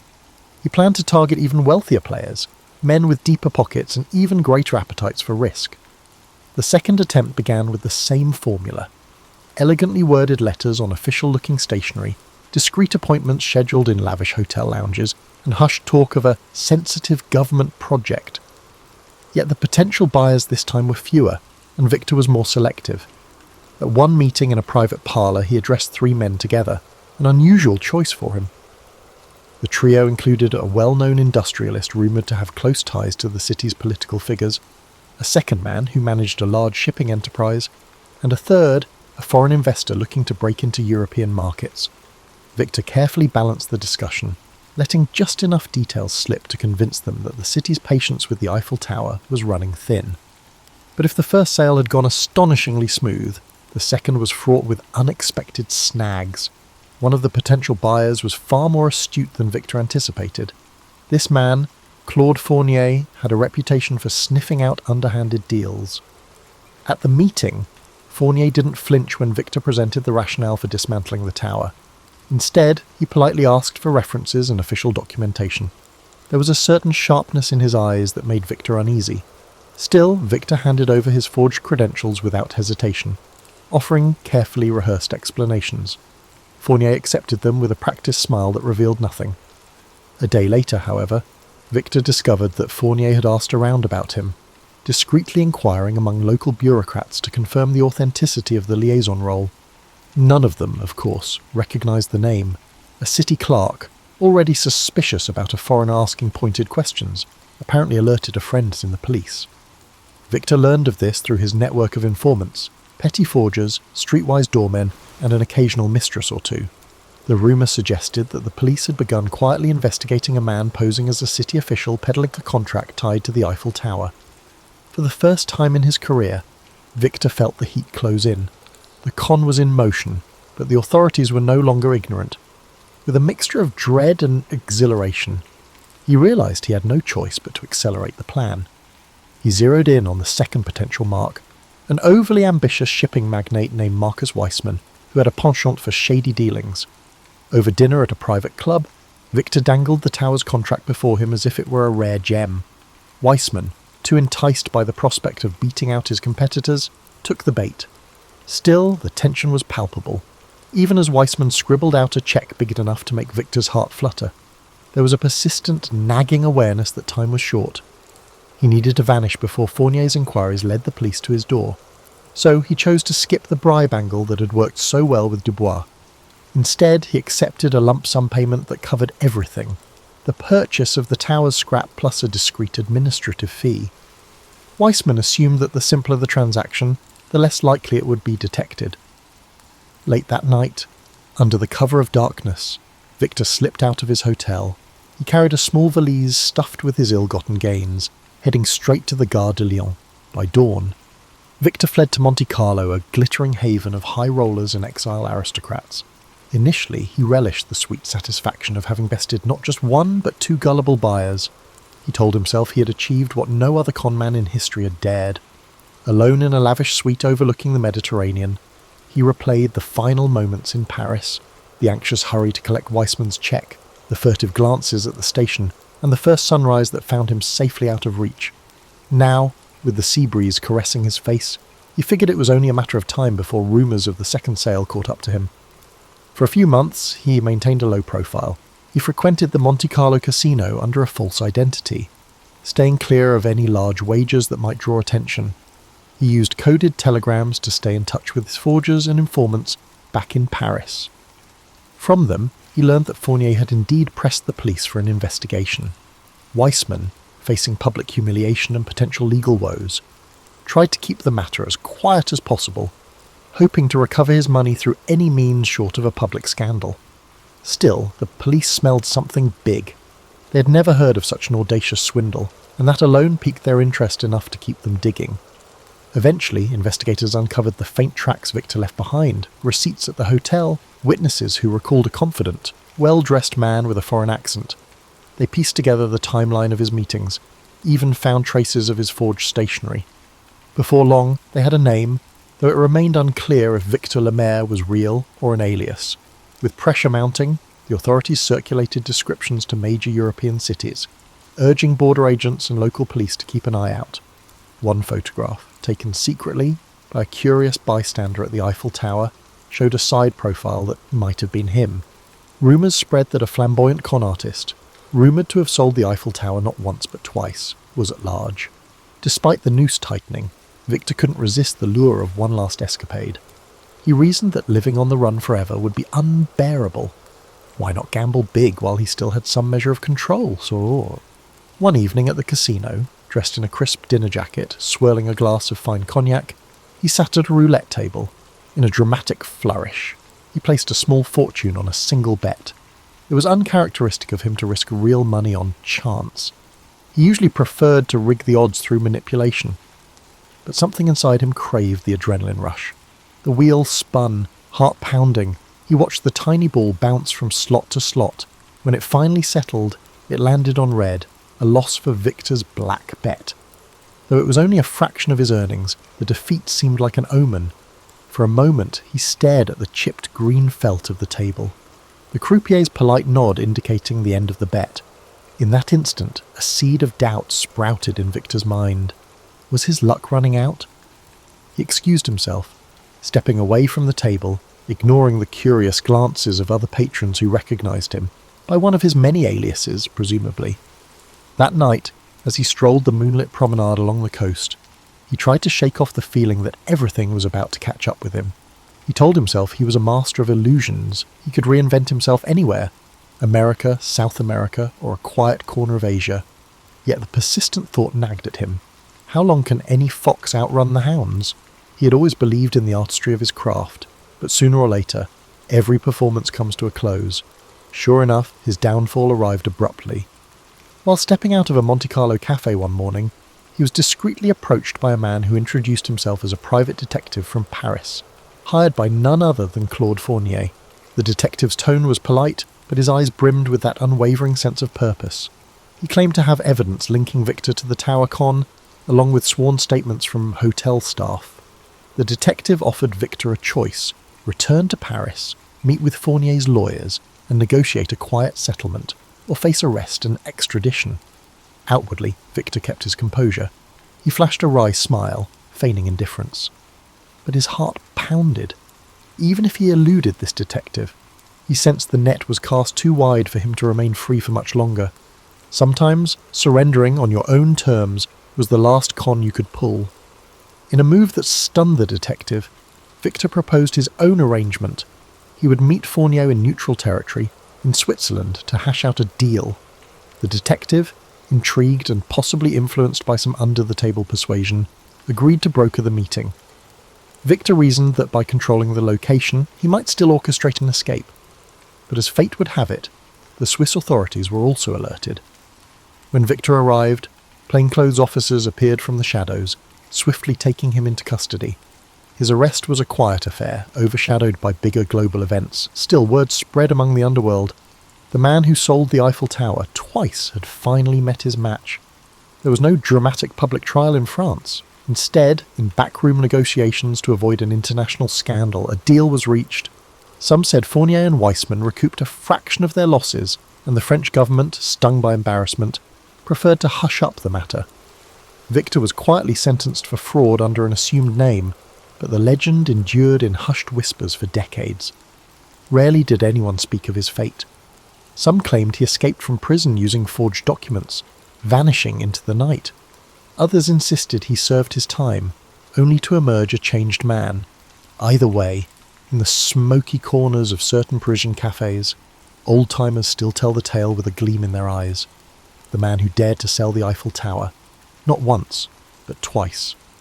It remains a testament to the power of audacity, the allure of ambition, and the strange truth that the bigger the lie, the more people want to believe it. And so the story endures, a monument to the enduring thrill of a great impossible scam. Theodore Roosevelt was not an ordinary child. Born in 1858, in a brownstone in New York City, young Theo, called Teddy by his close friends, entered a world riddled with disparity. Horse-drawn carriages paraded on cobbled streets while the country found itself on the cusp of rapid industrial change. Yet, from the very beginning, what made Theodore Roosevelt's early life different was not only his family's comfortable position. His father was a philanthropist who ran a successful import business, and the Roosevelts prided themselves on their social standing, but also his shaky constitution. The future Rough Rider was, ironically enough, a frail boy who struggled with asthma and stomach trouble, relying on the help of his nurturing family to guide him toward better health. Most accounts recall the well-worn story of how he overcame debilitating asthma by embracing exercise in the outdoors, but that's often where the intriguing details stop. Far less common are the accounts of how Roosevelt's imagination flourished because he spent so many hours indoors recovering. He devoured books on natural science, building an early fascination with zoology, entomology, and every lesser-known ology he could get his hands on. He collected insects in jars around his room, and he sketched birds from memory. He had a serious obsession with taxonomy, relishing the act of labelling, identifying, and categorizing. Few mention that he even attempted to write little treatises, guided by sheer curiosity, about creatures he observed in his small world. He would write paragraphs about houseflies in a notebook, detailing their anatomy and behaviour, as if he were a mini Darwin in the making. This pursuit was not a trifling hobby. It was the anchor that connected him to the broader world when his lungs wouldn't allow him to catch his breath outside. His father, Theodore Sr., took these explorations seriously. He would encourage young Theo to keep learning, and to the extent possible. He also pushed him, quite literally, to strengthen his body. The elder Roosevelt recognised that building physical stamina might become the key to unlocking his son's potential. So, in addition to fueling his mind, Theodore Sr. nudged him to exercise, even setting up a small gym within the family's home. They used pulley weights, dumbbells, and even a primitive exercise bike. Initially, the boy often doubled over in breathless fits, but he persevered, always hearing his father's voice, "You have the mind, but you must make your body." This paternal challenge would have shaped Theodore's entire life. He refused to let his ailments define him. As Theodore progressed from the timid, asthmatic boy to a more robust version of himself, he also developed a nuanced understanding of compassion and fairness. Many have recounted that his father, one of the founders of the Children's Aid Society, made it a point to teach Theodore about social inequities. During carriage rides, they visited the more impoverished areas of Manhattan so that Theo would see beyond his privileged bubble. Historians often remark that these experiences, along with the lessons instilled by his father, formed the basis of Theodore's empathy for working-class Americans. Yet it's rarely noted how those moments also fueled his sense of outrage at injustice, an emotion that could flare up dramatically in the years to come. These experiences were not academic exercises for young Roosevelt. They resonated deeply with him, bridging the gulf between his comfortable existence and the hardships faced by others. By adolescence, Theo had not yet grown into the outspoken figure we often imagine, but he had an unusually intense curiosity that often manifested in sudden bursts of interest.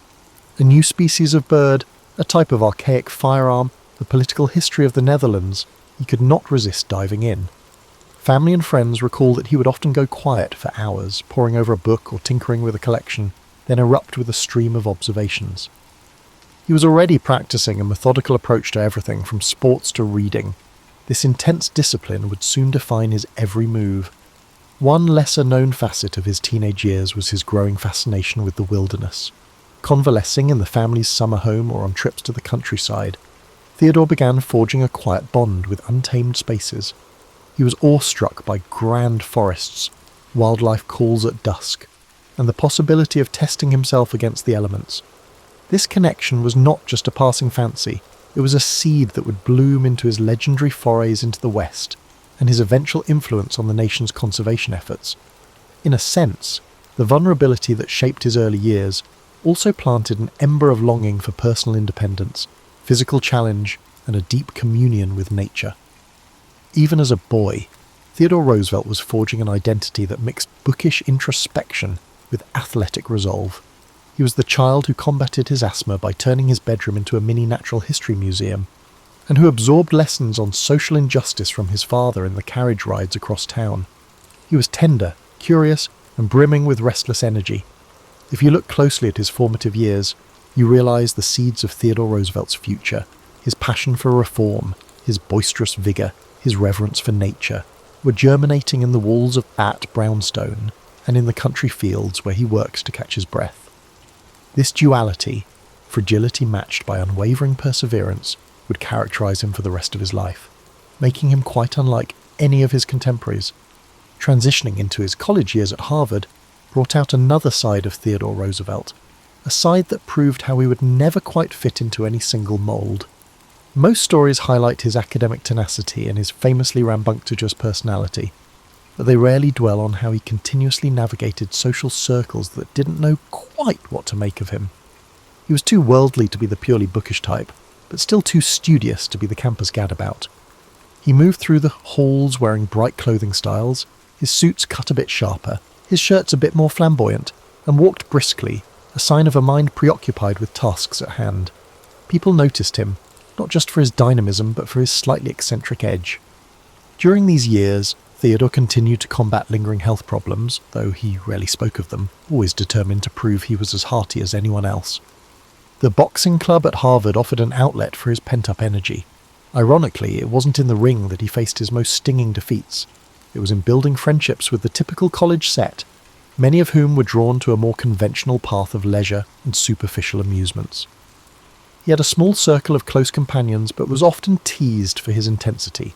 Some found him downright exhausting to be around, describing him as a steam engine in trousers. Yet that social friction reinforced the self-assuredness that was forming in him. It was during this period that he wrote copiously in his diaries about moral fortitude, about striving to maintain a sense of honour amid a sea of peer pressure.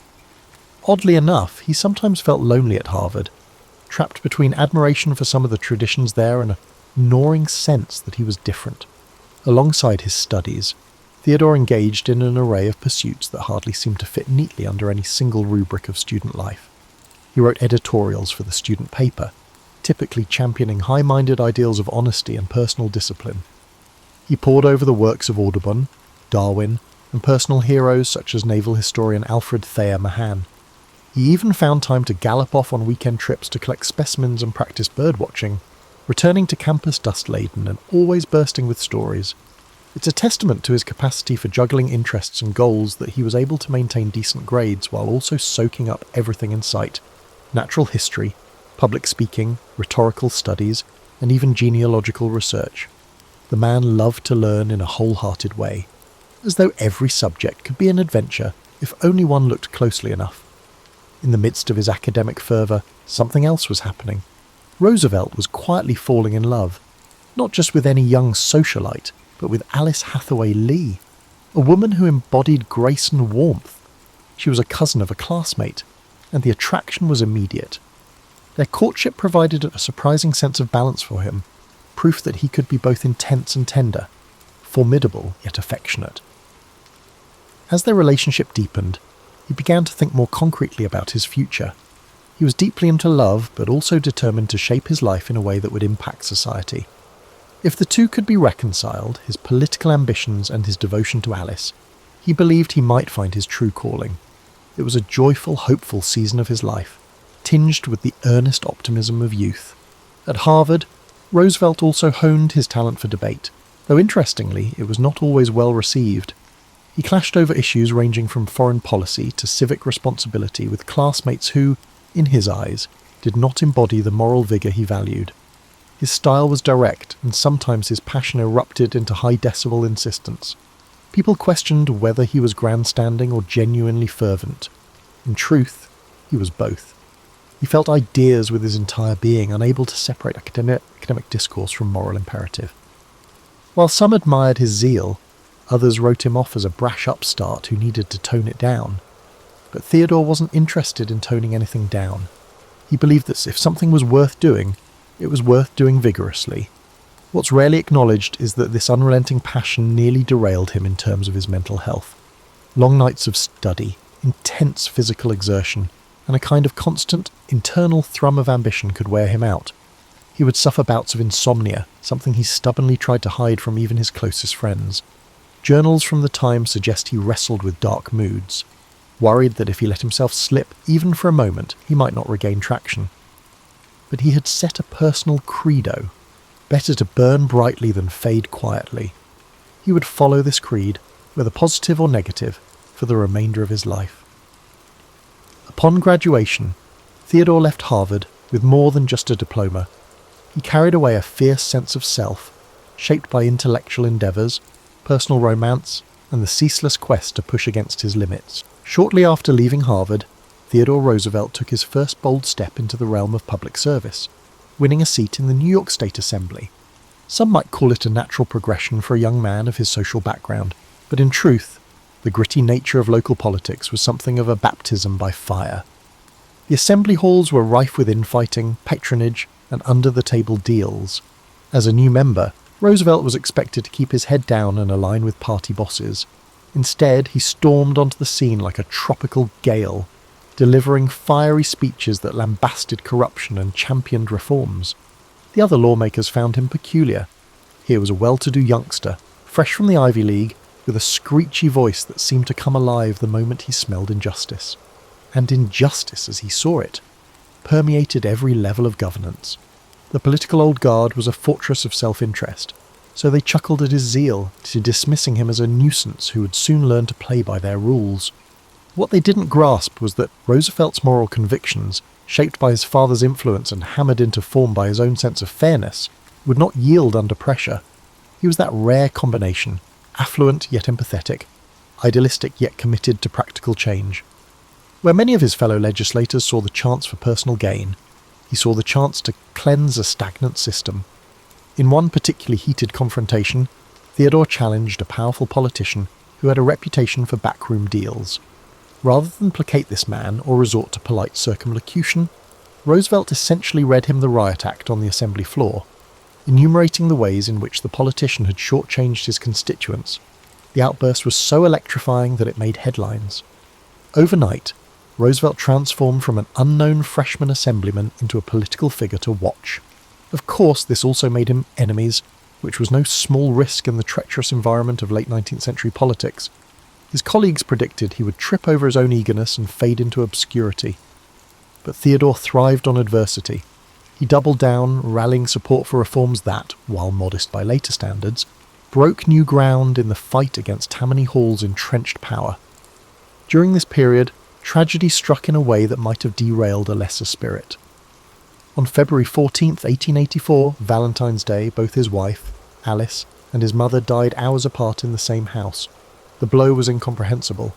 Only 2 days prior, Theodore had been a vibrant new father, welcoming a daughter, also named Alice, into the world. To lose his beloved wife and his mother on the same day left him emotionally paralysed.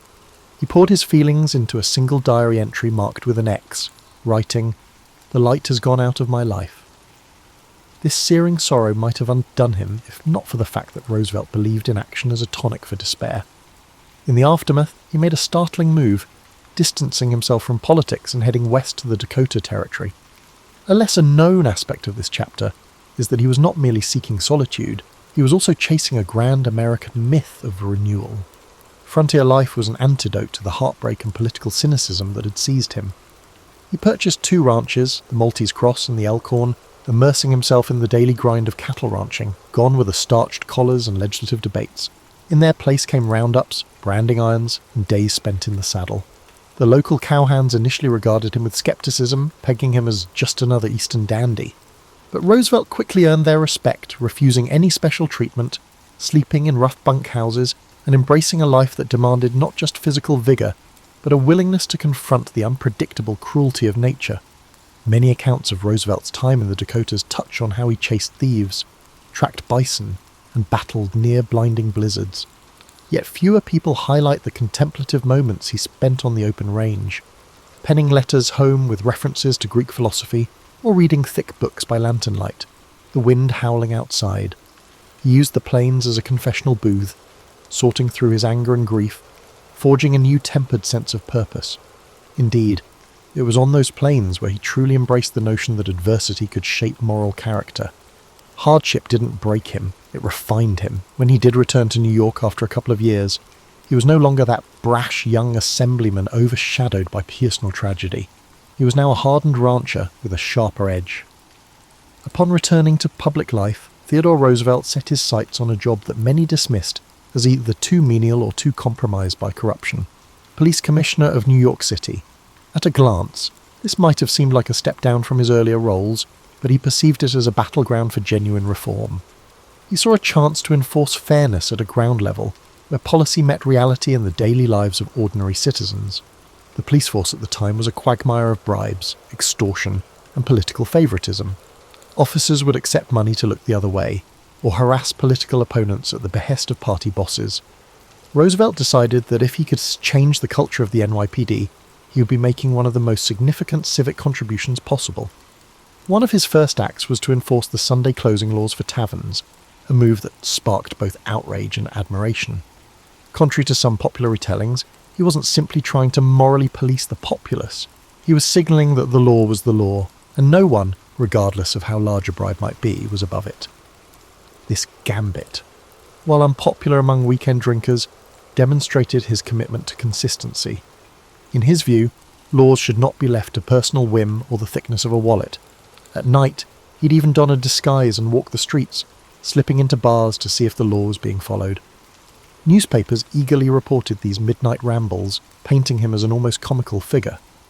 But beneath the spectacle lay a serious intent, to root out corruption at its source. His tenure as commissioner also saw him butt heads with the entrenched Tammany Hall apparatus. They had thrived under the assumption that police could be bought or coerced. Roosevelt disabused them of that notion. He promoted officers based on merit, introduced examinations to gauge competency, and disciplined or fired those caught in corrupt acts. This naturally turned many in the force against him, but the public, weary of crooked policing, began to appreciate that someone in a position of authority was, at last, taking their side. His energy was relentless. Staffers joked that he slept less than 4 hours a night, spending the rest of his time either in the office or pounding the pavement. Less well known is the personal toll this job took on him. Roosevelt poured so much intensity into curbing vice, graft and malfeasance that he often neglected simpler pleasures in life. He'd show up at home in the wee hours, paperwork still in hand, only to get up at dawn for yet another inspection. While he was never one to shy away from work, the pressure cooker environment of big city politics was exacting. He found himself increasingly at odds with other commissioners who were less enthusiastic about eradicating corruption, or more mindful of not offending powerful interests. On more than one occasion, he was threatened and ridiculed.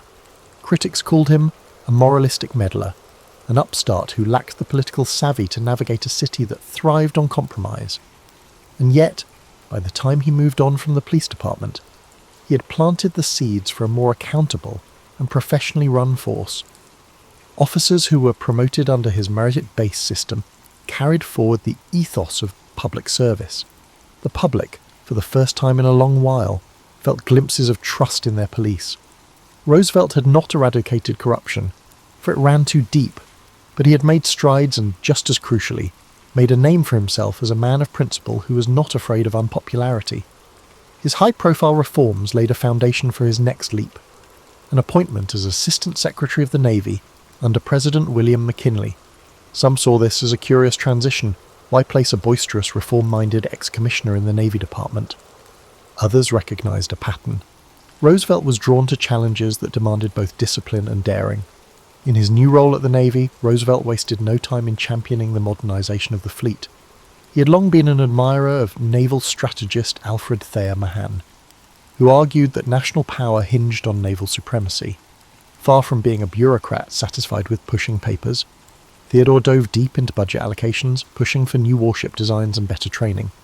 He recognized that the world was shrinking, that America's role on the global stage was expanding, and that the Navy would be essential to projecting and protecting American interests. Then came the Spanish-American War, a brief conflict that seemed tailor-made for someone of Theodore Roosevelt's temperament. When the USS Maine exploded in Havana Harbor in 1898, public sentiment towards Spain had already been riled by sensational journalism. Roosevelt saw this as both a chance to liberate Cuba from colonial oppression and a test of American resolve. But beyond ideology, it was personal concern for him. He had grown restless in Washington, convinced that action was often sacrificed on the altar of caution. So he resigned from his post as Assistant Secretary of the Navy and famously organised the first US Volunteer Cavalry, better known as the Rough Riders. The myth of the Rough Riders has been recounted in 1,000 different ways, usually focusing on the charge up San Juan Hill. Yet what many people don't realise is that the unit was an oddball mix of Ivy League athletes, frontier cowboys, Native Americans, and everyone in between. Part of Roosevelt's genius lay in his ability to unite disparate individuals around a shared sense of adventure and duty. He wasn't naive. He knew that forging discipline from such a melange of backgrounds would be challenging. But he saw in these men the spirit of America itself, resilient, varied, and headstrong. Training for the Rough Riders was rigorous, but the logistical challenges of shipping them to Cuba were even more daunting. Horses got left behind, supplies went missing. Some men ended up on the battlefield without enough provisions. When the unit finally arrived in Cuba, they found themselves grappling with heat, disease, and disorganized command structures. Roosevelt, who had pined for action, found that the reality of warfare was a chaotic maze of conflicting orders, muddy roads, and the constant whine of enemy gunfire. And yet, to see him in the middle of it all was to witness a man who felt completely alive, for better or worse. He led from the front, riding his horse, Little Texas, as close to enemy lines as he dared, his spectacles fogging in the tropical humidity. The famed Battle of San Juan Heights was the defining moment. While Roosevelt and his men did indeed take part in the bold assault, the charge up San Juan Hill has often been painted in more glorified tones than the day itself likely warranted. War correspondents, eager for a heroic narrative, latched onto Roosevelt's vigorous leadership. The truth remains that it was a brutal affair, with heavy casualties on both sides. Many of the Rough Riders had never experienced anything like it. Roosevelt himself noted later how the fear of death gripped him, yet also spurred him forward. He believed that courage did not mean the absence of fear, but the resolve to act in spite of it. In that sense, the charge encapsulated much of what he believed about life. Better to face peril head-on than to cower behind caution. Once the battle concluded, the Spanish forces surrendered, and the Rough Riders triumphantly returned home as national heroes. Newspapers breathlessly lauded Roosevelt as a war hero who had personified American valor. He played the part well, though privately he mourned the friends he'd lost and grappled with the weight of having seen men killed at close range. It left him even more convinced that reforms were needed, not just in the military, but in how America approached its growing international role. He argued that the country should maintain a strong defence, but always keep a moral component in its actions. For Roosevelt, war was never to be glorified for its own sake. It was a crucible in which national character was tested. Upon his return, Roosevelt's popularity soared. Seizing the moment, political allies urged him to run for governor of New York. He obliged, and the public, enchanted by his war record and leadership, elected him. In the governor's mansion, he managed to marry progressive ideals with pragmatic governance. He championed everything from civil service reform to corporate regulation, challenging the massive trusts that dominated industries at the expense of smaller competitors. The path that led Theodore Roosevelt to the presidency was rather unorthodox.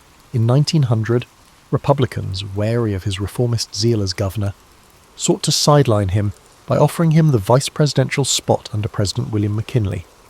They believed it was a ceremonial role where Roosevelt's boisterous energy would be contained, his capacity to shake up the status quo effectively nullified.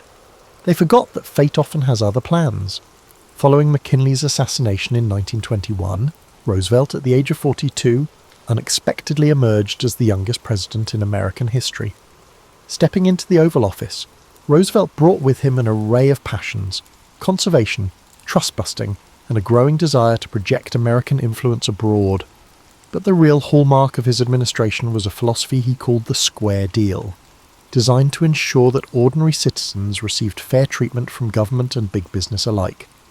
His attitude toward the enormous corporate trusts was not hostile purely for its own sake.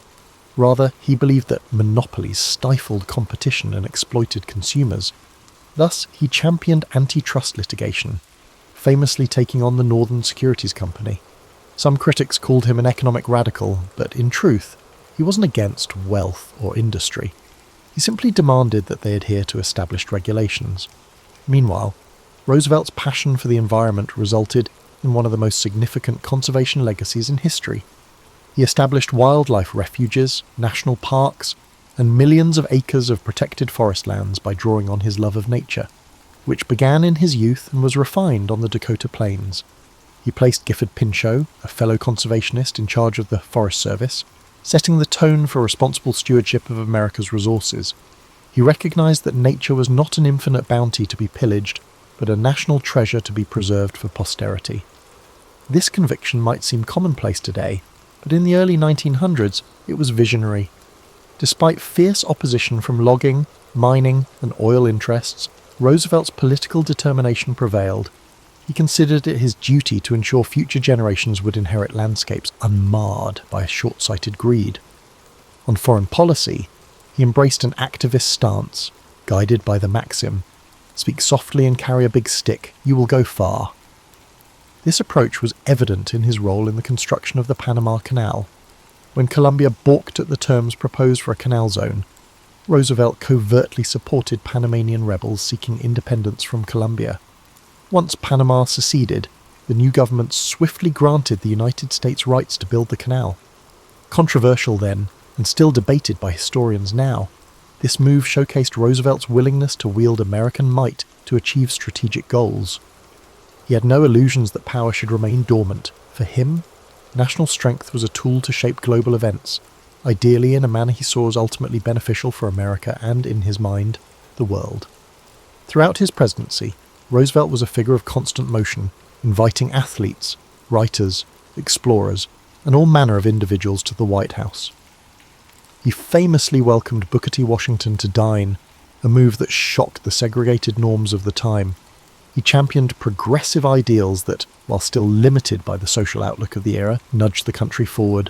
Labour disputes, particularly the coal strike of 1902, saw Roosevelt intervene on behalf of workers in ways that no president before had done, effectively using the government as a mediator to secure better wages and hours, albeit without granting the full measure of union recognition. Numerous minor narratives often overshadow these major stories. For example, he placed a premium on physical culture within the White House, encouraging aides and visiting dignitaries to join him for hikes and boxing matches. The more traditional set, finding it unworthy for a president to engage in physical altercations, expressed their disapproval. But it was pure Roosevelt, energetic, fearless, and convinced of the importance of maintaining a robust body to match a robust mind. Roosevelt enjoyed immense popularity by the time he ran for election in 1904 in his own right. He won in a landslide, securing his place as a fully validated president rather than an accidental caretaker. That victory allowed him to double down on his agenda. After leaving the White House, Theodore Roosevelt embarked on what seemed at first like a grand victory lap, a 10-month African safari that captured the world's imagination. He was accompanied by a team of naturalists and hunters, and these travelled deep into territories teeming with wildlife. Sponsored in part by the Smithsonian Institution, the expedition aimed to collect specimens for scientific study, though it was inevitably steeped in the colonial attitudes of the time. Millions of people back home followed the journey through newspaper dispatches, enthralled by tales of lion hunts and elephant tracking. Roosevelt, for his part, relished the thrill, but also the sense that he was contributing to a greater scientific understanding of the continent's fauna. He painstakingly documented everything, From the habits of rhinoceroses to the migratory patterns of birds, his childhood love for cataloguing the natural world rekindled on a grand scale. Yet those who imagined him content to rest on his laurels grossly misread his character. Upon returning from Africa, he found himself dissatisfied with the direction of the Republican Party under his hand-picked successor, William Howard Taft, who, in Roosevelt's estimation, had betrayed the progressive ideals they once shared. Incensed, Roosevelt made the controversial decision to run for president again, but this time under the banner of a new political organisation, the Progressive Party, often called the Bull Moose Party, a nickname sparked by Roosevelt's own boast that he felt fit as a bull moose. He stormed the convention halls, delivering speeches that invoked his familiar call for a square deal for all Americans.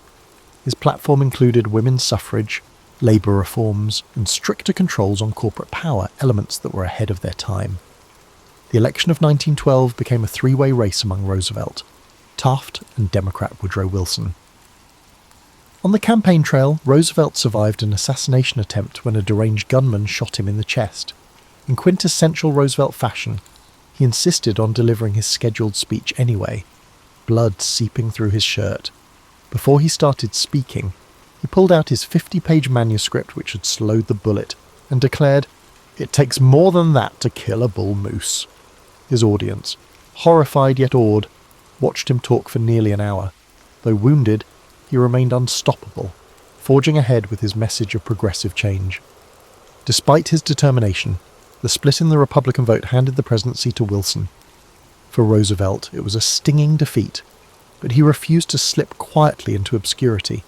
He embarked on yet another daring expedition, this time to South America, where he charted the River of Doubt in the Amazonian rainforest, later renamed Rio Roosevelt in his honour. The journey was perilous. Disease, hostile wildlife, and near starvation took a toll on the entire group. Roosevelt himself contracted a severe infection in his leg, and at one point he was so ill he reportedly begged his companions to leave him behind. They refused. The expedition eventually completed its mission, but Roosevelt returned gaunt and weakened, forever changed by the ordeal. Back home, the country was on the brink of World War I. Roosevelt, ever the hawk, criticised President Wilson's initial neutrality, urging a more assertive stance. He believed that failing to confront Germany's aggression would endanger both American ideals and global stability. When the United States finally entered the war, Roosevelt even offered to lead a volunteer division, much as he had done in the Spanish-American War. President Wilson declined, much to Roosevelt's frustration.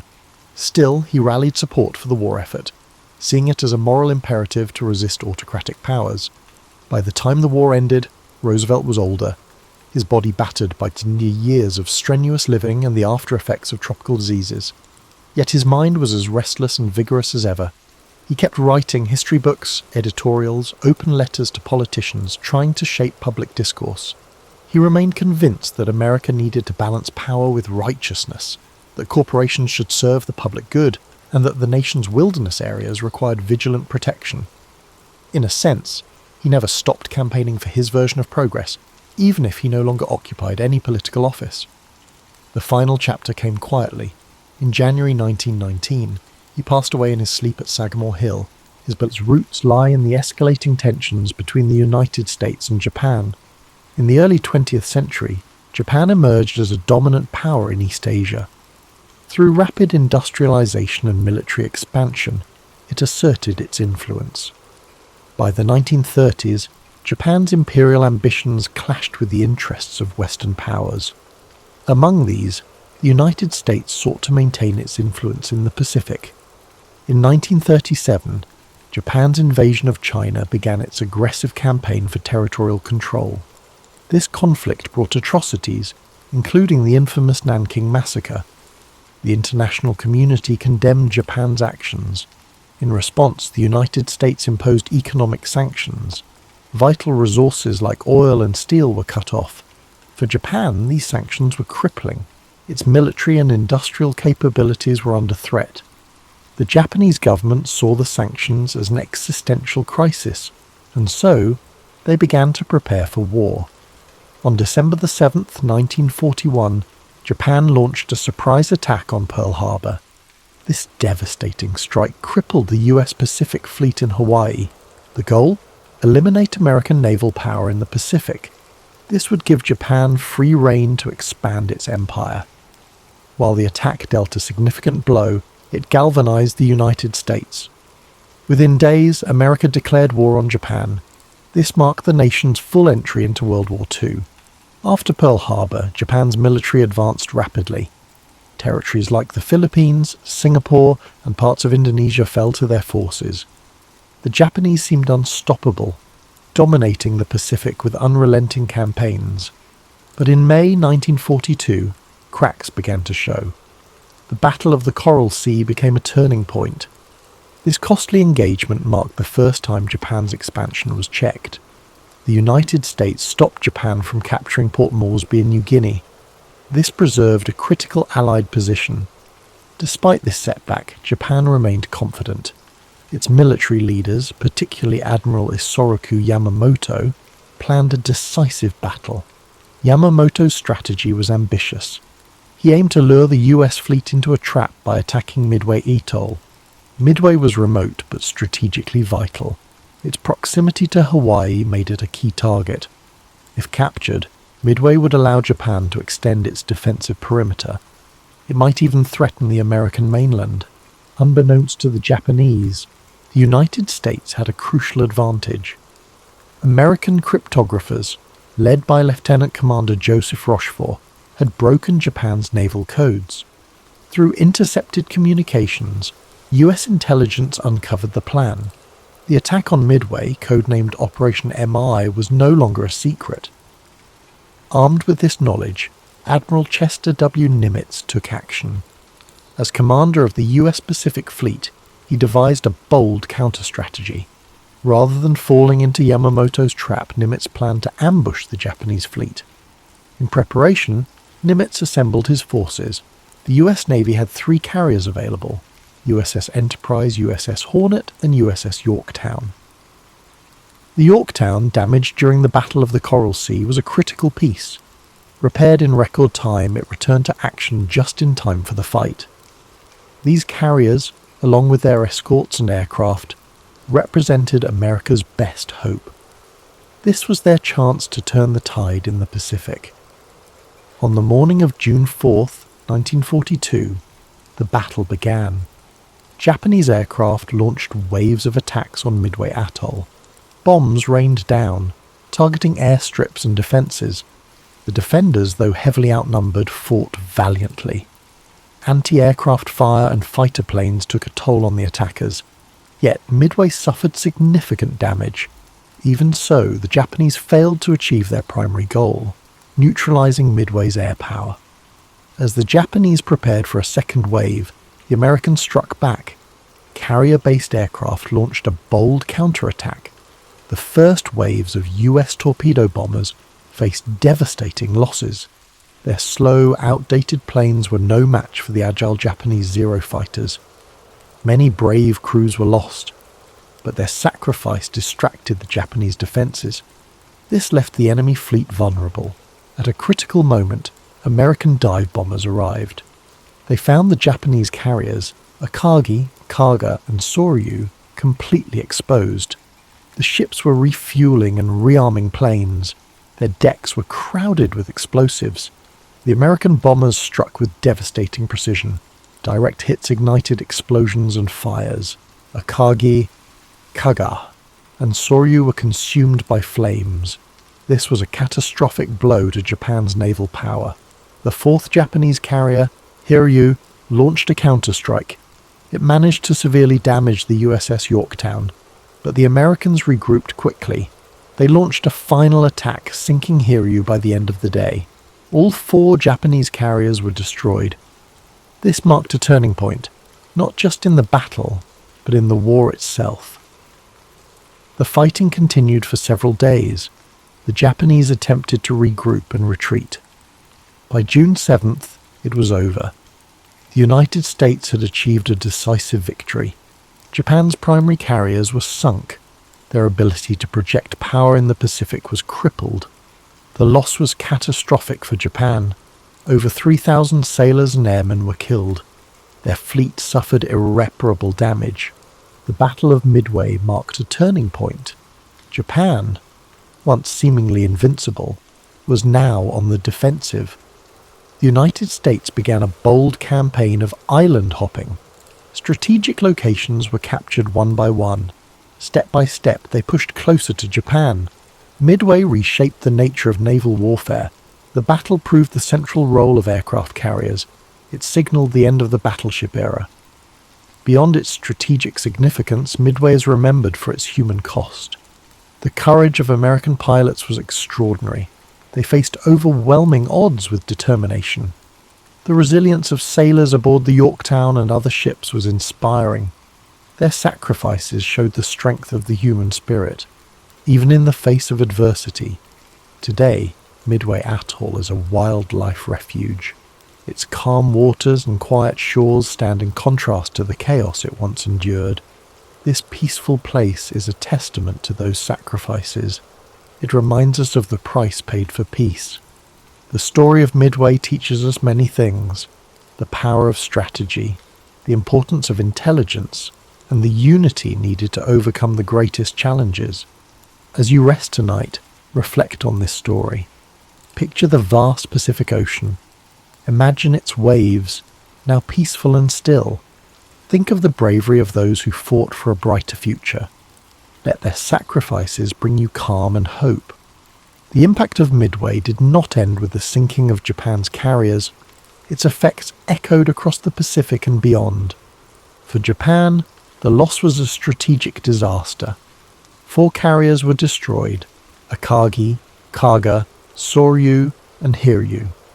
These ships were the core of the Imperial Japanese Navy's striking force. Their destruction ended Japan's ability to conduct large-scale offensives. The loss of experienced pilots and aircrew was another blow.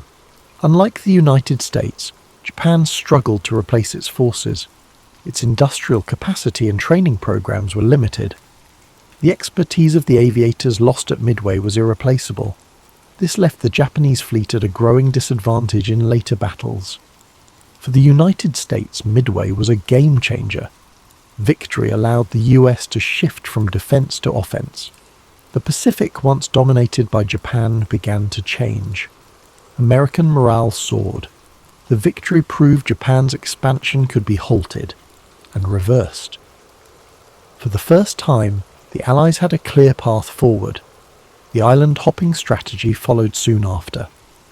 Allied forces targeted key Japanese-held islands. They bypassed heavily fortified positions, choosing strategic locations instead. Each island captured brought the Allies closer to Japan's home islands. Japanese supply lines were cut off, isolating their forces. One of the first campaigns to build on Midway's success was the Battle for Guadalcanal, which began in August 1942. This grueling 6-month campaign saw the United States gain its first major foothold in the Pacific. It marked the beginning of Japan's long retreat. The lessons learned at Midway, particularly the importance of air superiority and carrier-based operations, were applied repeatedly in the battles that followed. The psychological impact of Midway was equally profound. For Japan, the defeat shattered the aura of invincibility that had surrounded its navy. The loss of the carriers that had spearheaded the attack on Pearl Harbor was a blow. It was a blow not only to Japan's military capabilities, but also to its national pride. The morale of Japanese troops and citizens began to waver. The realization set in: victory might not be achievable. For the United States and its allies, Midway was a source of inspiration and determination. The victory demonstrated that careful planning, intelligence, and courage could overcome even the most formidable adversaries. It strengthened the resolve of Allied forces and galvanized the American public, who now saw a path to ultimate victory in the Pacific. The Battle of Midway also highlighted the evolving nature of naval warfare. The era of the battleship, long considered the dominant force in naval strategy, was over. Midway confirmed that aircraft carriers and their air groups were the new kings of the sea. Control of the skies became the determining factor in naval engagements. This shift would influence military doctrine for decades to come. The role of intelligence in the battle cannot be overstated. The work of American codebreakers, who deciphered Japan's naval plans, provided a critical advantage. This allowed the United States to prepare and execute its ambush. This achievement underscored the importance of information and communication in modern warfare. It set the stage for the development of sophisticated intelligence operations in future conflicts. As the war progressed, the impact of Midway became increasingly evident. The Japanese Navy, once a dominant force, found itself unable to mount large-scale operations. Meanwhile, the United States, with its unmatched industrial capacity, continued to build and deploy new carriers, planes, and ships. By 1944, the balance of power in the Pacific had shifted decisively in favor of the Allies. Today, the story of Midway is remembered not just as a battle. It is a testament to the resilience, ingenuity, and bravery of those who fought there. It serves as a reminder of the sacrifices made by the greatest generation, and the lessons of courage, strategy, and unity that shaped the outcome of the war. The site of the battle, Midway Atoll, is now a place of peace and reflection. Designated as a national wildlife refuge, it is home to a rich diversity of marine and bird life. A far cry from the chaos of war that once engulfed its waters, the atoll stands as a symbol of renewal and a tribute to the resilience of nature and humanity alike. As you reflect on the events of the Battle of Midway, imagine the vast, quiet expanse of the Pacific, its waters calm and still under a starry sky. Let the courage and determination of those who fought fill you with a sense of gratitude and inspiration. Their sacrifices remind us of the strength and resilience within each of us and the enduring hope for peace. After the decisive American victory at Midway, the Imperial Japanese Navy found itself in a precarious position. With the loss of 4 carriers, over 300 aircraft, and their experienced crews, Japan's ability to project power across the Pacific was irreparably weakened. The battle also exposed critical flaws in Japan's strategic planning and overconfidence. Despite early successes in the war, the Japanese High Command underestimated the United States' industrial capacity, intelligence capabilities, and the sheer determination of its forces. Midway was a psychological blow to Japan. The once dominant Japanese Navy now faced a growing and increasingly confident American fleet. This loss of momentum had a cascading effect on Japanese strategy. Without the naval supremacy they had relied upon, Japan was forced into a defensive posture, scrambling to protect its remaining territories and resources. Meanwhile, the United States capitalized on its victory to push forward with its island-hopping campaign. This strategy involved bypassing heavily fortified Japanese strongholds in favor of capturing strategically significant islands. Each island seized became a stepping stone toward Japan itself, providing bases for air operations, supply lines, and staging areas for future assaults. One of the first major campaigns following Midway was the Battle for Guadalcanal, which began in August 1942. Guadalcanal was a grueling and protracted campaign, lasting 6 months and testing the endurance of both American and Japanese forces. The lessons learned at Midway played a crucial role in this battle, particularly the importance of air superiority and naval coordination. Guadalcanal marked the first significant offensive by Allied forces in the Pacific and further demonstrated Japan's inability to sustain its initial advances. The importance of logistics and industrial capacity, highlighted by Midway, became even more apparent as the war progressed. The United States, with its vast industrial resources, was able to replace ships, aircraft, and personnel at a pace that Japan could not match. For every carrier Japan lost at Midway, the US was building multiple new carriers, along with the planes and crews needed to operate them. This overwhelming production capacity allowed the Allies to maintain pressure on Japan across multiple fronts. The Battle of Midway also influenced the development of naval warfare tactics and technology. The battle demonstrated the importance of aircraft carriers as the centerpiece of naval strategy, relegating battleships to a secondary role. The lessons learned at Midway shaped the way future naval engagements were fought, with an emphasis on air power, intelligence, and mobility. Intelligence gathering, which had played such a pivotal role at Midway, continued to be a critical factor in the Allied war effort. The success of American cryptographers in breaking Japanese codes allowed the US to anticipate and counter Japanese moves throughout the war. This advantage helped secure victories in battles such as the Philippine Sea and Leyte Gulf, further eroding Japan's ability to wage war. As the war drew closer to Japan's home islands, the effects of Midway became even more pronounced.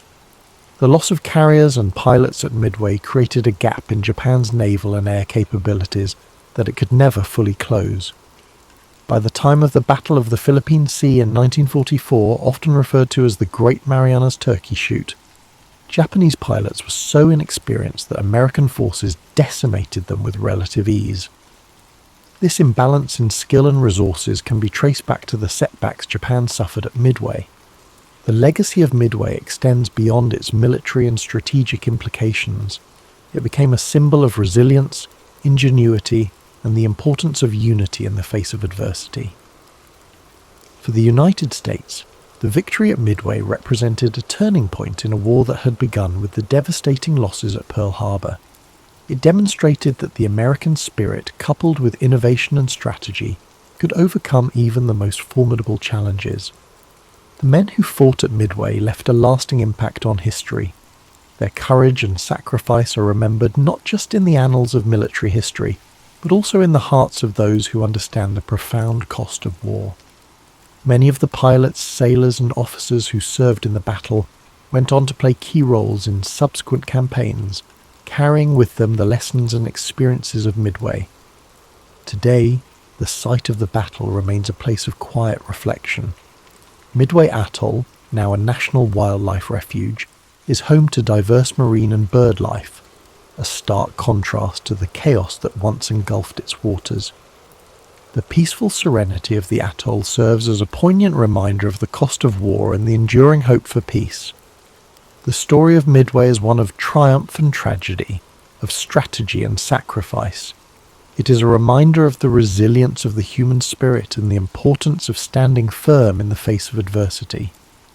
As we reflect on this pivotal moment in history, let us remember the bravery of those who fought, the lessons they taught us, and the enduring legacy of their actions.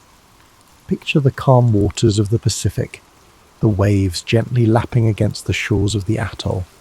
Imagine the bravery of those who took to the skies and seas, their sacrifices shaping the course of history. Let their legacy remind you of the strength and resilience within us all. Thank you for joining us tonight on History and Sleep. May the story of the Battle of Midway bring you reflection, perspective, and a deep sense of gratitude. Sleep well, and may your dreams be filled with the quiet strength of those who came before us, and the enduring hope for a better world. Sweet dreams, and drift off to sleep with rain. Nicholaus Copernicus did not awake each morning, expecting to redefine how humanity understood the cosmos. In his youth, he was a quiet observer of everyday trade, civic gossip, and the slow turn of seasons along the Vistula River. Born in 1473 in Torun, he lived in a land humming with activity, bustling markets, occasional outbreaks of illness, and whispers of new maps from distant seas. He absorbed all of it without making grand claims or seeking quick fame. His father, a merchant of modest means, died when Copernicus was still a child. This loss shifted the boy's path, placing him under the care of his uncle, Lucas Watson Road, a bishop with strong ambitions for his nephew. But it was not a cosy arrangement free from pressure. In 15th century Europe, family alliances mingled with church roles. Watson Road made sure Nicholaus gained a broad education, perhaps believing that a well-schooled clergyman could serve both faith and practical politics. By his late teens, Copernicus studied at the University of Krakow, a lively centre of scholarship. The city's streets teemed with visiting merchants who told of copper mines and foreign trade routes. Professors taught geometry side by side with astrology, half-lost Greek texts, and careful reflections on the cosmos. Nicholaus listened eagerly. He devoured ideas about celestial spheres and puzzling planetary orbits, tucking them away while also training in law and medicine. As a student, he displayed no wild rebellion. Instead, he showed a quiet thirst for evidence. If a notion seemed inconsistent, such as the accepted idea that the sun spun around Earth, he filed it under needs more thought. Beyond the lecture halls, Copernicus encountered a swirl of travelling scholars. Some boasted credentials from Italy or distant corners of the Holy Roman Empire. They debated the relative positions of stars, whether Mercury followed a perplexing path, and if ancient astronomers might have overlooked simpler interpretations. Many dismissed alternatives outright, clinging to the comfort of tradition. But Copernicus felt a tug toward re-examination. Observing the sky with primitive instruments, he noted patterns that didn't align perfectly with existing models. He completed his basic studies in Krakow, then ventured beyond Poland's borders. Italy beckoned, with universities in Bologna and Padua promising more specialised knowledge. There, he immersed himself in the revival of Greek and Roman thought. He pored over manuscripts in dimly lit libraries, fascinated by calculations from centuries past. He also studied canon law, fulfilling family expectations that he build a solid ecclesiastical career. But when evenings came, he would slip outside and look heavenward, measuring angles between stars or charting planetary positions. Each observation hinted that Earth might be in motion, though he dared not announce such a claim prematurely. Although Copernicus was devout and respectful of the Church's authority, he had a careful mind. He saw how theological and political forces shaped knowledge. If a new idea threatened established beliefs, it might be scorned before it was tested. He acquired the skill of patience. Gradually, he compiled observations. He refined calculations taken from Greek sources, then combined them with modern star charts. Quietly, the shape of a new model emerged: Earth, in motion around a sun that commanded the centre of the system. Yet even these thoughts were incomplete. He lacked perfect instruments and recognised that the mathematics required further refinement. By the time he returned to his homeland to serve as a canon at Frombork Cathedral, Copernicus had developed an approach that blended caution with an innovation. In Frombork, he managed administrative tasks, financial matters, and community disputes, skills that gave him a grounding in practical life. Still, late at night, he observed the skies through tiny windows in the tower. Using rudimentary tools, he tested angles, compared them with references, and revised his growing manuscript. Few neighbours knew the depth of his curiosity. He did not proclaim that the earth moved, or that centuries of teaching were flawed. Instead, he continued to gather data, revise charts, and refine his emerging theory. He weighed the risk. To challenge the geocentric worldview was to question scriptural interpretations, academic tradition, and the power structures that shaped them. But the puzzle of planetary movement drew him forward, urging him toward a more convincing explanation. By the dawn of a new century, Copernicus's notebooks were rich with diagrams that contradicted accepted dogma. The seeds of a revolution were sown, even if they still rested in unspoken form, in the mind of a humble canon quietly scribbling in a remote corner of Europe. In secret letters to close colleagues, he hinted at his suspicions but held back his conclusions. By the early 16th century, Frombork was more than a spot on the Baltic coast. Its cathedral, perched above windswept waters, housed Copernicus in his role as canon. Here, he balanced church governance with private questions about planetary motion. Though smaller than Krakow or Bologna, Frombork offered something precious: quiet, steady hours for research. Europe was tense with talk of religious reform. Rumours of upheaval swept through ports, reaching Frombork in whispered fragments. Copernicus saw the risks of challenging official doctrine. If he declared Earth's movement, he might face condemnation. So, he worked cautiously, measuring the sky with simple instruments each night. His notes revealed that the sun, not Earth, likely held the centre. During the day, he managed church finances and mediated local problems. Officials admired his precision and calm. When currency troubles arose, he designed measures to stabilise coinage, bolstering his reputation as a logical thinker. Such behaviour helped mask his radical astronomy. The more respect he garnered for practical solutions, the safer he felt exploring unorthodox ideas in private.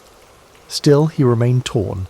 In an age where the Church shaped much of scientific understanding, proposing a heliocentric system was risky. Scripture seemed to confirm Earth's central place. Copernicus grasped that mathematical evidence alone might not sway those who believed questioning geocentrism was akin to heresy. He exchanged guarded letters with scholars, sharing parts of his data but rarely revealing the full extent of his model. Frombork's quiet aided his patience. He tracked planetary paths across months and years. Errors in existing models grew too large to ignore. The orbits, once force-fit to Ptolemy's system, made sense when the sun sat in the middle. Copernicus refined these insights in drafts he showed only to trusted friends. He feared the backlash if word spread prematurely. Meanwhile, the Reformation simmered in Europe. People questioned church authority on many fronts. The old structures were weakening. Copernicus observed that the pervasive uncertainty could potentially foster new ideas, but it also heightened the likelihood of severe retaliation if these ideas contradicted deeply held beliefs. He watched how daring thinkers risked exile or worse, yet some found pockets of support, suggesting that a revolution in astronomy might eventually find acceptance. By the mid-1510s, his notebooks held a skeleton of the heliocentric model. Earth spun and circled the sun, joined by the other planets, yet he refused to publish a major treatise. He insisted on checking every calculation. Observational evidence had to be beyond reproach. Church superiors recognized his diligence and seldom pried into his nighttime research. They assumed he was honing church-related expertise, not drafting a cosmic shift. His life looked ordinary. He ate modest meals, cared for ill colleagues, and attended to canonical duties with unwavering focus. But once darkness fell, he scaled the cathedral tower to observe the planets. He aligned homemade instruments to gauge Jupiter's position, or noted how Venus vanished behind the sun's glare at times inconsistent with geocentrism. In the hush of the tower, he felt the weight of discovery, tempered by the knowledge that revealing it too soon could endanger him. This period also tested his resolve. Persistent calculations sometimes contradicted his earlier assumptions, forcing him to correct or refine his diagrams. Yet each setback nudged him toward a more robust framework. He realized that Ptolemy's centuries-old design no longer held up under meticulous scrutiny. If Earth truly revolved, it explained the irregular motion so many had labored to reconcile. The data whispered that ancient edifice of belief was cracking. In 1514, he drafted a concise outline called the Commentariolus. It circulated among a small circle, generating muted intrigue. Copernicus valued their feedback, which helped him hone his equations. He kept his tone measured, presenting heliocentrism as a hypothesis rather than a challenge to authority. He saw that acceptance depended on evidence, not strident proclamations, and so he persisted, day after day. He would read economic reports in the morning and engage in stargazing at night, constantly refining his observations. The locals viewed him as a prudent canon, never suspecting that his observations could unsettle the very foundation of cosmic order. Yet, in that remote corner of the Baltic, he gathered the pieces for a grand puzzle that would, in time, upend humanity's view of itself. By the end of this phase, his confidence had grown. The numbers spoke clearly to him, even if he kept them hidden from public debate. While Europe's religious tensions escalated, Copernicus quietly solidified his theory. He saw potential allies in a future shaped by fresh perspectives. By the 1520s, Europe's religious landscape was in upheaval. Martin Luther's Reformation challenged long-standing church authority, fueling tension across nations. Against this backdrop, Copernicus quietly refined his heliocentric theory. At Frombork, he juggled ecclesiastical duties with clandestine astronomical pursuits. Aware that a misstep could brand him a heretic, he shared star charts and observations through letters to scholars in Italy and Germany. Although some recognized that Ptolemaic geocentrism seemed forced, open endorsement of Earth's motion was risky. Copernicus tested each new data point, measuring planetary positions with homemade instruments. With each alignment, the sun-centered approach gained credibility, but proclaiming it publicly might trigger condemnation. The diocese entrusted him with greater responsibilities. He resolved financial disputes, attended synods, and occasionally travelled. Everywhere he went, he saw how Luther's ideas shook old pillars of authority. Quietly, he noted parallels to the cosmic debate. If Europe's spiritual core could be questioned, perhaps its astronomical beliefs might also be challenged. Still, caution prevailed. He wrote in Latin, making his drafts less accessible to the uninitiated. He tested retrograde motion under the new model, confirmed that Earth's rotation explained day and night, and that seasonal changes fit a planet circling the Sun. He was building a rigorous, cohesive argument. Yet rumours spread that Copernicus harboured unorthodox views. Aware that unrefined manuscripts circulated without his permission, he worried about critics who might seize on incomplete data. Despite these fears, he found encouragement in quiet corners. Trusted colleagues marvelled at how neatly the theory explained planetary wanderings. Others, fearful themselves, advised him to hold back until Europe's religious confusion abated. He heeded that counsel, but he kept gathering observations, night after night. He charted angles and times, refining calculations. He felt certain that Earth's motion was not just plausible, it was likely true. One of his challenges lay in reconciling scripture with a moving Earth.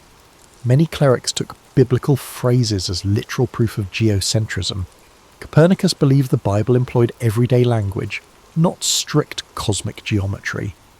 He chose his words carefully, asserting that a sun-centered system needn't undermine faith.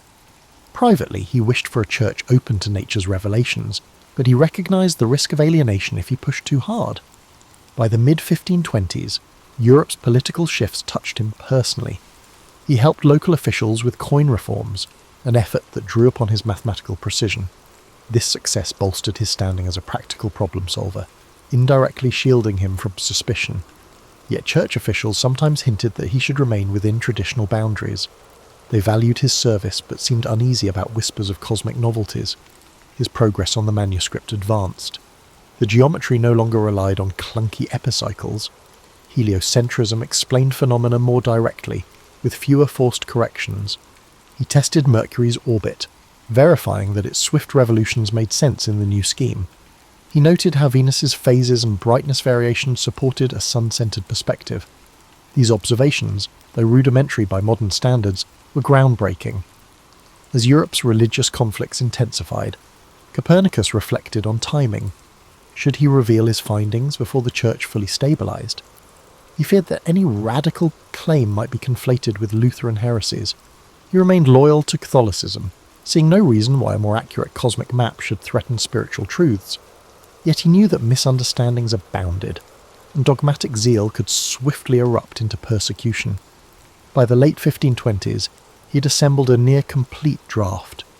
He called it De Revolutionibus Orbium Coelestium, on the revolutions of the heavenly spheres.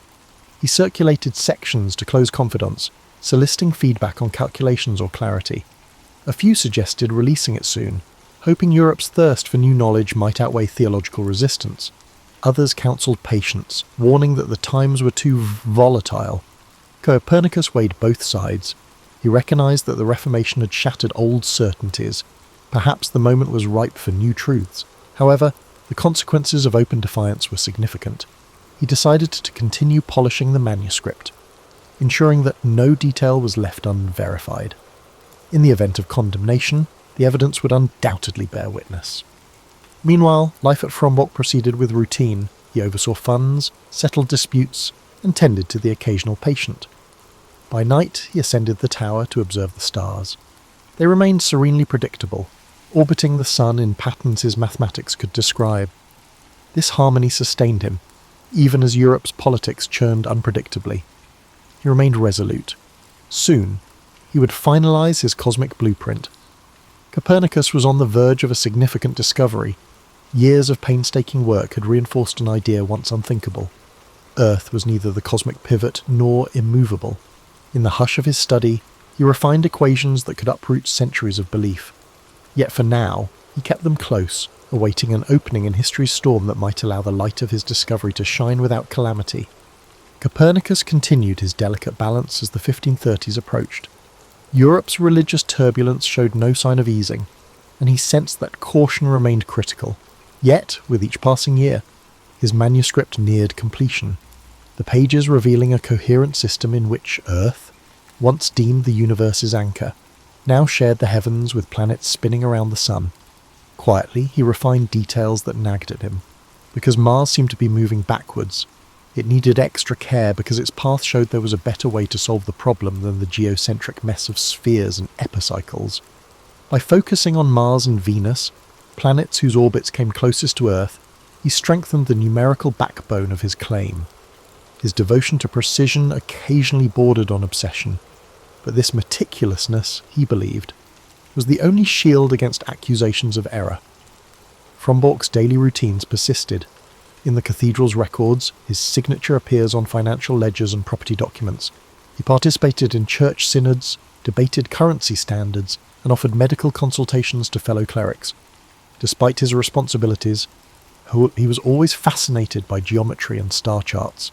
At times, he found it ironic that a man so deeply entrenched in the church's official structure was assembling a radical concept that could unseat centuries-old dogma. Yet Copernicus did not see himself as a rebel. He was not out to undermine faith, merely to rectify what he viewed as a flawed cosmology. The impetus behind his work was neither vanity nor rebellion, but a quest for a truer understanding of creation. If God had set the sun at the centre, then acknowledging that truth honoured, rather than defied, divine order. In these years, a handful of younger scholars began seeking him out. They heard whispers that an unassuming canon in a Baltic outpost was building a staggering new celestial framework. One such visitor was a bright mathematician who journeyed north, risking poor roads and uncertain lodgings, just to glimpse Copernicus's calculations. Though the older man was reserved, he recognised genuine curiosity in these guests, and sometimes shared glimpses of his evolving model. He stressed that it was still in flux, cautioning them not to spread half-formed theories that critics could easily dismantle. Occasionally, word of Copernicus's ideas made its way to academics in larger cities. Some expressed scepticism. They pointed to centuries of authority backing Earth's fixed position, or they raised theological concerns about dislodging humanity from the cosmic centre. Others quietly cheered him on, intrigued by reports that his geometry matched observations more neatly than Ptolemy's. This division in response only heightened his sense that timing would be everything. One challenge he faced was how to present his findings. The written text was dense, filled with geometry and astronomical tables. It would not be a casual read for the untrained. That was intentional. Copernicus believed that if his argument stood against theological scrutiny, it must first appear airtight to mathematicians. Once the mathematical skeleton was unassailable, he hoped reason would triumph, persuading even skeptics who feared contradiction with scripture. Still, he had lingering doubts about reception. Europe was in disarray, local skirmishes erupted over doctrines that now seemed fluid, and the threat of political entanglement loomed. When he read news of harsh punishments for dissenters, he wondered whether his cosmic theory might be lumped in with dangerous heresies. Yet he pressed on, guided by an inner conviction that the simpler explanation of planetary motion must eventually prevail. Between editing sessions, he still took time to observe the heavens. Nightly vigils were a source of comfort for him even in his 50s. The glimmer of Saturn, or the brightness of Jupiter, reassured him that the sky did not bend to human quarrels. It followed laws that beckoned to be understood. Inside Frombork's walls, Copernicus's outward life appeared unchanged. He was a dutiful canon, a measured official, and an occasionally stern caretaker of church affairs.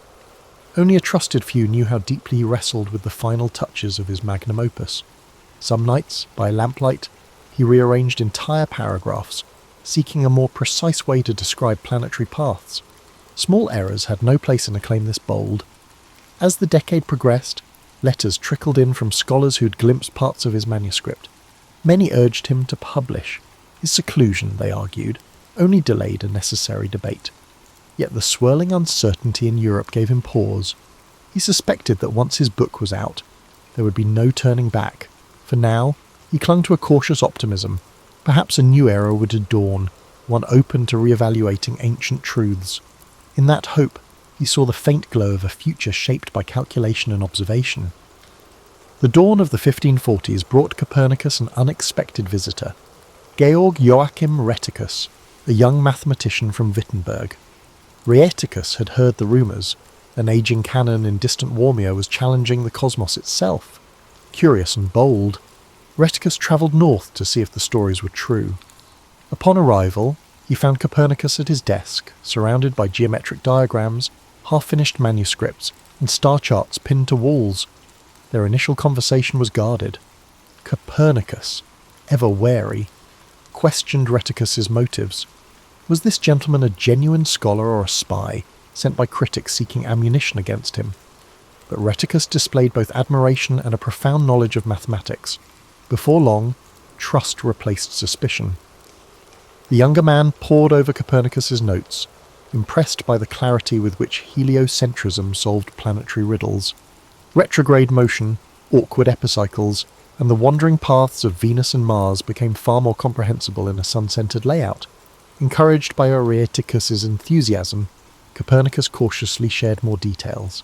He explained how decades of observations pointed to the same conclusion. Earth was a planet orbiting the sun, spinning on its axis to create day and night. Rheticus, astonished, urged him to publish. If even a fraction of these calculations were accurate, the world needed to know. Copernicus hesitated. Europe's religious situation remained volatile. One misinterpretation of his work could see him branded a heretic. Still, Rheticus persisted. He offered to write a preliminary treatise showcasing the core arguments, a trial balloon to gauge reaction. Copernicus consented, handing over relevant tables and diagrams. Rheticus composed the Narratio Prima, describing heliocentrism in readable form. Circulated in scholarly circles, it sparked a mix of curiosity, praise, and alarm. Some lauded the elegant math, others bristled at dethroning Earth. The Church kept silent for the moment, perhaps not fully grasping the implications or too busy handling other controversies. Buoyed by the reaction, Rheticus urged Copernicus to finalize De Revolutionibus. He argued that reason and observation were on their side. If the book laid out each calculation thoroughly, it could withstand even hostile scrutiny. In private, Copernicus felt he was facing a pivotal moment. He had dedicated most of his adult life to this theory. If he died with the manuscript unpublished, all that effort might fade into obscurity, yet to publish was to risk condemnation. Even as he wrestled with these choices, life in Frombork marched forward. He oversaw church revenues, patched up administrative loopholes, and sometimes practiced medicine for local residents. Rheticus stayed for months, assisting with computations and clarifying textual passages. Their collaboration proved fruitful. Where Copernicus's Latin explanations felt dense, Rheticus suggested simpler wording. Where Rheticus hurried, Copernicus insisted on double-checking each figure. In time, the manuscript became more coherent and approachable. Rumours of this partnership spread, and some scholars travelled north to witness the synergy. They debated planetary speeds and elliptical hints. Though neither man realised it fully at the time, their exchange of ideas foreshadowed future scientific endeavours where collaboration would push boundaries of knowledge. Yet clouds of doubt hovered. Not everyone was ready for a world lacking Earth's cosmic privilege. Meanwhile, Copernicus received letters from distant colleagues warning him of potential backlash. A few devout theologians insisted that Scripture unequivocally placed Earth at the centre. Another faction, less tied to literal interpretations, expressed intrigue at the possibility of reconciling a moving Earth with God's grand design. In these missives, Copernicus saw both risk and hope. Divisions among intellectuals mirrored the broader rift fracturing Christendom. Increasingly, he leaned on Rheticus for counsel. The younger man advocated transparency, convinced that a well-argued treatise would find defenders among Europe's scholars. This optimism heartened Copernicus, though he remained wary. To reassure his friend, and perhaps himself, he invoked the principle that truth, grounded in measurable phenomena, should endure. If the sun truly lay at the centre, no condemnation could erase the geometry proving it. Yet, as they rechecked tables and refined the text, Copernicus's health began to wane.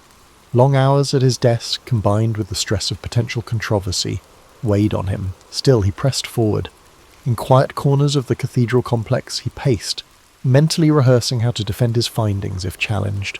With each revision, De Revolutionibus solidified into a structured argument. Geometry and observation intertwined, forming a fortress of logic. Sensing the urgency of the situation, Rheticus suggested printing the manuscript. Copernicus reluctantly agreed, provided he could oversee the final stages to ensure accuracy.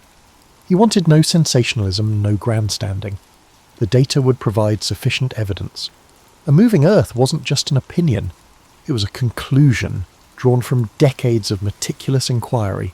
By the early 1540s, Copernicus was on the verge of publication. The quiet scholar who once hid his notes now inched toward revealing them. Europe might recoil or rejoice, he could not predict. But with Rheticus at his side, he felt less alone. The momentum was unstoppable. A swirl of ink-stained pages, fresh calculations, and cautious excitement gathered force. Soon, the world would learn of a cosmic shift that carried as much poetic wonder as it did sober mathematics. By 1542, Copernicus's manuscript was nearly ready for the printer, yet he fretted over every line.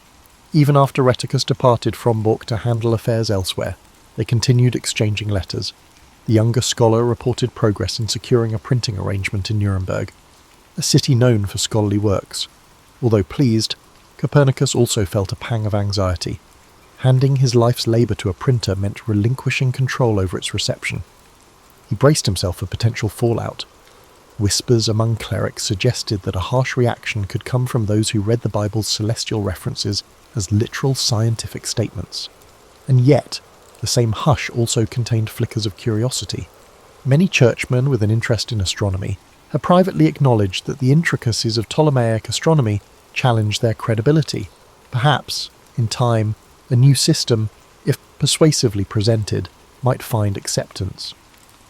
Before sending the final draft to Nuremberg, Copernicus added finishing touches, refined planetary tables, a preface in measured tones, and clear proofs of each claim. He took solace in Rheticus's vow to oversee aspects of the publication, but as he sealed the last packet of manuscripts, he could not quell a tremor of apprehension. There was no telling how Europe, embroiled in Protestant Catholic tensions, would react to an idea that seemed to rewrite creation's script. In the printing shop, trouble stirred. Andreas Osiander, a Lutheran theologian and mathematician, was enlisted to help with the publication process. Osiander, without Copernicus's direct approval, affixed a preface suggesting that we should treat the new model as a mere hypothesis, not a literal truth. Intent on shielding Copernicus from persecution, or so he claimed, Osiander's note implied that the heliocentric arrangement was just a convenient way to calculate planetary positions. This ambivalence grated on those who knew Copernicus's genuine conviction. Rheticus, furious at the alteration, sought to rectify matters, but the printing presses were already in motion. Copies of De Revolutionibus Orbium Coelestium rolled out, some with Osiander's unauthorized preface front and centre. When word of this reached Copernicus in Frombork, he was too ill to mount a vigorous protest. Age and sickness had caught up with him. Friends noted that his once methodical pace of life now faltered as he confronted persistent fatigue and bouts of confusion. Still, his resolve did not break. He had done what he set out to do, placed the Earth in motion and the Sun in the centre, with rigorous math to back it. In spirit, he rejected Osiander's suggestion that it was mere theory. For Copernicus, careful observation and calculation had laid bare the architecture of the cosmos. His only regret was losing a measure of control over how the public first encountered his opus. As the printed volumes began their slow dissemination across Europe, the initial response was muted. Many readers found the text too dense to pass quickly. Some scholars examined the tables and geometry, intrigued but unsure if they dared endorse such a radical viewpoint. Others dismissed it out turmoil, citing scriptural or philosophical objections. Church officials, preoccupied with stamping out Protestant heresies, did not immediately focus on the treatise. A swirl of local controversies overshadowed Copernicus's cosmic claim. Meanwhile, in the hushed rooms of monastic libraries, a few inquisitive minds turned the pages with dawning realization. The logic was compelling. No matter how one tried to preserve geocentrism, the math kept pointing back to a sun-centered system. That a canon of the Church had authored such a text baffled some and inspired others. Indeed, whispers circulated that if a Catholic cleric could advocate a moving earth, perhaps the lines dividing faith and inquiry weren't as absolute as many believed. Back in Frombork, Copernicus's condition deteriorated. Accounts suggest he suffered a stroke. By May of 1543, he was largely bedridden, drifting in and out of clarity. Legend holds it that he received a bound copy of De Revolutionibus on his deathbed, though whether he recognised it is uncertain. Some say he opened it, saw the printed diagrams, and smiled faintly. Others claim he was barely conscious. The truth is lost in the haze of final hours. What remains certain is that he passed away soon after the book appeared. His life's work, once guarded in secret manuscripts, now circulated beyond his small domain. The seeds of revolution were in place, poised to challenge intellectual assumptions for generations to come. Like a spark igniting a distant fuse, De Revolutionibus would not detonate instantly, but it carried a flame that would burn steadily through halls of learning. In those last days, Copernicus's name was not yet legendary.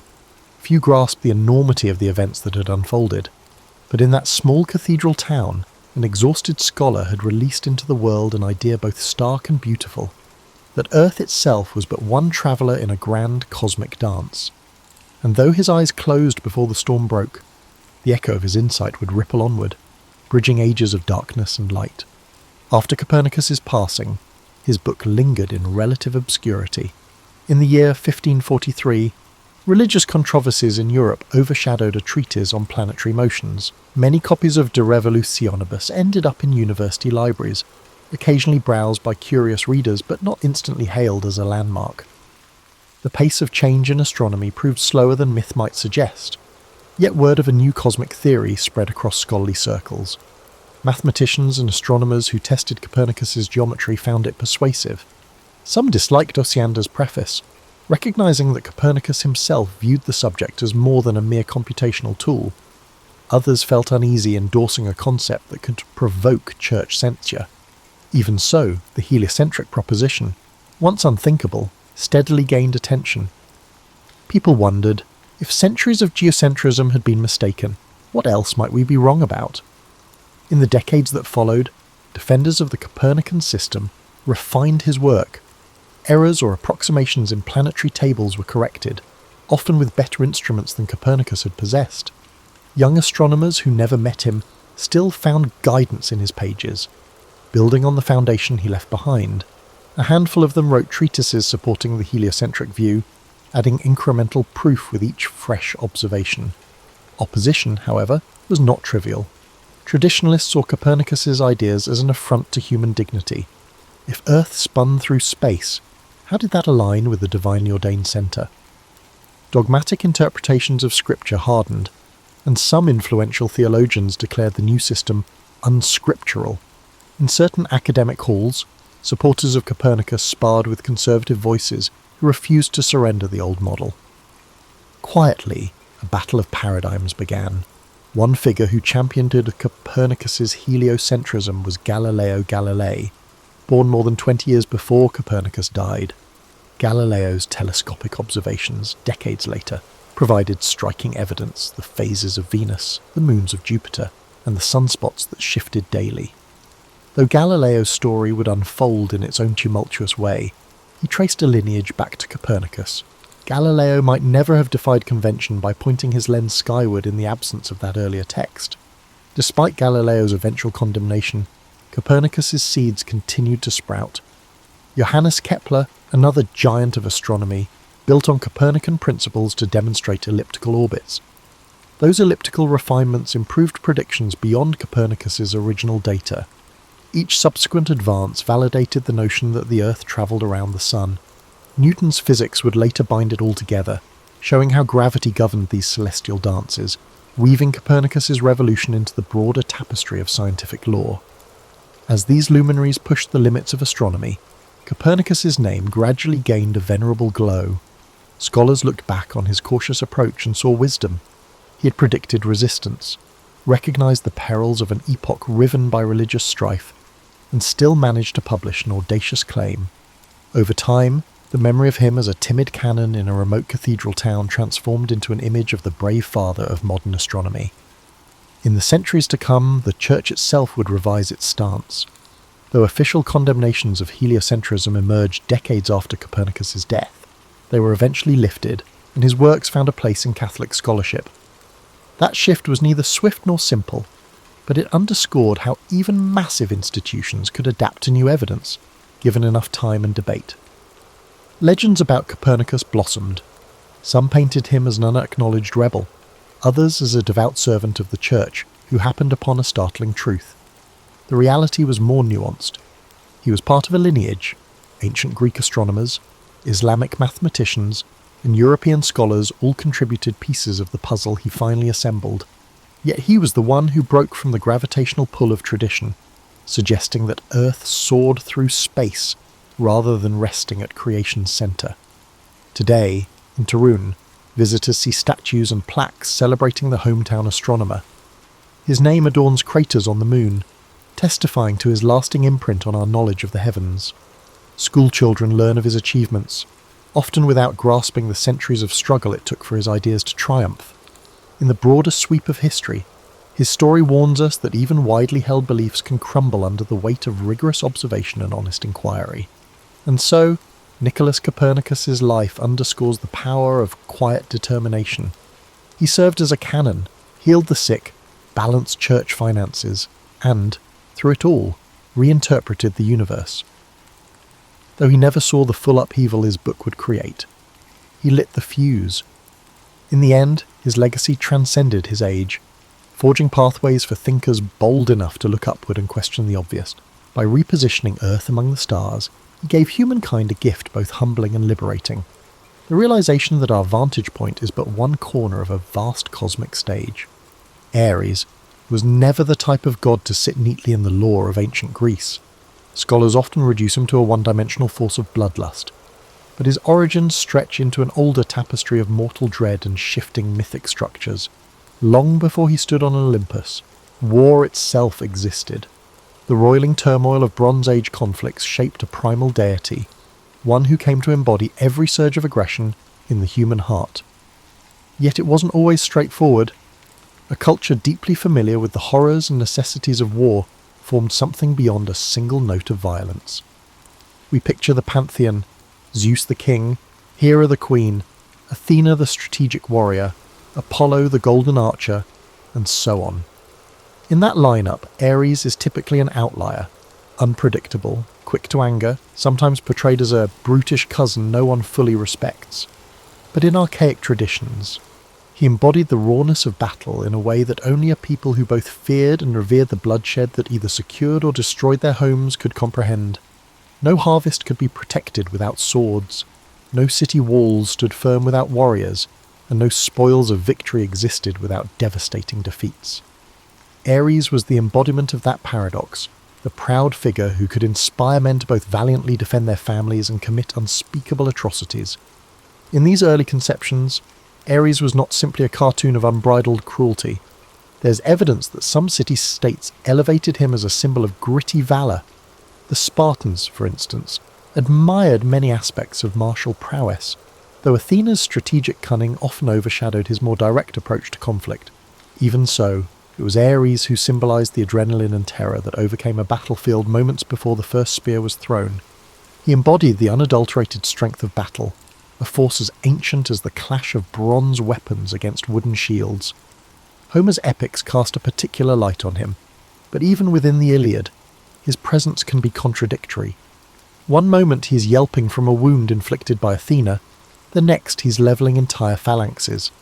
This spectrum illustrates the capricious nature of war itself, ephemeral victories, devastating losses, and the hollowness that can follow even the most triumphant campaign. In many ways, Ares represented the chaos that no general's plan could fully tame. It's important to note that ancient worshippers were not naive about the price of war. Bloodshed came at a high cost.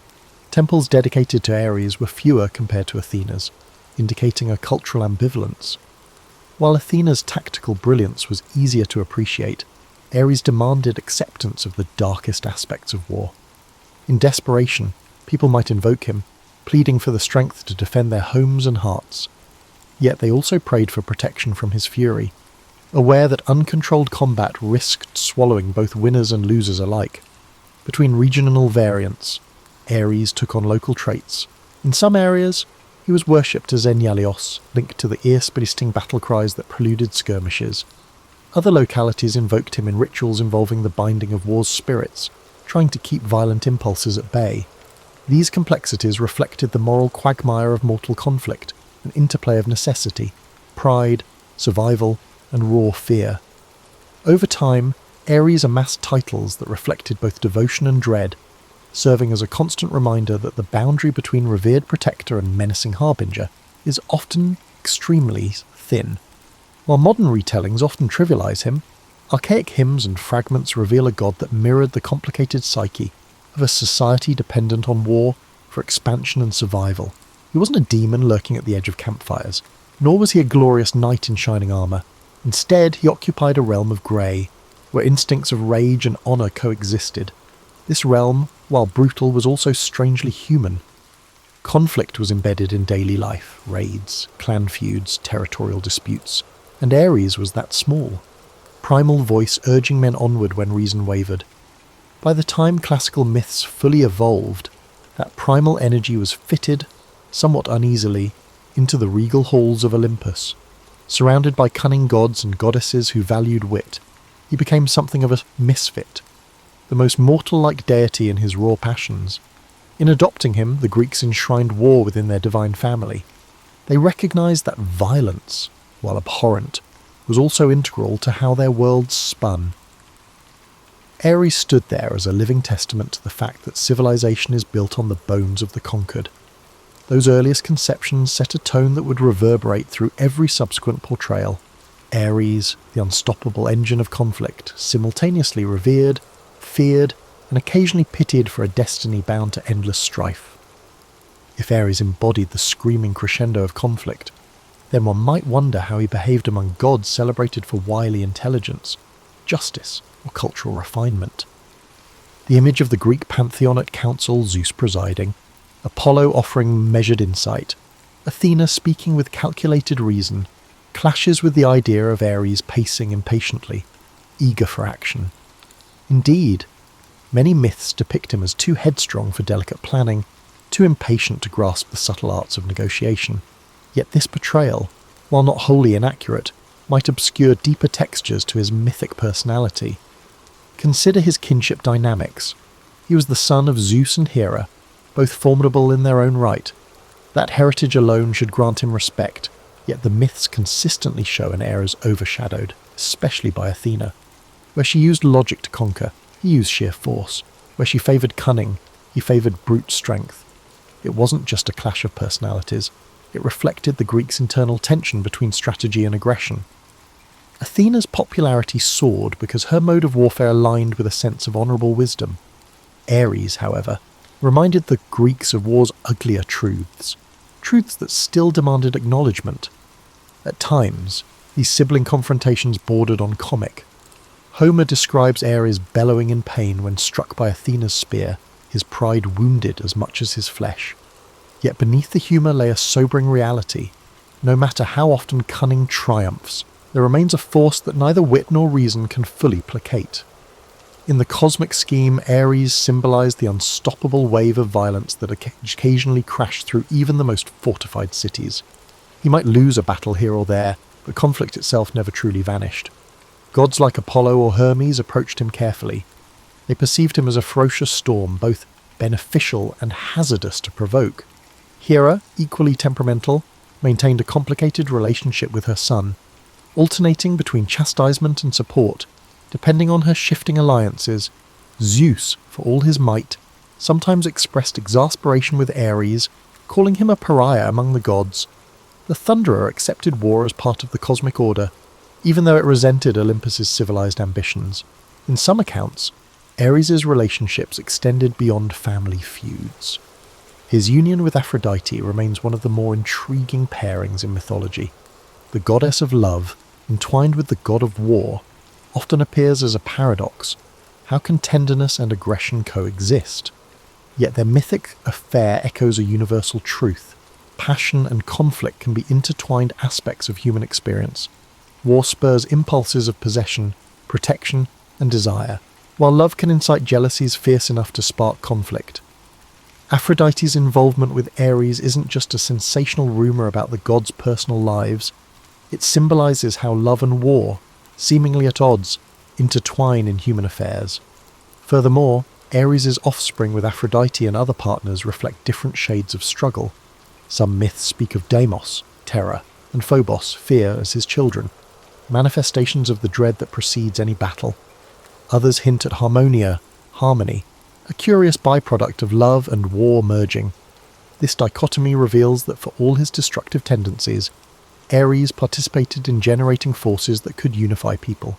If only they learned to harness conflict's lessons, a battlefield can unite comrades as powerfully as it drives them to oppose an enemy. Outside these grand narratives, certain cult practices suggest that not every devotee saw Ares as irredeemably brutish. In some Greek regions, modest shrines were dedicated to him, places where warriors offered thanks for survival or supplicated for courage. While his worship never equalled Athena's broad acclaim, it served a ritual function in communal life. Soldiers recognised that, for all the talk of strategy, once spears flew and blood spattered the earth, raw fighting spirit might decide who lived and died. They turned to Ares for that final push. His image was not static. The city of Thebes once honoured him, linking him to its legendary founder.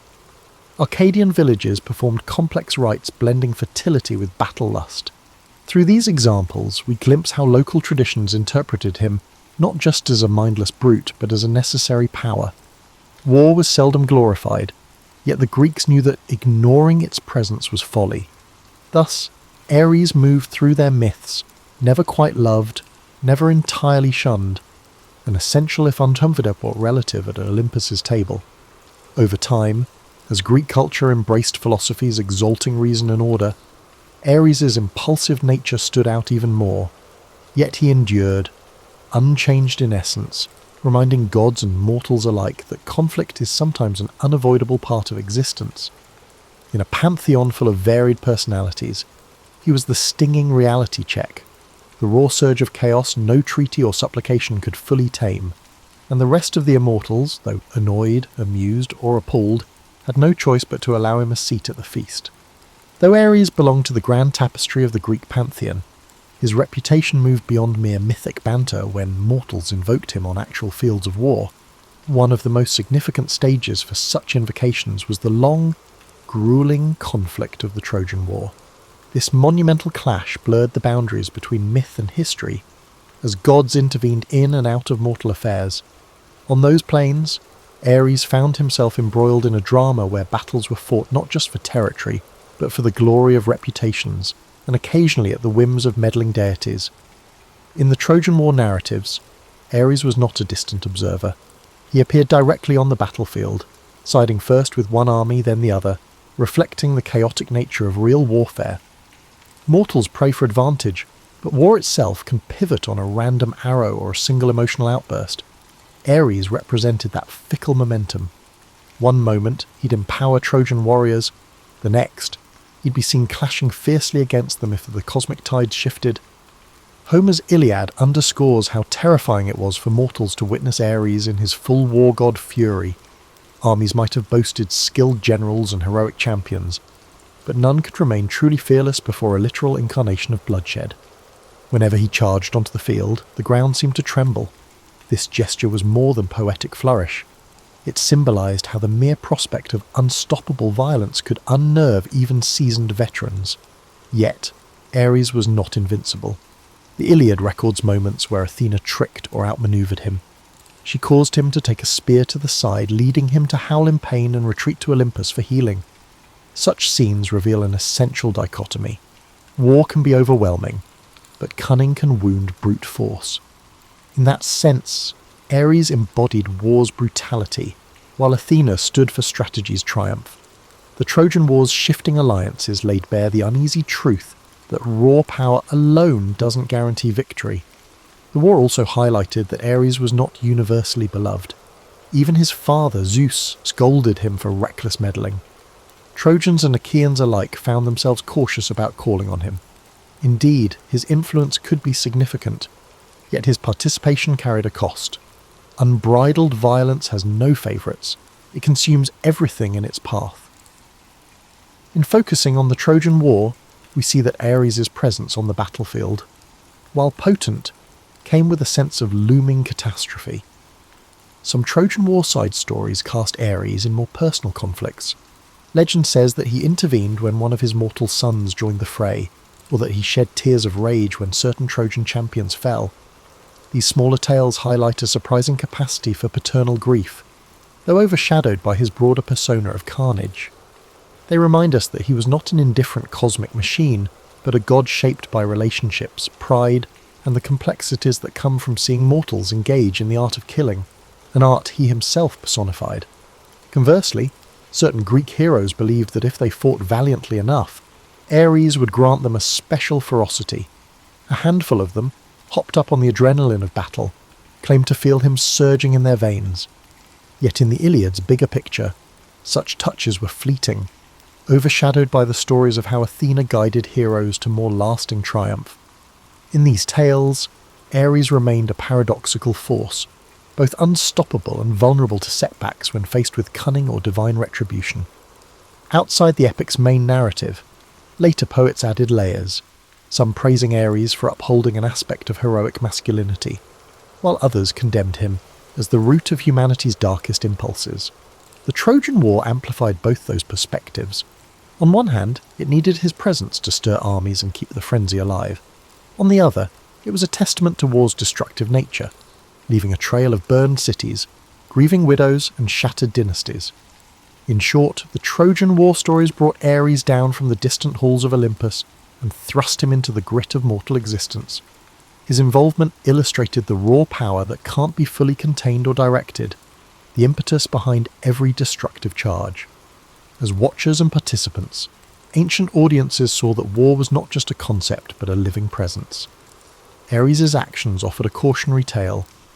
Tapping into unbridled aggression can be a quick path to fleeting victories and catastrophic loss.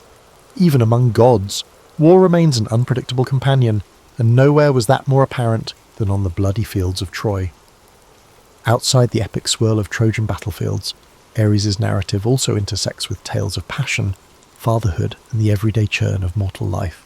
His most famous love affair with Aphrodite, goddess of love and beauty, exemplifies how war can become entwined with desire. However, it was more than just a tale of romance between diametrically opposed forces. The childlike notion that love and war are opposites misses how deeply they interact. Ares and Aphrodite's bond revealed how conflict and attraction both simmer under mortal consciousness, driving individuals toward acts of devotion or destruction. Their liaison birthed multiple offspring, each embodying a particular face of war's emotional heft. Deimos, terror, and Phobos, fear, are the most famous, personifying the dread that grips soldiers before a charge. However, less renowned figures also emerged from Ares' line, Eros, in some versions, and Harmonia, indicating that out of conflict could come forms of unity or even love, albeit rarely. The ancient poets debated these genealogies, but they consistently underscored a central idea: the energies fueling war are not wholly divorced from those that spark affection or loyalty. Despite that, Ares was seldom depicted as a doting father. Epic conflicts and divine feuds overshadowed his paternal role. Some small myths, however, suggest moments of personal attachment. One tells of him avenging the death of a daughter by slaying her murderer. Another recounts him raging against a rival who dared insult his lineage. In these glimpses, we see that war's fury might also be a twisted expression of care, a readiness to destroy anyone threatening those under one's protection. In mortal eyes, such stories played out in real life. Soldiers, spurred by love for family, might descend into savage violence to defend them. Ares' fatherly instincts mirrored that fundamental human contradiction. People kill to protect what they cherish. As savage as that seems, it's an undeniable element of human conflict across centuries. In raising his spear for those he loved, Ares exposed a strain of loyalty overshadowed by more sensational accounts of his ferocity. Meanwhile, everyday worship of Ares remained measured. Very few large temples honoured him, but smaller cultic practices sprang up in city-estates contending with frequent warfare. Soldiers might sacrifice animals or lay symbolic weapons on makeshift altars, hoping to appease a god who could lend them ferocity or spare them from it. While Athens and Sparta revered Athena's strategic mind, individual warriors sometimes felt a more visceral connection to Ares' raw impetus. He believed that war drums and conflict chants were sacred, inspiring a trance-like fervour in combatants. Some historians argue that these rituals were psychologically vital, building unity before battle. In Greek culture, rousing songs and rhythmic marches might have invoked the presence of Ares, galvanizing hearts against fear. This communal invocation was less about praising wanton destruction and more about anchoring courage in a face-off where hesitation could spell defeat. Beyond these rites, Travellers' tales claimed that some remote villages honoured Ares with festivals combining martial contests with solemn remembrance of the dead. Rather than glorifying conquest, they recognised the dual face of war, victory and devastation. One tradition described men wearing battered helmets as they recited the names of lost warriors, a ritual to keep war's toll visible. Ares, as the core deity of combat, stood in the midst of these ceremonies, a reminder that behind each triumph lay the heartbreak of mourning families. Mythic genealogies also link Ares to fearsome beasts, a reflection of how war unleashes primal instincts. Wolves, vultures, and other scavengers were said to be under his domain, just as they often feasted on battlefields.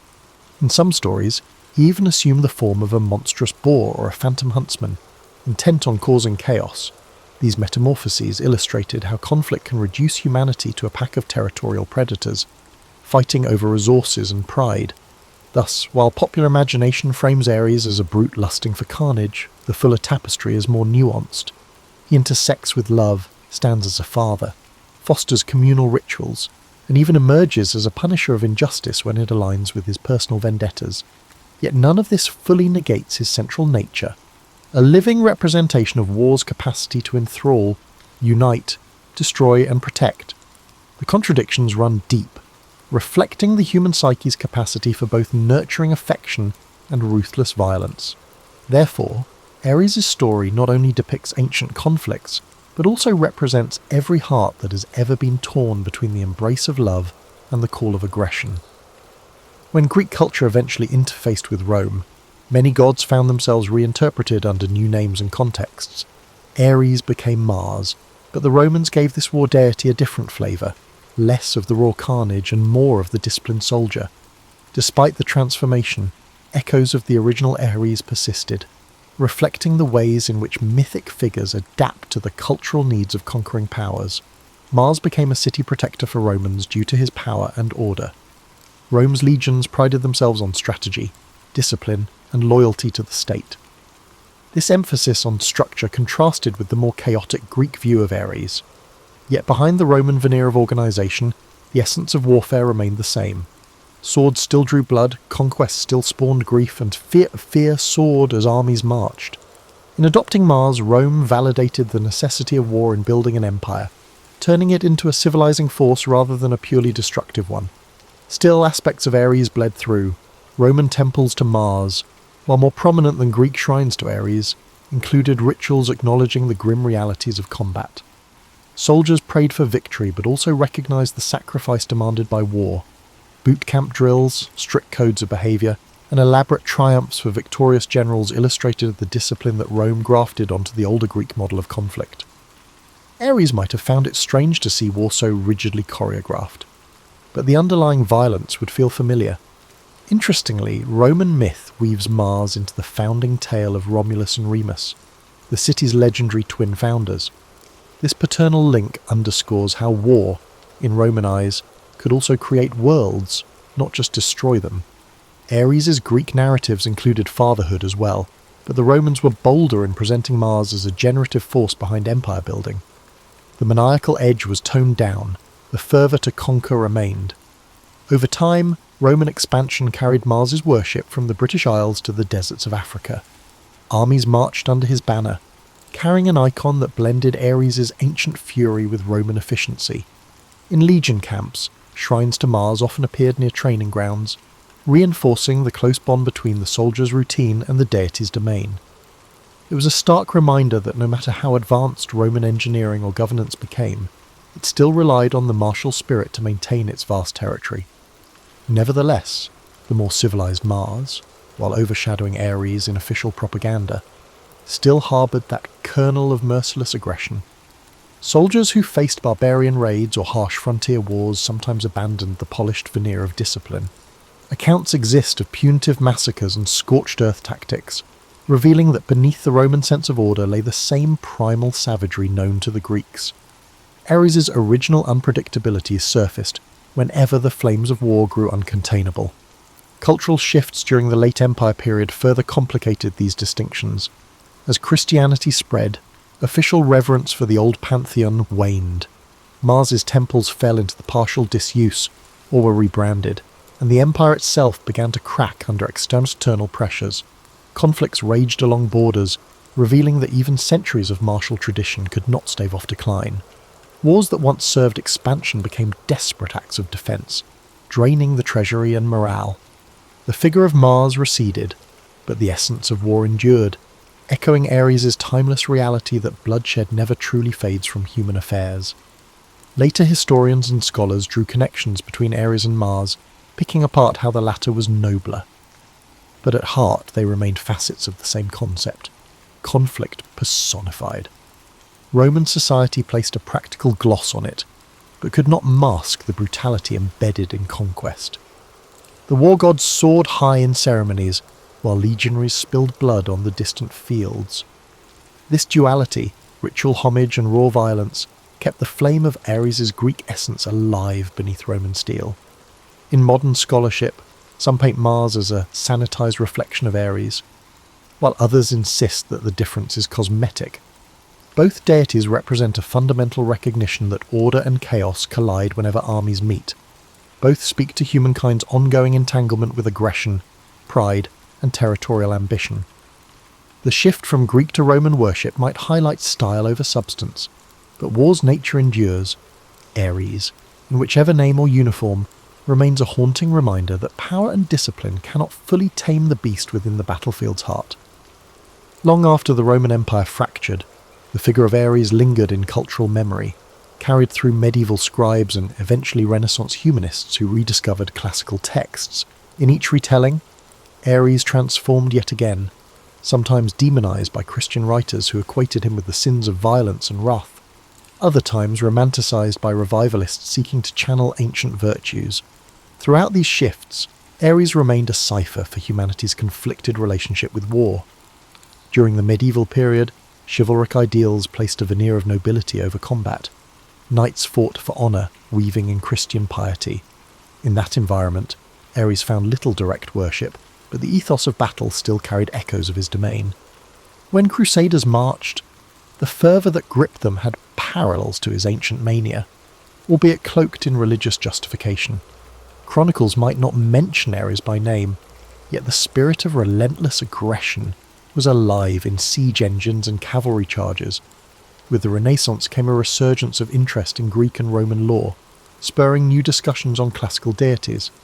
Ares appeared in treatises contrasting him with Mars, analysing the moral dimensions of warfare. Scholars debated, did the ancients see war as a necessary evil or an exalted path to glory? Ares' stories were passed for symbolic meaning, and his coarse passions seemed jarring against the Renaissance's admiration for harmony and proportion. Still, war raged across Europe in conflicts like the 30 Years' War, demonstrating that refined philosophies did not necessarily curb the reality of bloodshed. Meanwhile, artists and poets began portraying Ares in fresher contexts. Paintings of Ares and Aphrodite multiplied, each capturing the volatile mix of seduction and violence. Some Baroque composers wrote pieces referencing the spear of Ares, turning destructive force into musical allegory. In these works, the god of war became an aesthetic symbol rather than a religious figure, serving to dramatize the tension between unrestrained might and cultivated grace. As modernity emerged, nationalism took hold, forging new rationales for conflict. Ares drifted away from religious or even moral interpretations, recast as a mythic emblem for militaristic pride. Nations invoked him indirectly, boasting of unstoppable armies.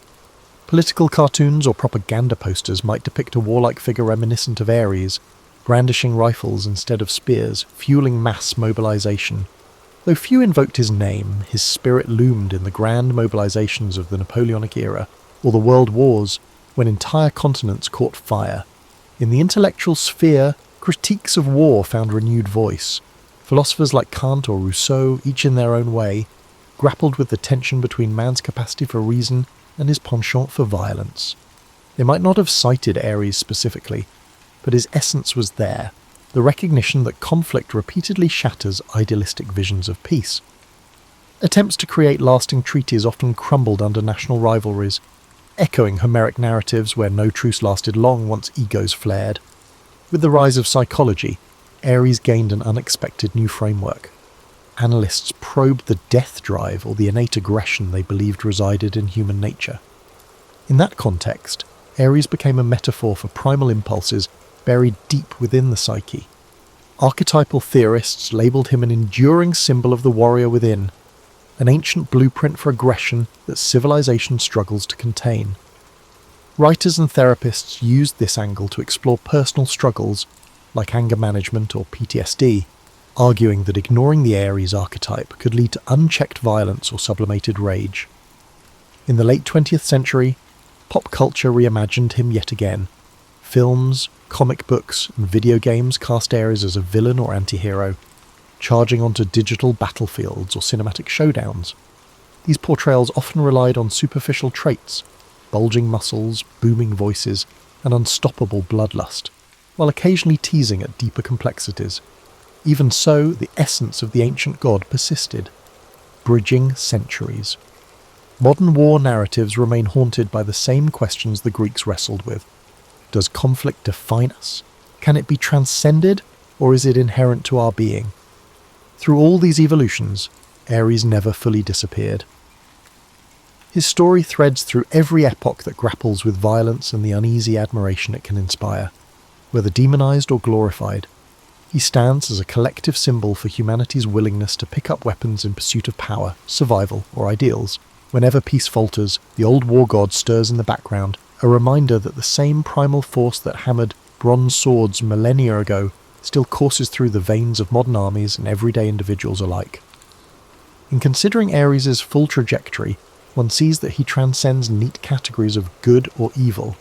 He is, rather, a reflection of how humans conduct themselves when pushed to extremes, whether in ancient Greece, Imperial Rome, medieval crusades, Renaissance treatises, or modern conflicts. The spectre of war has consistently hovered, sometimes worshipped, sometimes feared, always consequential. Aries, as an entity, clarifies that violence cannot be exercised by moral condemnation alone. It is woven into the very tapestry of human civilization. Modern commentators might describe him as a cautionary metaphor, a primal reminder of our capacity for both communal defense and savage destruction. Yet the older Greeks saw more than mere caution. They recognized war as a fundamental element of fate, unstoppable and often necessary. Armies marched not out of love for bloodshed, but because survival or ambition demanded it. Aries thus appeared both monstrous and essential, an uncomfortable contradiction that still resonates whenever diplomatic efforts fail. In the Pantheon's grand drama, Aries never fully fits. Athena, goddess of calculated tactics, earned widespread reverence. Apollo, with his luminous artistry, commanded spiritual devotion. Even Dionysus, the wild reveller, offered ecstatic release that could be twisted into mania. But Aries was war unvarnished, immediate, brutal, reeking of sweat and metal. The ancients lacked illusions about the cost of violence, but acknowledged its presence in forging empires and defending homes. A temple to Ares might be smaller, overshadowed by other deities, yet when swords were drawn, prayers to him rose with urgent fervour. From a cosmic standpoint, Ares is arguably the most human-like deity, subject to rage, prone to heartbreak, swayed by familial attachments, and all too familiar with the destructive impulses that swirl in mortal hearts. He fights, fails, and fights again. Myths like the Trojan War underscore that even divine power cannot bring about clean victories. War is messy. So is Ares. Time after time he rushes into conflict, battered by contending gods or turned aside by fate, yet never extinguished. The cycle continues, reflecting the unstoppable continuity of human violence across ages. Yet amid the cruelty, traces of compassion surface. Myths telling of Ares avenging or protecting someone dear reveal a twisted sense of care. Perhaps the moral puzzle lies in the fact that war and love are not diametrically opposite, but rather two extremes of human passion. Ares' famous liaison with Aphrodite stands as a mythic testament to how destructive impulses can tangle with desires for union, each fueling the other. Far from being a cheap storyline of taboo romance, it exemplifies the contradictory ways passion manifests in our world. In examining Ares' modern legacy, one sees that we still wrestle with the same archetype. Soldiers sacrifice themselves out of fierce loyalty to country, tribe or cause, Leaders might vow peace, yet mobilize armies when threatened. People decry warfare's horrors, yet remain enthralled by her tales of valour and the adrenaline of conflict. Some even argue that competition, if not outright conflict, drives innovation and progress. Thus, the war god remains relevant, not because society idolises mayhem, but because it struggles to escape it. Perhaps the true lesson Ares offers is about grappling with humanity's inner contradictions. We crave harmony, but prepare for battle. We condemn violence, yet permit it under certain rules. We honour heroes who defend the helpless, yet question the morality of conquest. Ares doesn't solve these contradictions, he illuminates them. By stepping into his realm, we confront the unstoppable surge that can erupt within any of us, individually or collectively, under fear, anger, or ambition.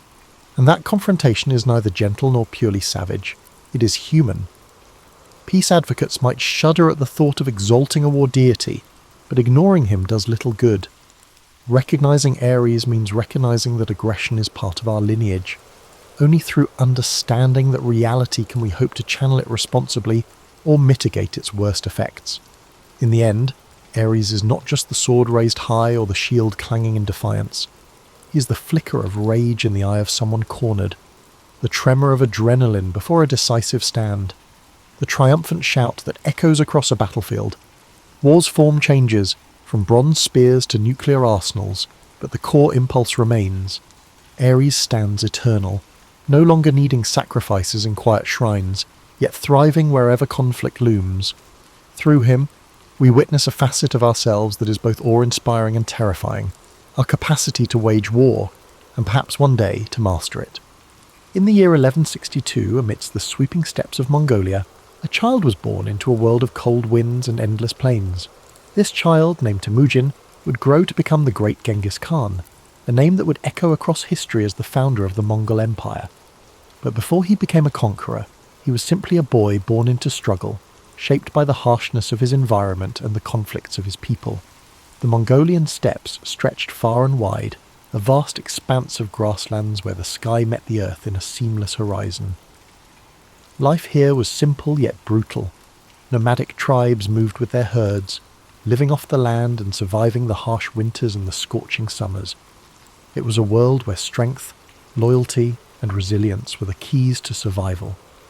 Temujin's early years were marked by hardship. He was the son of Yesugei, a minor tribal leader, and his wife Holun.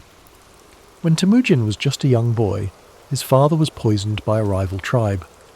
This sudden loss left his family vulnerable, and they were abandoned by their own clan. His mother, Holun, took on the responsibility of raising Temujin and his siblings alone. The family was left to fend for themselves on the open steppes, relying on foraging, hunting, and sheer determination to survive.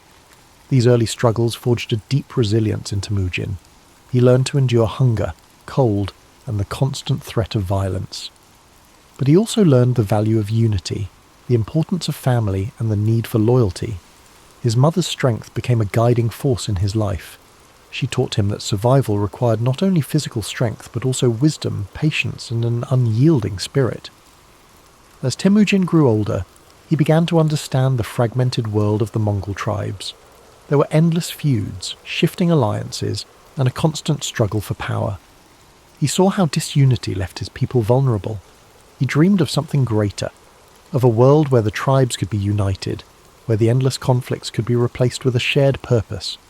But before he could realize this vision, he faced countless challenges.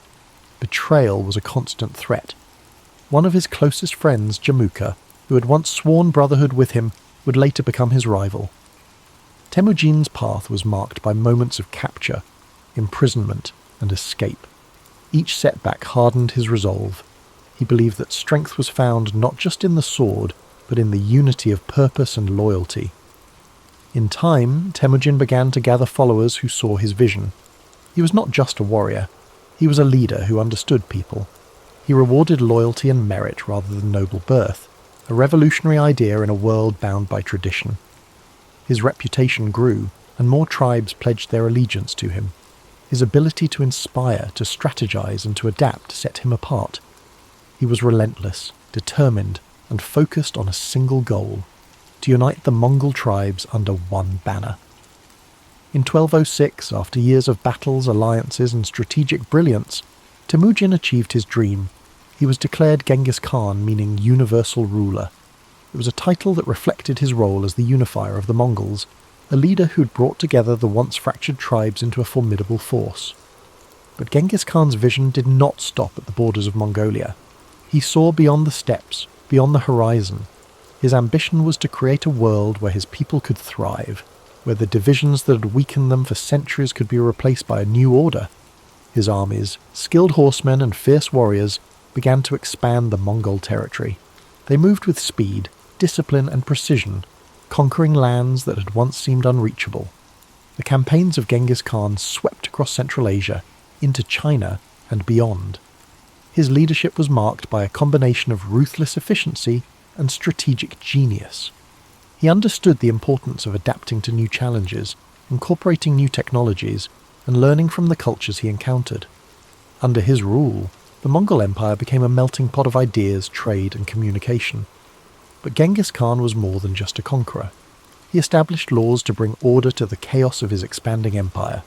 His code, known as the Yasa, emphasized loyalty, discipline, and justice. He promoted religious tolerance, recognizing that unity required respecting the beliefs of diverse peoples. He created systems of communication, trade routes, and infrastructure that connected distant parts of his empire. The Silk Road, once a dangerous route, flourished under Mongol protection, facilitating the exchange of goods, ideas, and cultures. As you breathe in deeply, picture the vast Mongolian steppes under a night sky filled with stars. The grass sways gently in the breeze, and the world is quiet except for the soft sounds of horses and the distant crackle of campfires. Genghis Khan's legacy stretches across these plains, a reminder of a leader who dared to dream of unity, who faced the harshness of his world with an unbreakable spirit. His life was a journey of resilience, vision, and transformation. He turned adversity into strength, chaos into order, and disunity into a vast and enduring empire. Though his methods were fierce, his impact on the world was profound. The connections he forged between East and West reshaped history, leaving a legacy that endures to this day. As you sink deeper into relaxation, let the story of Genghis Khan remind you of the power of perseverance, the strength found in unity, and the importance of vision. His life, filled with challenges and triumphs, speaks to the boundless potential within each of us, the ability to overcome, to lead, and to create lasting change. As you drift even deeper into the calming embrace of sleep, let the echoes of Genghis Khan's journey gently guide your thoughts. His story, one of struggle, vision, and unrelenting determination, is a reminder of the strength that lies within every challenge we face and the boundless potential we possess to shape our own destinies. Picture the endless Mongolian steppes beneath a vast night sky, where the stars shine like scattered diamonds, illuminating the dark plains below. The wind moves softly, whispering tales of ancient conquests and unification, carrying with it the faint scent of grasslands and distant fires. This is the world where Genghis Khan forged his legacy, a world where survival was harsh, but the spirit of resilience was even stronger. As his empire expanded, so too did his influence. His conquests stretched from the mountains of China to the deserts of Persia, from the plains of Russia to the cities of the Middle East. But beyond the battles and the victories, Genghis Khan's mind remained focused on a singular goal: creating a world where his people could thrive. He was not driven purely by conquest, but by the desire to establish order where there was once chaos, to bring unity to lands divided by endless feuds. The Mongol Empire under his leadership was not just vast, but interconnected. Trade routes flourished under his protection, allowing merchants, scholars, and travellers to move more freely than ever before. This period of stability and security, often referred to as the Pax Mongolica, allowed ideas, cultures, and innovations to flow across continents. Paper, gunpowder, and art travelled from east to west, while philosophies, religions, and scientific discoveries spread in return. Imagine the caravans moving slowly across the Silk Road, their lanterns glowing softly in the dark, their footsteps measured and steady, the gentle clinking of goods, the murmur of languages blending together. This was a world where once isolated cultures began to connect, creating a tapestry of shared human experience. Genghis Khan's vision of an interconnected world laid the foundation for this exchange, bridging the gaps between civilizations and opening pathways that had once seemed impassable. As you breathe in slowly, picture the vast expanse of his empire, the lands stretching beyond sight. Mountains rise in the distance, rivers carve paths through fertile valleys, and open plains roll endlessly toward the horizon. Each part of this landscape, once divided, is now united under a common rule, a testament to the power of a shared purpose. Genghis Khan's dream of unity has become a reality, one shaped by his unwavering will and strategic brilliance. But even as his empire grew, Genghis Khan remained tied to the simplicity of his roots. He lived a life close to the earth, surrounded by the people who had followed him from the very beginning. He never allowed himself to be consumed by luxury or excess. His strength lay in his ability to understand both the warrior's path and the leader's burden, to balance the ferocity of conquest with the wisdom of governance. As the years passed, Genghis Khan continued to guide his people, his vision extending beyond his own lifetime. He established systems of law and order, ensuring that justice and discipline held his empire together. His code, the Yasa, provided structure and fairness, holding even the highest-ranking leaders accountable. This commitment to order and loyalty became the backbone of the Mongol Empire, a legacy that would endure long after his death. In 1227, Genghis Khan's journey came to an end. He passed away during a military campaign. His body returned to the land he had known since childhood. His burial place remains a mystery, hidden somewhere in the vast steppes, a secret held tightly by those who revered him. But though his physical presence faded, his legacy continued to shape the world. His descendants carried his vision forward, expanding the empire and cementing his place in history. As you breathe deeply, feel the quiet power of Genghis Khan's story resonating within you. His life teaches us that, even in the face of unimaginable challenges, a determined spirit can overcome, a clear vision can unify, and resilience can shape the course of history. He transformed his hardships into strength, his struggles into purpose, and his dreams into reality. Imagine the steppes once more, now calm under the vast night sky. The stars continue their silent watch. The wind carries a sense of timelessness, and the land stretches out in quiet peace. The world rests much like you do now, embracing the stillness that follows the storm, the calm that comes after a journey well travelled. Allow yourself to let go completely, to surrender to this peaceful stillness. The story of Genghis Khan has taken you across endless plains, through battles, struggles, and victories. Now, you rest, knowing that strength, resilience, and vision lie within you, just as they did within him. The journey of discovery, growth, and purpose is yours to continue when you awaken. As you sink deeper into the embrace of sleep, let the echoes of Genghis Khan's legacy ripple through your mind like a soft, steady current. His journey was vast, stretching across endless plains and through the annals of history, yet his life was also a reflection of universal truths: strength in adversity, vision beyond boundaries, and the enduring power of unity. Imagine the stillness of the steppes at dawn, the first light of day casting a golden hue across the endless grasslands. The world holds its breath in quiet anticipation, a moment suspended between night and day. This is the same land that shaped Temujin, the boy who became Genghis Khan. The cold winds, the hardships, the endless horizons, all these elements forged his spirit, teaching him to endure, to adapt, and to lead. As you breathe deeply, let that same sense of quiet resilience settle within you. Just as the steppes stretched beyond sight, so too do the possibilities within your own life. The journey of Genghis Khan reminds us that no matter how vast the challenges before us, the human spirit is capable of incredible endurance and transformation. In your mind's eye, picture the endless caravans that travelled the Silk Road under the protection of the Mongol Empire. Merchants from distant lands move steadily along ancient routes, their carts loaded with silks, spices, and knowledge. The world is connected in ways it had never been before, ideas flowing freely across continents. These connections, once fragile and uncertain, now weave a tapestry of shared human experience. Genghis Khan's vision brought people together, creating pathways where there had once been barriers.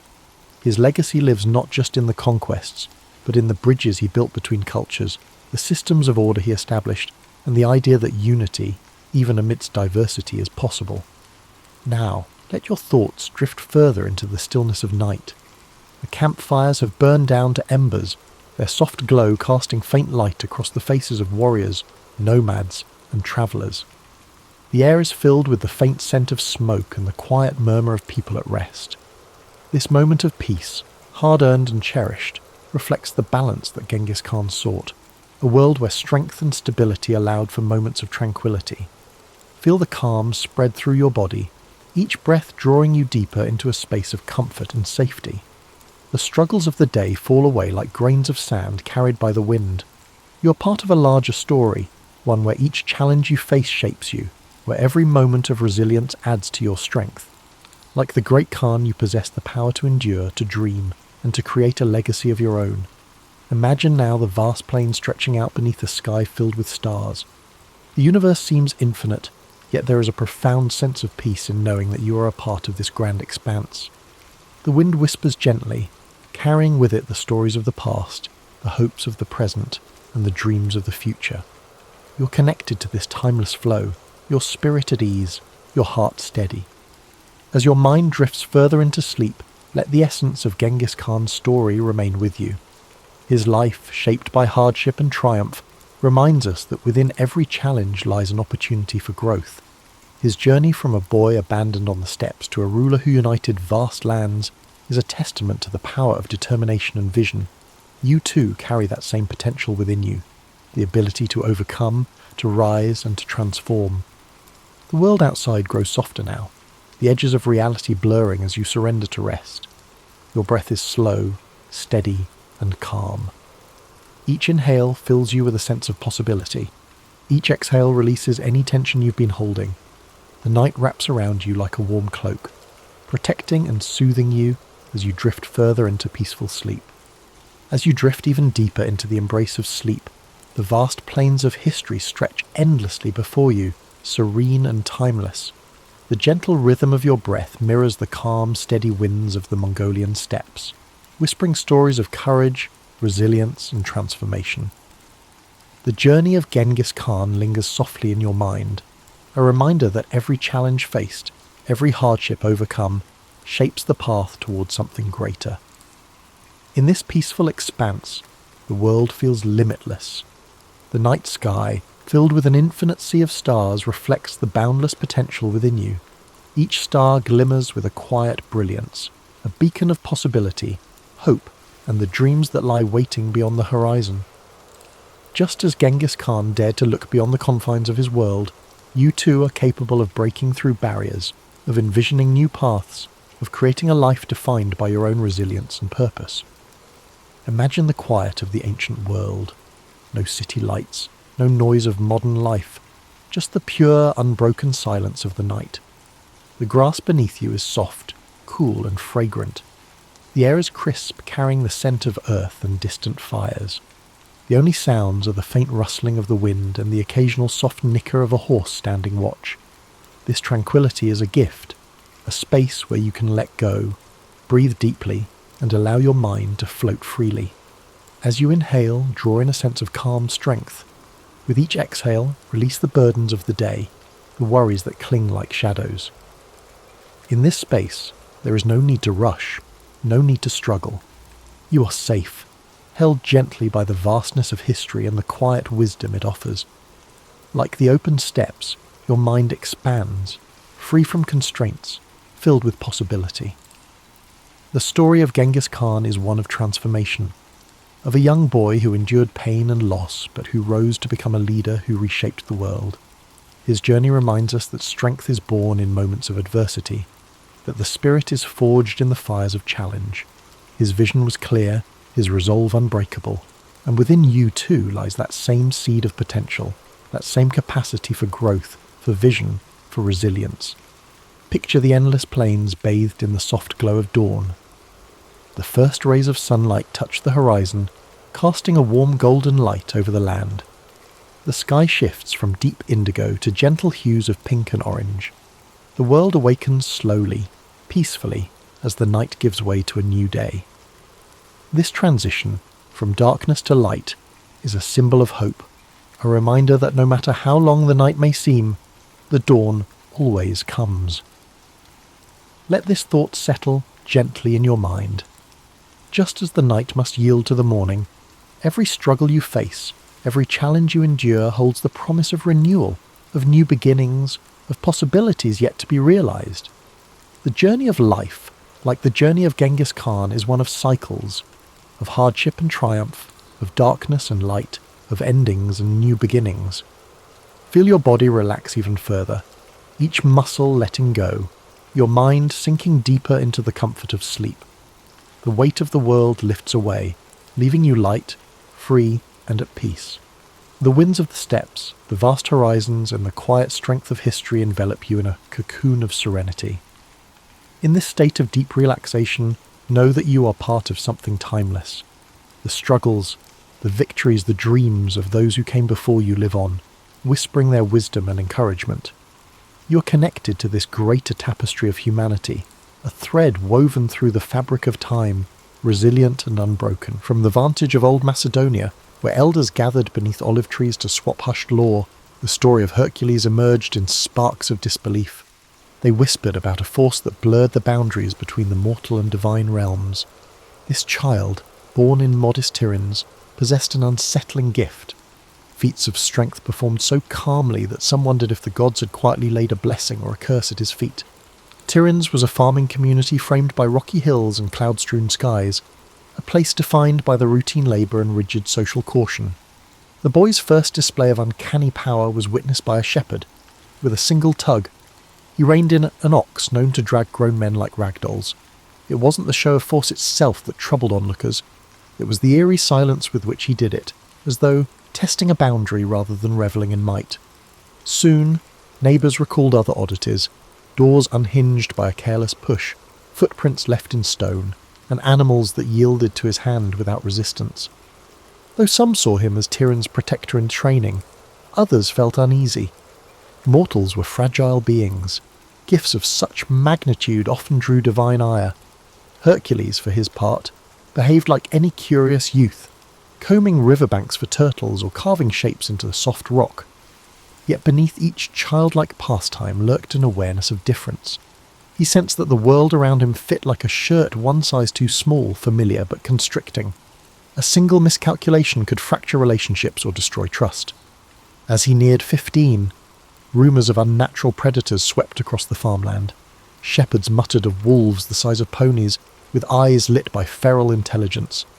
The local militia dared not test the truth of those claims, leaving the fields in a state of hush.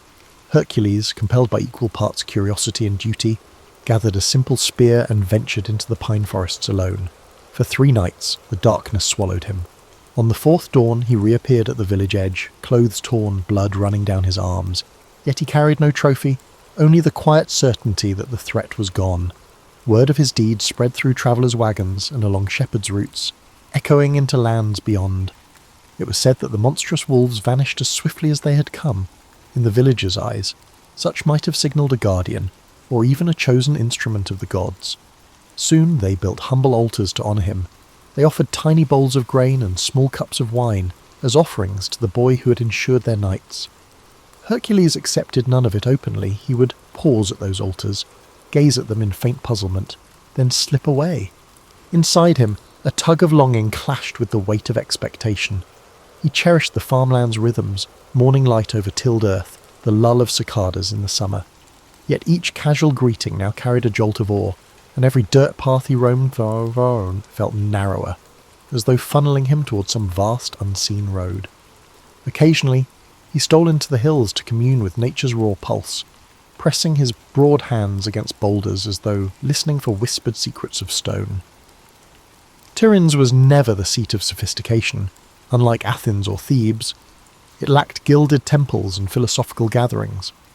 In a way, the simplicity of Tiryns allowed Hercules to flourish without being overwhelmed by rumours. People accepted him, half wary, half hopeful, because they needed him.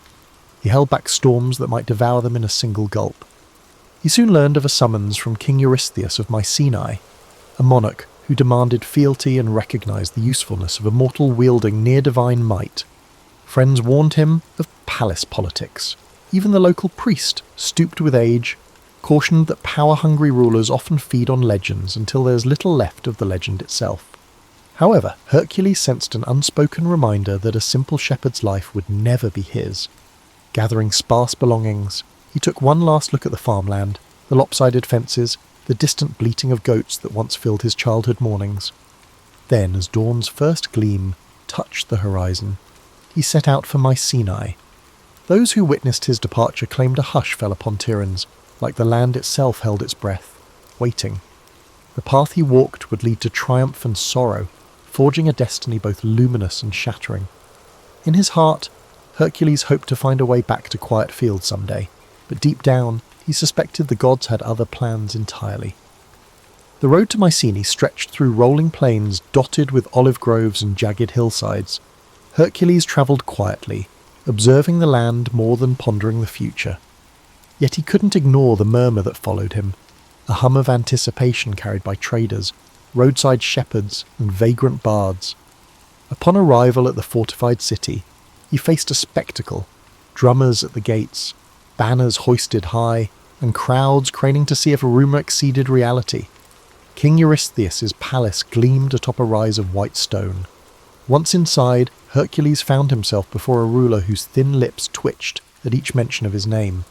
Despite grandiose surroundings, Eurystheus exuded an air of self-importance, undermined by a hint of anxiety. In the hushed court, courtiers eyed Hercules with an odd mix of curiosity and caution. They had heard the rumours of unstoppable strength. Now they assessed the man himself, broad-shouldered, wind-beaten, eyes calm as still water. Eurystheus wasted no time. "Word of your deeds has travelled far," he said, feigning warmth. "To prove your loyalty, you shall fulfil labours for the glory of Mycenae. And the gods, of course." Applause followed from courtiers, though it felt forced. Hercules bowed, not out of fear, but recognising that refusal would brand him an enemy of a kingdom that seemed both powerful and petty. Besides, he sensed destiny's nudge again, that intangible force hinting these labours might shape his future. His first assignment, the Nemean lion. Villagers near Nemea spoke of a cat the size of a warhorse, its fur impervious to spears or arrows. Eurystheus demanded its pelt as proof. Setting out with minimal supplies, Hercules ventured into a region shadowed by tall grasses and jagged rock. On the second day, he spotted massive paw prints pressed into the soil. Following them, he entered a dank cavern overhung by dripping vines. The lion emerged, its coat shimmering like steel. Arrows snapped against its hide, confirming the rumours. They grappled, the beast roaring with unnatural ferocity while Hercules wrestled in silence, locking powerful arms around the creature's neck. At last, he wrenched it downward, ending its life with a blow that reverberated in his bones. No victory cry escaped his lips, only relief. He skinned the lion with its claws and then draped the pelt over his shoulder. When he returned, Eurystheus balked at the sight of that massive trophy. Commanding the city gates shut, he insisted Hercules remain outside due to displaying future conquests from a distance. Thus began a curious ritual. Each time Hercules completed a labour, the king would peer down from the safety of high walls, making excuses to avoid direct contact. The champion, calm in compliance, never argued. He found no pride in forcing an audience. Fulfilling duty was enough. Shortly after, he faced the Lernaean Hydra, a serpent with 9 heads that regrew if cut. Hercules approached the swamp of Lerna, its murky waters stinking of rot. He attacked, but each severed head sprouted 2 more, only with the help of his nephew Iolaus, who cauterized each stump with torchlight. Did Hercules triumph? Lifting the central head, still hissing in death, he returned to Mycenae. The king, peering over parapets, dismissed the victory. "You had help," he sneered. Yet the people watching from afar marvelled. Labourers mounted. The Cyrenaian hind, sacred to Artemis, tested his finesse. He chased it for a year across forests and streams before cornering the golden-antlered creature.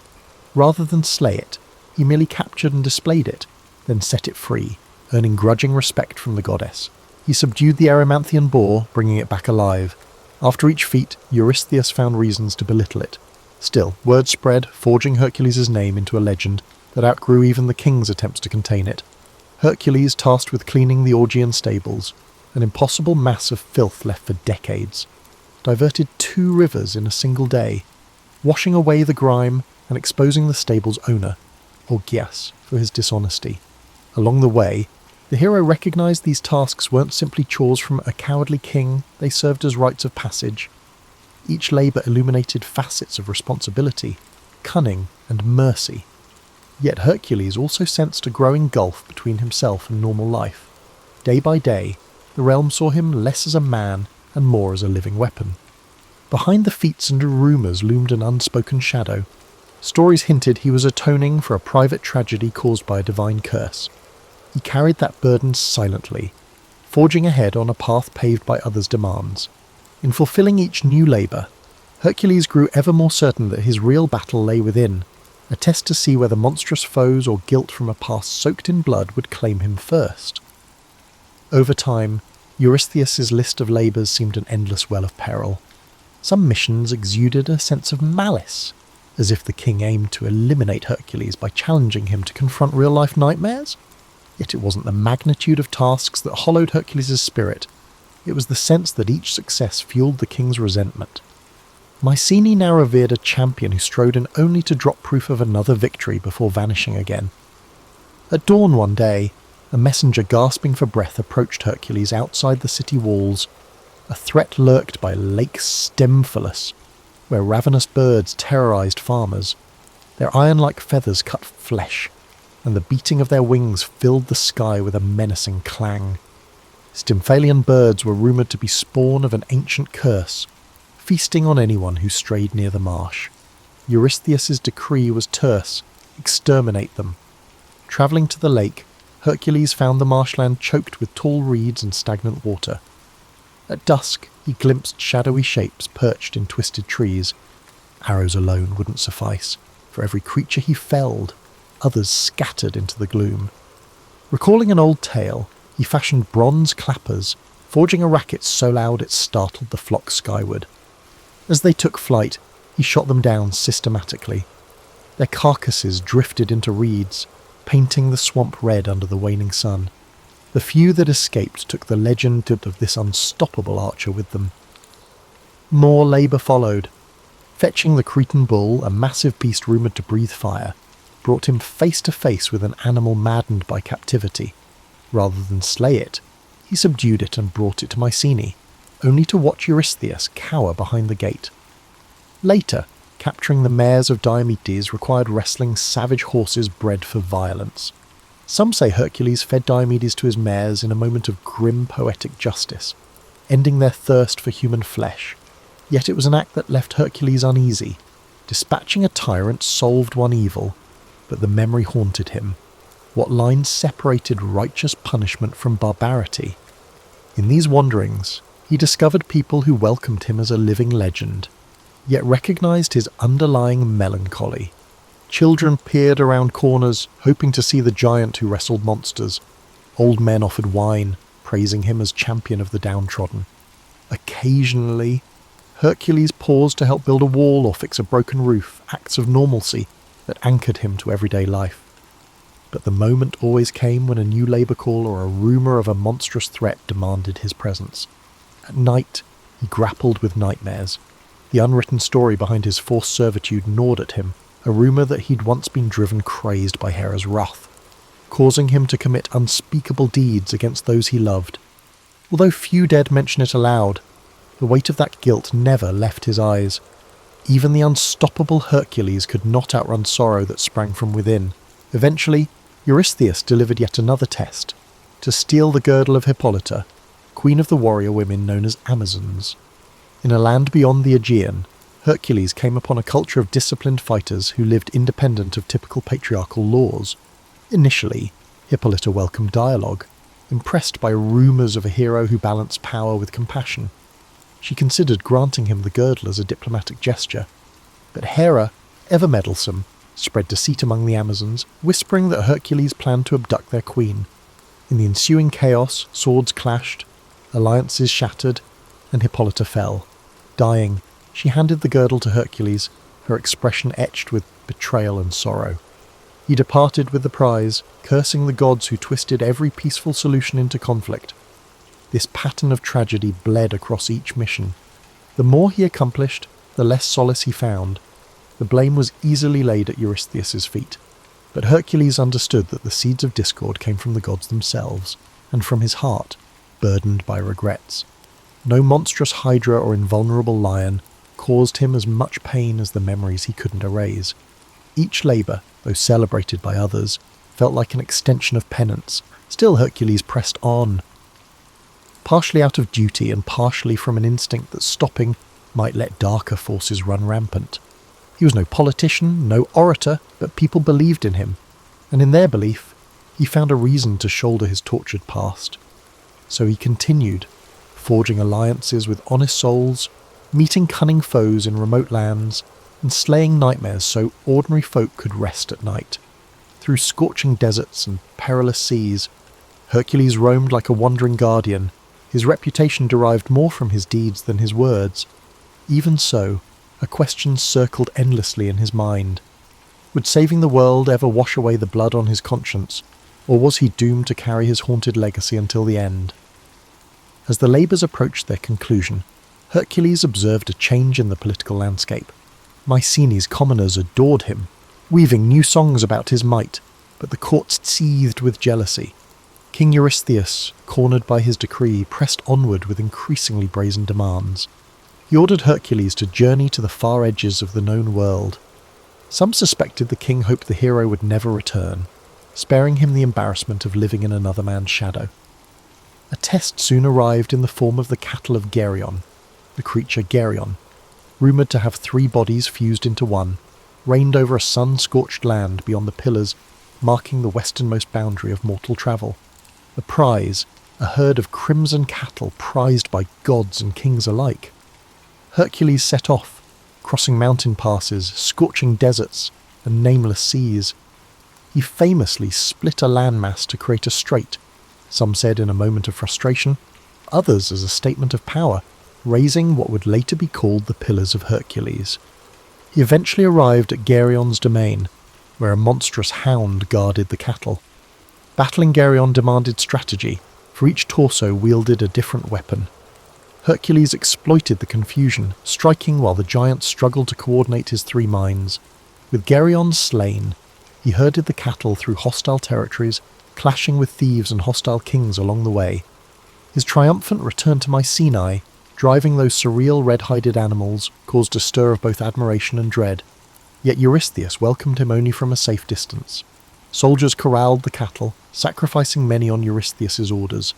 The more the king tried to belittle Hercules' efforts, the more ordinary citizens hailed the hero as a saviour of the realm. Privately, Hercules remained unmoved by their cheers. Each new conquest carried echoes of moral conflict, as if he were a blade used by manipulative hands. Another monumental feat involved the golden apples of the Hesperides, guarded by a serpent coiled in a hidden orchard. Tales said the apples conferred immortality, though most mortals never reached the far-flung garden. Hercules travelled for months, uncertain if such a place truly existed.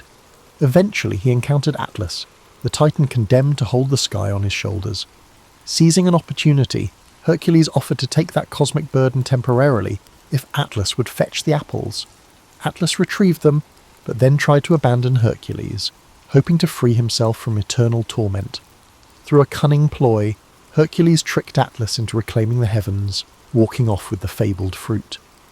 When he presented the golden apples to Eurystheus, the king had no idea what to do with them. Legend says Athena herself intervened, returning the apples to their rightful place. In that moment, Hercules glimpsed the gods' casual involvement. They toyed with mortal affairs, granting fleeting favours or curses, shaping destinies as one might shuffle coins. He realised that each labour was less about Eurystheus' commands and more about the gods' inscrutable agenda, and his path of atonement. Only one task remained, descending into the underworld to capture Cerberus, the 3-headed hound of Hades. This final labour surpassed mortal limits, for no living soul dared approach that dismal realm without invitation. Hercules ventured down the dark corridors of the earth, guided by wailing spirits and the unrelenting pull of cosmic gloom. Before the throne of Hades, he offered to wrestle Cerberus bare-handed if permitted to bring the beast to the surface. The god of the dead consented, more amused than alarmed. Their struggle was fierce. Each of Cerberus's heads snapped and snarled, snake-like tails lashing in fury. Yet the hero subdued the beast, hauling it above ground to Mycenae's gates. When Eurystheus saw the snarling hound of death, he hid, trembling behind his walls. Hercules, mission done, gently returned Cerberus to Hades. With all labours completed, Hercules stood outside Mycenae's walls, eyes on the fortress that had dominated his life. He expected neither thanks nor release, for he understood his service wasn't to Eurystheus but to something deeper. Turning from the city, he felt both emptiness and freedom. He had conquered beasts and braved terrors unknown to mortal men. Now, the question loomed, could he conquer the shadows that clung to his heart? He walked away, the crowds uncertain whether to weep at his departure or celebrate their king's deliverance from jealousy. Quietly, Hercules carried with him the echoes of every monstrous roar, every anguished cry, forging a destiny severed from royal commands but still bound by the god's inscrutable design. Released from Eurystheus's demands, Hercules drifted. Some claimed he roamed until he found a remote valley, building a modest home beside a sparkling brook. There, he tried to cultivate olives and vine crops, as though seeking normalcy. Villagers in the vicinity grew accustomed to spotting a giant figure mending fences or hauling timber. For the first time, he blended into daily life, if only briefly. Yet tranquility proved elusive. Strangers arrived, testing the legend. Some wanted to measure strength against the famed demigod, brandishing swords or arrogant boasts. Others offered alliances steeped in hidden agendas. Hercules repelled them, but each confrontation frayed the delicate peace. Rumours circulated about a new champion who might best him, and with each rumour came another challenger. Tiring of this drama, Hercules took to the road, relinquishing the valley to preserve its calm. He wandered from city to city, forging a reputation as a roving problem solver. In Attica, he drove away raiders who preyed on vulnerable farms. In Aetolia, he mediated disputes among tribal leaders too proud to seek peace themselves. Some towns offered him gold or titles, but he refused, yearning for something intangible that mortal wealth couldn't provide. Whispers of his identity preceded him. Children recited his labours as bedtime stories. Local bars named beverages after him, and travelling minstrels twisted details for dramatic flair. Along the way, Hercules encountered Deianira, a woman said to possess both keen intellect and resolute compassion. She saw through the aura of legend, urging him to confront the guilt that shadowed him. Her strength of spirit matched his physical might, and their bond blossomed into love. For a while, he believed he might carve out a life of shared purpose, perhaps leading a small settlement or teaching others to defend themselves without tyranny. They married, weaving fresh hopes into days that felt gentler, yet the old cycles returned. One evening, while travelling together, they encountered the centaur Nessus at a river crossing. Nessus offered to ferry Deianira across the water, but partway he revealed his intent to abduct her. Hercules, swift to act, let an arrow fly, its tip laced with hydra poison. The wounded centaur collapsed, blood soaking the shore. In his final breaths, he whispered deceit to Deianira. Should she ever fear losing Hercules' love, a garment stained with his blood would bind him to her. Moved by desperation, she gathered some of that blood, too distraught to see the trap. Life continued. Hercules continued to be a wandering force, with Deianira either by his side or anxiously waiting at home. Over time, she worried about rumours of his infidelity. Travelling the world exposed him to temptations, and his legend drew admirers of every stripe. In a moment of fragile insecurity, she recalled Nessus's final words. She treated a robe with the centaur's blood, believing it a charm that would secure Hercules' devotion. When Hercules donned it, the old poison ignited like living fire, adhering to his flesh. He tore at the fabric, but the agony only worsened, ripping his skin away. Realizing the horrifying betrayal, he raged in confusion, not knowing the entire truth of why the robe burned him alive.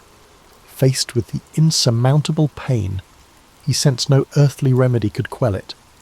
Deianira, horrified by what she had caused, either fled or took her life. Accounts differ. Hercules, in his torment, built a funeral pyre on Mount Weta.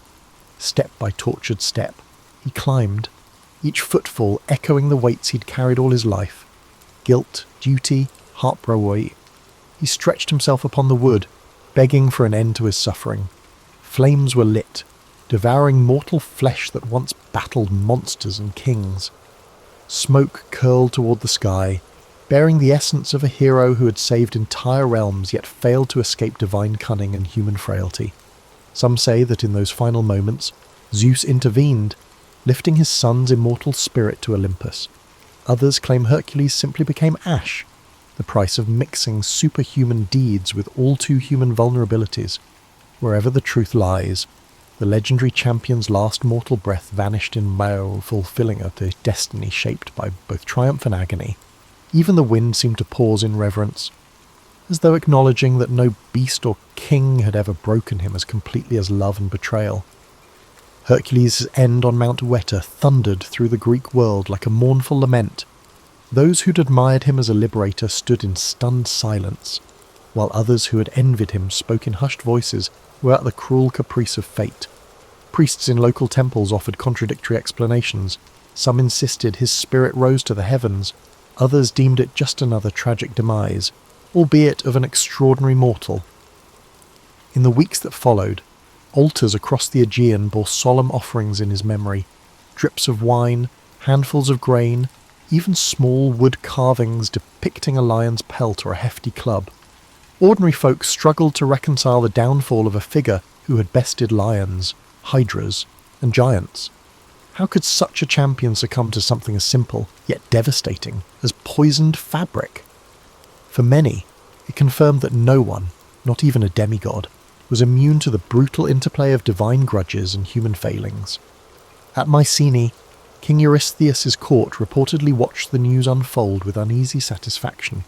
Though the king had long resented Hercules, learning of his agonizing death offered no genuine relief, only a hollow sense that the realm's most potent shield was gone. Some whispered that if a champion like Hercules could be vanquished, perhaps the gods would turn a harsher eye on lesser mortals. Fear lingered in the corridors of their power, as though Hercules' fiery end had shifted the cosmic balance in unpredictable ways. Stories multiplied, as tales do.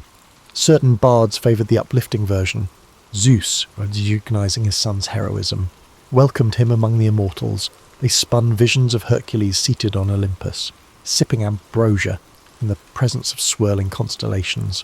Others told the bleaker side, that the flames consumed not just his body, but every vestige of his once glorious spirit, scattering him into oblivion. Across the seas, foreign scribes embellished details, turning him into a half-legendary king in lands he never visited, or crediting him with feats he never performed. Amid these tales, Deianira's part in the tragedy sparked endless debate. Some portrayed her as a naive victim of Nessus's deception. Others painted her as a jealous spouse who rashly destroyed what she claimed to love. Still others insisted the real blame lay with the gods.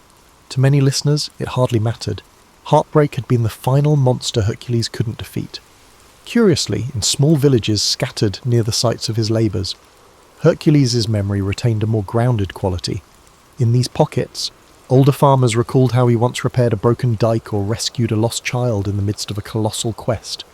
Children heard bedtime stories of a giant who was kind enough to share bread with travellers in need. Here, the heroic feats remained awe-inspiring, but so did the everyday decency he displayed. Over time, that dichotomy, colossal strength paired with unfeigned humility, became the tapestry of his legend. Rulers from other city-states, seeing the potency of Hercules' name, erected shrines dedicated to him as a protective spirit. They wanted travellers to believe their territory enjoyed the hero's blessing. In some cities, small festivals arose, featuring contests of strength reminiscent of his fabled deeds. However, a whisper of caution permeated every public commemoration. Hercules had conquered monstrous beasts and overcome impossible tasks, yet a subtle sting from the mortal realm had undone him. Might alone could not outmaneuver fate or quell the complexities of love. For those who once knew him personally, warriors like Iolaus or local chiefs grateful for his help, his absence left an ache beyond description. They recalled the quiet convictions that guided him, the guilt that shadowed his eyes after each impossible feat. His final torment seemed a cosmic injustice, yet also a stark reminder that the line between divine and human was never clean. Hercules had walked that line throughout his life, wrestling monstrous forms on behalf of the powerless, while an invisible war of deities raged overhead. Over decades, recollections softened. Younger generations heard only the grand arcs, the Nemean lion, the Hydra, the unstoppable hero. Details of heartbreak and moral doubt vanished in the retellings, replaced by carved statues brandishing clubs or wearing lion skins. Yet in rare corners of Greece, the full story was preserved by those who had reason to remember. A titan among men who was neither wholly god nor entirely mortal, undone at last by the same vulnerabilities he had once tried to transcend. Thus, Hercules' flame burned on in the minds of those who found resonance in his struggles, even long after the funeral pyre's embers cooled to ash. Time and distance transformed Hercules from a man into a myth. Greek cities grew, allied and warred. New heroes rose and fell. In the retelling of old stories, his name emerged as a beacon of impossible feats. Philosophers invoked him as a parable, some praising perseverance, others warning against arrogance. In remote villages, older generations passed down more intimate accounts. How a colossal figure once mended a roof before chasing off marauders, or how he accepted a bowl of wine on a cold night without flaunting his stature. As the classical era gave way to Roman ascendancy, Hercules evolved into a Roman emblem. Soldiers prayed to Hercules Invictus, equating him with conquest and unrelenting will. Statues proliferated, from grand marble works in the Forum to tiny household shrines. Emperors, hungry for legitimacy, wrapped themselves in the demigod's imagery, hoping some shred of that timeless prowess might cloak their human frailties. However, the bragging about strength often overshadowed the deeper nuances of Hercules' trials. Centuries later, medieval scholars wrestled with pagan legacy, attempting to blend ancient myths into Christian frameworks. Hercules became a cautionary figure, powerful yet undone by sin and trickery. In the Renaissance, artists seized upon his heroic silhouette. Palaces displayed frescoes of him wrestling lions or heaving mountainsides, highlighting the human form in dynamic glory. Playwrights toyed with his persona, sometimes as tragic hero, sometimes as comedic foil, each era reinterpreting him anew. Despite these cultural metamorphoses, echoes of his true complexity endured. In certain monastic libraries, meticulous scribes noted lesser-known episodes. The moral agony behind his labours, the heartbreak that ended his mortal story, and the persistent question of whether he ever truly found peace. For some, he embodied the tragedy of a life shaped by the divine lineage yet rooted in mortal limitations. For others, he served as a beacon of aspiration, proof that mortal will could confront even the gods' designs and sometimes triumph. Beyond texts and statuary, Hercules lived on in the intangible realm of folk memory. Fishermen off distant coasts recited short prayers to him before braving storms, as if the old guardian might still shield them from the sea's wrath. Caravans crossing desert routes invoked his name for safe passage. Parents, uncertain how to quiet a restless child at night, spun lullabies of a gentle giant who once fought off wolves so families could sleep in safety. These understated tributes carried forward the essence of a hero, who, despite divine drama, always answered mortal need. For a contemporary observer, perhaps in the middle decades of life, Hercules' tale resonates on several levels.